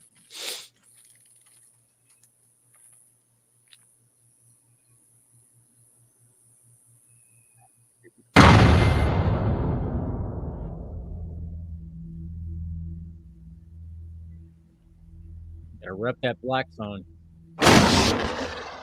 What was that thing, Blake? It sounded like an animal. But I swear to God, it was standing on 2 feet. Daddy, are we gonna die? No, it's my job to protect you. What's wrong with Daddy? He got sick. Blake, Dad, you're scaring me! Blake, stop!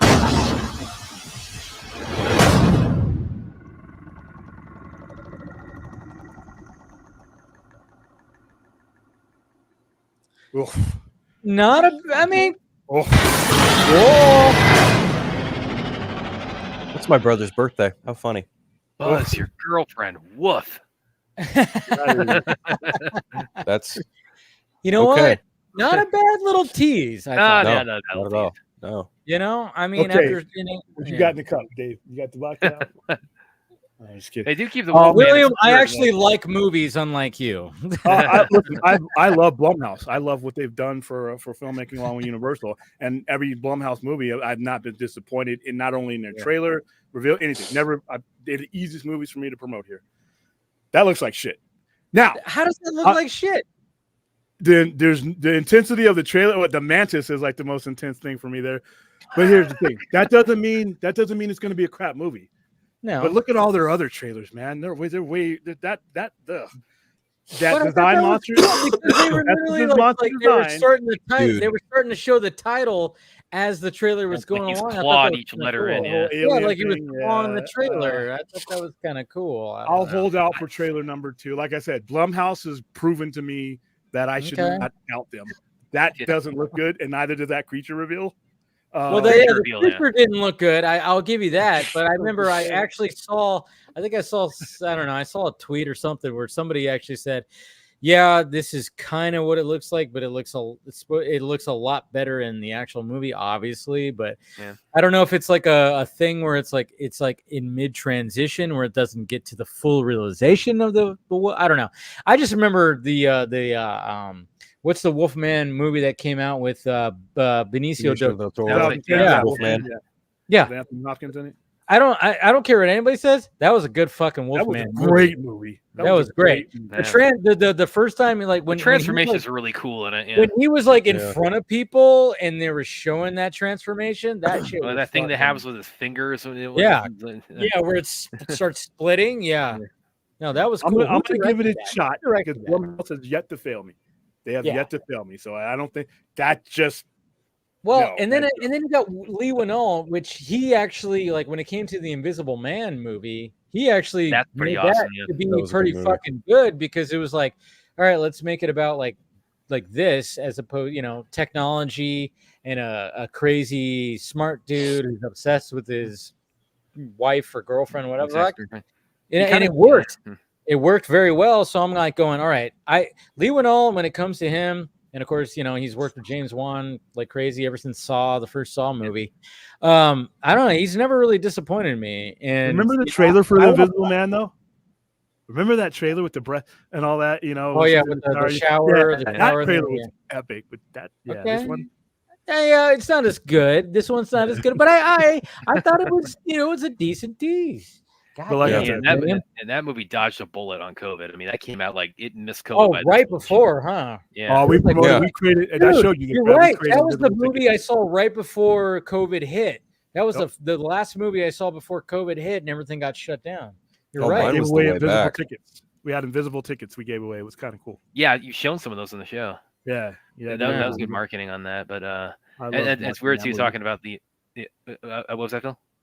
The last movie I saw before COVID hit was The Way Back with Ben Affleck. Oh yeah, that was also That the was like the week second to last before. movie I think I saw. movie. Which Yeah, was Quiet February Place Part 2. 2 was supposed to come out. We had It was different literally tickets. like the day that lockdown happened. I think was its release What date. movie? Quiet Quiet Place Place Part 2. Part We 2. were on our way Oh, to the that's theaters, and then we right. were told, nope. Yeah, and that got bumped. Yeah. Oh, that's right too. That's right. Oh, Holy shit. William, we were talking the other night on the show about like how much Warner Brothers, and this is like we were saying, this is like the one area of the last 10 years we were saying that we're on the side of the executives in the studio, was just how much they just got really killed financially on with the release of Tenet. Yeah. Oh, Tenet got fucked. Yeah. well, Tenet because got of really- Christopher Nolan. And Fucking they have to not only they get fucked, they had to like downplay how badly they got Yeah. fucked with that. Yeah. They had to say, Yeah. no, we only I lost had- 50 million, not 100. I had to drive. Me and my brother drove to San Diego. This is like an hour and Some hour and a change. half plus Yeah. drive from where we're at. I hit him up. I'm like, you want to go see a movie? Let's go see Tenet. And my brother's a Christopher Nolan fan too. And I'm like, IMAX, Christopher Nolan, the only place that's throwing it is in San Diego. Want to make a trip? And he was like, fucking A, let's go. So me, him, and my nephew just fucking drove. And of course we had to wear our masks in the fucking theater, which, didn't make sense. Cause if you're eating popcorn, it's like, lift down, put it back. It all didn't make sense, but anyways, I just remember like it was just crazy.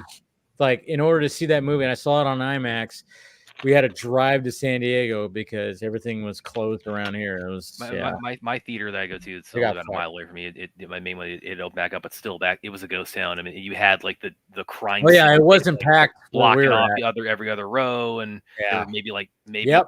myself included, there were maybe like 10 people total in there. Jeez, He bitched and moaned about all this. Remember that? Listen, this is where as a person, I wasn't a fan of what he did.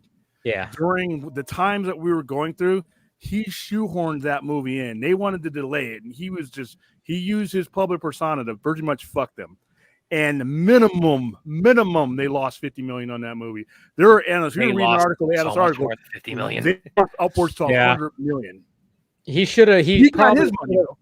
He should have probably did what Tom Cruise did. It just kept delaying it, you know. Yeah, that's what I was saying. Then when Top Gun Maverick came out, it just it did crazy good. Yeah. But he was like, we don't want to do this, we don't want to do that, and we don't want to put people, movies in a, and we don't want to do the day and day thing. He screwed him over that, but you're okay with taking a first dollar of profit. You got paid. The only person who got paid out of Tenet was him. Everybody else lost their underwear. I think Nolan in Nolan's head, he was like going, you know what? People need to go out. I think in his mind, he was like, I want to be, I'm going to have the movie that people are going to risk going out to. And they didn't. I did. I fucking did. I drove out to San Diego and I was like, I want to see this goddamn movie. And I enjoyed it. And, I know some people like hate that movie. They're like, I don't know what the fuck, like what the fuck is he doing? I'm like, it's Christopher Nolan. It's reversing time and time flow, guys. Yeah, it's all. The first thing I saw in theaters back from the when they opened back up for me was New Mutants, and I was like, and I had like the Tony Stark speech of like, listen, to Nolan's credit, he was thinking of people like me because I said, I've been cooped up in here for 5 months. I am getting out of here on a Friday night. I didn't even care that New Mutants. I didn't even think it was all that awesome. But I was like, listen, if I got to wear a mask, I'll wear a damn mask. And I did. Yeah, I know. I was okay with that too. I'm like, when the theater started opening around me, I was there like the opening, give me. I want to see you go to a movie. I'll wear a fucking mask, and I did. I was like, I'll sit there and just whatever the fuck. But yeah, it was But I remember driving to San Diego just to go see that fucking movie. People made a big deal because Nolan walked in. Look what he did when Oppenheimer. Like when I was telling Brad the other night, I'm like, first of all, if he stays with Warner Brothers, Oppenheimer doesn't make that money because they're not going to release Barbie and Oppenheimer at the same time. And two, you got lucky that Dune got pushed. You might have not walked away with as many statues because if Dune gets released when Dune was supposed to, Dune is taking a good chunk of what Oppenheimer walked away with on Oscar night. So, he got, fortunate, but like I said, that really, I bet you Warner Brothers once they had that 100 million around. Oh yeah, they went to blow billions anyway. So, but yeah, no, it's so stupid. It's like, God. It's now they're like trying to find change out the couch cushions and Yep. Yeah, it's a shit show over there. You get what you pay for too. Like I said, I hope that when it comes to their DCU, they don't go CW because you get what you pay for. You cannot, in the environment that currently exists, not just with Marvel comic movies, but with the stuff that DC has put out, the good stuff that put out, you can't come in with pick and save. It is the perception of your product is on the line. So I don't care if you got to borrow it from somebody, finance it, go to a check cashing place. I don't care. You have to make it look like something that belongs in the atmosphere that comic book movies are in, value-wise, or it's going to be. So I think that it's definitely going to do that. It's just going to be interesting to see how the reception is going to be. I have no doubt in Gunn because he did make that Guardians of the Galaxy trilogy and it's highly successful and everything. So. But it's just like, this is a whole different beast. There's a lot. I never used that as my criteria, whether he could do anything good with DC. To me, his stuff in Marvel, I don't know, probably disagree with this. His stuff in Marvel is meaningless to me in regards to what he can do in DC, not only content-wise, because the characters are completely different, but now as a studio head-wise. You, in Marvel, you had the credibility and the establishment of Kevin Feige and everything that had been done. By the time you come around, it's movie number 9 and 10. Not knocking those movies, but that doesn't tell me as a viewer, can this guy come in and tell the kind of stories? Suicide Squad, and I know people are indifferent about that movie. That's where I saw that he could make me care about characters that I may not even cared about. So even though that movie lost 50-something million, that the storytelling apparatus of that movie was what told me, okay, maybe this guy they stumbled onto the right guy. Because remember, they had a lot of no's before he said yes. The guy who's running Netflix, remember the conversations with the guy who's running Netflix right now? Remember when that was pending? It's interesting because obviously the guy who's here earlier, Scott, who of course is all about the Suicide Squad, and to the point where they, he named Squadcast Media, and it was all about like the Suicide Squad. I mean, he totally loved the Suicide Squad. He thought, oh yeah, that he said, yeah, James Gunn nailed it. It's like nothing against like. I mean, obviously, we haven't seen David Ayer's like full on vision, but at the same time, it's just like he was like, yeah, what James Gunn did, that he nailed the tone of what the Suicide Squad should be. And that's what's so funny when I see people push back against it. I'm like, guys, I don't think you've ever read a Suicide Squad comic book, which, I mean, with some of the recent stuff that I've seen, some of the more diehard ones, where they didn't even know that chocos were actually a fucking thing. It's like, yeah, again, it's like, okay, you guys are Zack Snyder DC fans. Just admit that you're not actual DC fans. You're not even Zack Snyder fans. You're just Zack Snyder DC fans. It's like, you barely push Rebel Moon and you barely talk about any of the other movies. All you talk about is the DC stuff. And it's like, all right, so just admit where you fit. You are a Zack Snyder DC fan, and that's about it. That's all you fit, because that's all you talk about is Zack Snyder's DC universe. You don't talk about barely anything else outside of that. And, and then of course, when I see that in my mentions too, like real DC fans. I'm like, who are real DC fans? Are you talking about the people that actually appreciate actual content? And when they see somebody that actually nails it, they actually praise it, and you guys hate it because it's James Gunn. I don't know. It's such a weird thing. Because he's the target that they can hurt right now. His product is the one. You can't affect any of the bad managers. You can't. They're gone. Most of those guys are gone. You can't take David Zaslav doesn't know a comic book from his left shoe, so you can't really hurt him.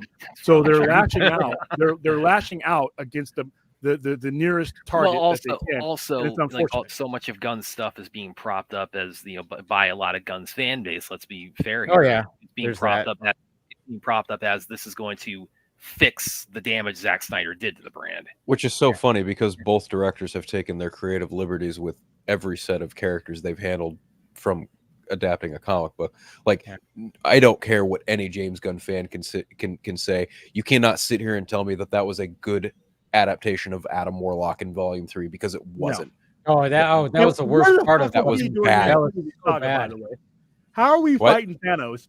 Jim Starlin's probably rolling in his grave and he's still alive. How are you telling the story? He's rolling in his grave. Any story with Thanos without Adam Warlock? He literally retired these characters until Silver Surfer 34 when Ron Lim took over for them. He retired those characters because he didn't want anybody writing them. All those characters died. Thanos, Pip Kamar, everybody dies until he comes back. Drax gets resurrected and all that. So how are you going to tell a Thanos story, especially with the Infinity whatever, without him? And then when you do bring him on, I'm like, dude, what? Ugh. Dude, he was like the worst thing about Volume 3 was Adam Warlock. He should have been the best thing about the entire saga. He should have been. Yeah, he should have been. And I was like, anytime he was on screen, I'm like, what the fuck? I was ready for the boy band dance. I don't know much about the character, but this ain't it. That's kind of my problem. Like, with not my problem, but it's a problem I have encountered with James Gunn stuff. It's like, be it Adam Warlock, be it Peacemaker, be it Vigilante. I'm still kind of butthurt about that one. He takes characters that are so well established and have so much beautiful lore to them and so much tragic humanity to them, especially turns them into fucking dick and fart bullshit. And I'm like, no, like Vigilante is so much more than this squeaky voiced fucking douchebag. Like, I will say that what I've seen is like he made him likable, and I actually kind of like him too. I don't know. Here's the thing about Peacemaker, though, and I sort of agree where you're going. He started them off that way because the first 3.5 episodes of Peacemaker were like just drinking a bottle of castor oil. They just went down hard. They weren't good. The jokes weren't funny.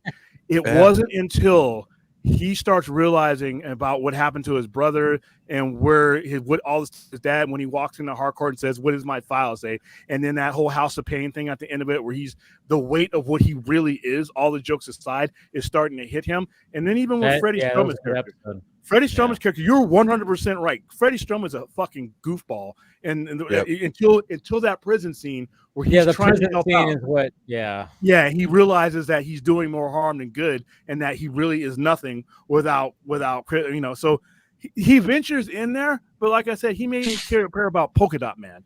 So if somebody can make me care about that, up until the point where he died, spoiler alert. But that's a storyteller. Now, in his new role, it's going to be a little bit different because you're taking away throwaway characters that even hardcore guys like us know. I know who these characters are. But now you're taking on characters, like I said, you got grandma and grandpa that know who Superman is. Now you got 3 generations of vitriol that you got to deal with. Are the people backing him ready for that? Because it's coming. 50% of the people who see Superman are going to hate it. And even to that point, on the flip side, I don't like that people are fucking just analyzing everything he's done with Superman. Yeah. Oh, I don't like how John Kent looks. Oh, I don't like Martha Kent. She's too fucking old. Oh man, Jimmy Olsen's smiling too fucking much. And I'm just I hate that shit. Let him make the fucking movie and then judge the movie on the merits of the movie. Wait. But I get it. There's always going to be that. I know I saw that too, where it's like, they're going to plaster smiles on everyone's faces to make it so opposite of Man of Steel. And I'm like, the first image of Superman that they released, he was not fucking smiling. Right. I'm like, you guys were wrong about that. I was like, you're wrong about that one. It was just kind of funny. But it's like, let's see what happens. I mean, it's not going to be everybody's fucking cup of goddamn vodka.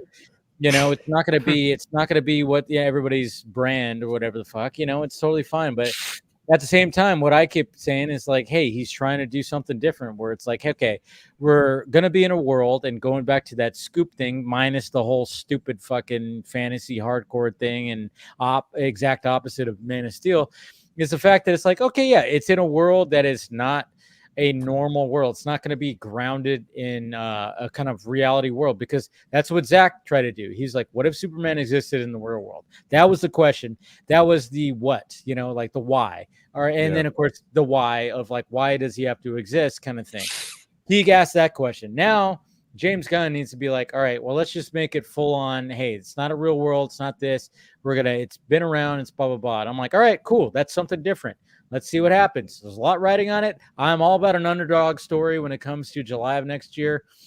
And it's kind of funny, too, because that Fantastic Four movie is similar. It's like, this is the third iteration, live action. No, fourth iteration, if you think about it. You count the one that nobody ever fucking saw in 1990. The Corman one?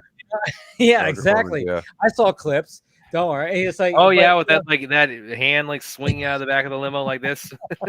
So bad. Oh, but it's kind of glorious at the same time. Even when you watch the that Spider-Man. The thing in that one was horrible. Or even the Captain America one too. Oh, with Matt Salinger's rubber ears. Yeah, that was. With Fantastic Four, I'm just saying, like, let's just see. It's like it's a different kind of thing. There's a lot riding on it, yes, but I like an underdog story, but I like the fact that we're having a Fantastic Four movie and a Superman movie, and even a Jurassic Park movie where it's like you have to reinvent all three of these movies have to literally reinvent the character, the whole IP, which is kind of interesting. So July is all about reinvention if they all stick. Yeah. When it comes to Fantastic Four, I know a lot of people like to bring up the previous movies. The current generation of MCU fans don't give a fuck about those movies. They're looking at these movies through the lens of MCU for the most part. I think there's a little bit of love for the first iteration because of what happened in Deadpool and Wolverine. But nobody remembers about 2015. Yeah. Well, even if they, like I said, even if they did, even if you had a Spider-Man jump onto the MCU, these guys are looking through their trajectory through MCU lenses right now. So that Fantastic Four has a lot going for it, just the credibility of MCU. Jurassic Park, that's literally printing money. The last three have literally printed money. What I think for Superman, though, and one of the major reasons why it shouldn't move, and I don't think any of these movies are going to move, is that it is going to benefit from the people going out to the movies and having a good time. If you go to Jurassic Park and you're walking by that poster with that red S on it, you're in a good mood. You're more susceptible to give something else a chance. True. Same thing for Fantastic Four. So it being in the middle, I think is a benefit for Superman. I think it could possibly make a lot more money, than it would. I don't think it's gonna do better being moved anywhere. So I say right there, July 11th. Keep it. It's a good point. It's a really good point when it comes to that. Yeah. I don't know. Guess we'll see, guys. But I think it's a good spot to wrap this up. There's not much else to talk about. We talked about all the major topics, and I know you guys are doing a show tonight, right? Yeah, I'm just gonna go. I was gonna go get something to eat and do it, but I'm gonna go ahead and just do it right from here.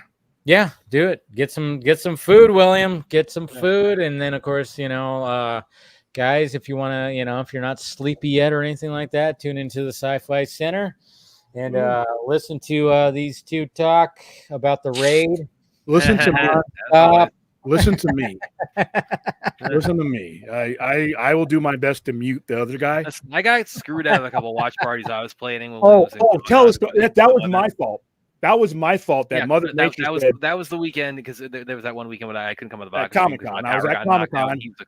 And I had a couple of watch parties that I wanted to do that William, it's like I wanted to get him out so I could be captain of the ship, and that happened. So the 4 people that were going to watch him could be without me. Yeah. I mean, and it got screwed out. And listen, William, I'm sorry. It's everything we're saying about the raid. It's like, if that's your assessment of the popularity of the raid, that's cool. But you're living in a fucking dream world. Oh, do I have that? Aaron is one of them. There's Aaron in the chat. Aaron is one of them. His disciple Aaron will be on board for. But he wanted to play, and he blames me for storms. Oh, don't worry. I'm going to make that one happen before the year's out. Don't worry. Don't doubt it one bit. Oh. That's cool, but you're living in a fucking dream world, okay? There it is. I knew I had it. I was like, I think I have that drop. Anyway. I still remember, God, that night was so awesome. I was even physically there. I was watching the live stream. I was like, man. I was there. I was feel the electricity from 3,000 miles away. There's only one person on the screen that hadn't met Zack Snyder in person. Oh, damn. That's mean. That's just cold, man. That's just mean. You're gonna make him cry. You know that, right? You're going you know what though? I feel cry. No sympathy. You know why? Because I invited him. I was going to. Listen. Well, okay. We'll make it happen. Who here has had an article published on a major media outlet that Zack Snyder has not even retweeted, but of his own volition, taken the URL and pasted it on his Twitter and just tweeted on his own volition? Raise your hand if that's you. So there you go. I mean, well, at least give him something, fucking William. Come on. I was offered to bring that thing we had out here for Netflix. Okay, but not everybody can do. You also offered me to show up at the Rebel Moon thing, and I couldn't. You guys just slighted me. Just went like you. I couldn't make it. Coming it with William. I wanted to because I'm literally 3.5 hours away from you right now. Not much further than that. That's the thing. It's like sometimes you just can't make it, man. I just take solace in the fact I've got a giant poster signed by him. Yeah, I got a football. Cool. I got the poster. I got the football too. I got the poster. I got the trilogy. I got the Rebel Moon book. I got the it's not autographed, but I have the steel book. Sophia Boutella was right there. Yeah. She was right there, but I didn't get anything signed by her because literally that picture you see me with getting the thing. That is awesome. Yeah. That is awesome.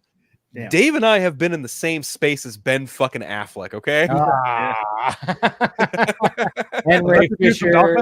The dude from Dogma? No, I'm just kidding. Batman. Yeah. The dude from I Dogma. know who he was the bomb in fucking Phantom. No, Aaron, I have not. Well, I guess technically I have met Gary Oldman because I did a Zoom where I interviewed him, but it's like I haven't been in the same physical location with him. Aaron is Brad's long lost sister from Australia, though. Yeah, because we have that's another running joke we have. That's like Aaron and I we're in. Oh, is that who's in the chat right now? No, okay. She looks just like she's on your the watch. Yeah. Well, she's from Australia, and we're into the exact same things. That's and right. She's a year younger than I am, so we have this running joke of did my dad go to Australia to her mother? The army guys, you know how we got around. That they did. It might be a couple of people. What are you guys watching like, tomorrow? What are you guys watching I don't think tomorrow? we've settled on that yet, actually. I have Really? not, because that's my birthday stream, so I don't want to watch anything that Oh, happy birthday, So I William! want to watch Happy something that cake day. I could actually go see. How old are you? 70. Oh, sorry. In fact, actually, Yeah. William, I was gonna see. I might as well go ahead and say now. I was gonna suggest maybe the Creator, because might be a good one to go with on your birthday. Ooh, there you go. Oh, Gareth yeah, Edwards. Gareth works. Edwards, his last movie before this one. Jurassic World Jurassic Rebirth. World. Yeah, I was thinking about that earlier today. I thought, yeah, I think William would probably go for that. It's on his birthday. Have you watched it yet? Yeah, No, I'll I go see it. was promoted Creator. I still got Oh, posted. okay, for that's Creator. right. Oh yeah, I remember that. You're right. You were Oh, and promoting. Speak No the shit Evil out of it. too. Anybody Oh, local dude, in you the know Las what? Vegas I'm looking area? forward to that movie. I'm looking forward to that. There are some good movies that are coming out in September. I'm just saying. Yeah. Anybody who's saying that September is weak, there's some good fucking movies. I'm looking forward to Killer's Game Oh, next. me too. Yeah, yeah. Dude, when I saw the R-rated, Speaking when I of saw- Killer's Game, the that same it? night. Yeah, this is No. no, this is Speak No Evil. That's The Speak same No night Evil. that Killer, we're doing a promo. One theater we're gonna have Killer's Game with Dave Bautista, and the other theater we're gonna have this. They're both on Monday the night. I know it sucks. I'm like, Speak No Evil comes out all the same, so I'm gonna have to catch that later. But I'm looking forward to Killer's Game. When I saw the R-rated trailer, I'm like, this looks like right Yeah, up that's my some alley. creepy It's shit. a, Anything it's a Dave Bautista's in, ridiculous. I'm gonna go see. It's If a I had a ridiculous choice, Hitman movie. if I had a choice between Speak No Evil and Killing Game, it's Dave Bautista's the tiebreaker for me because he's Fuck yeah, dude. every time out. That movie looks like a lot of, it just looks like a ridiculous amount of like, oh, okay, I like the concept of like, oh yeah, he's dying. So he wants to have, he puts out a contract on himself, and then the doctor goes, "We fucked up.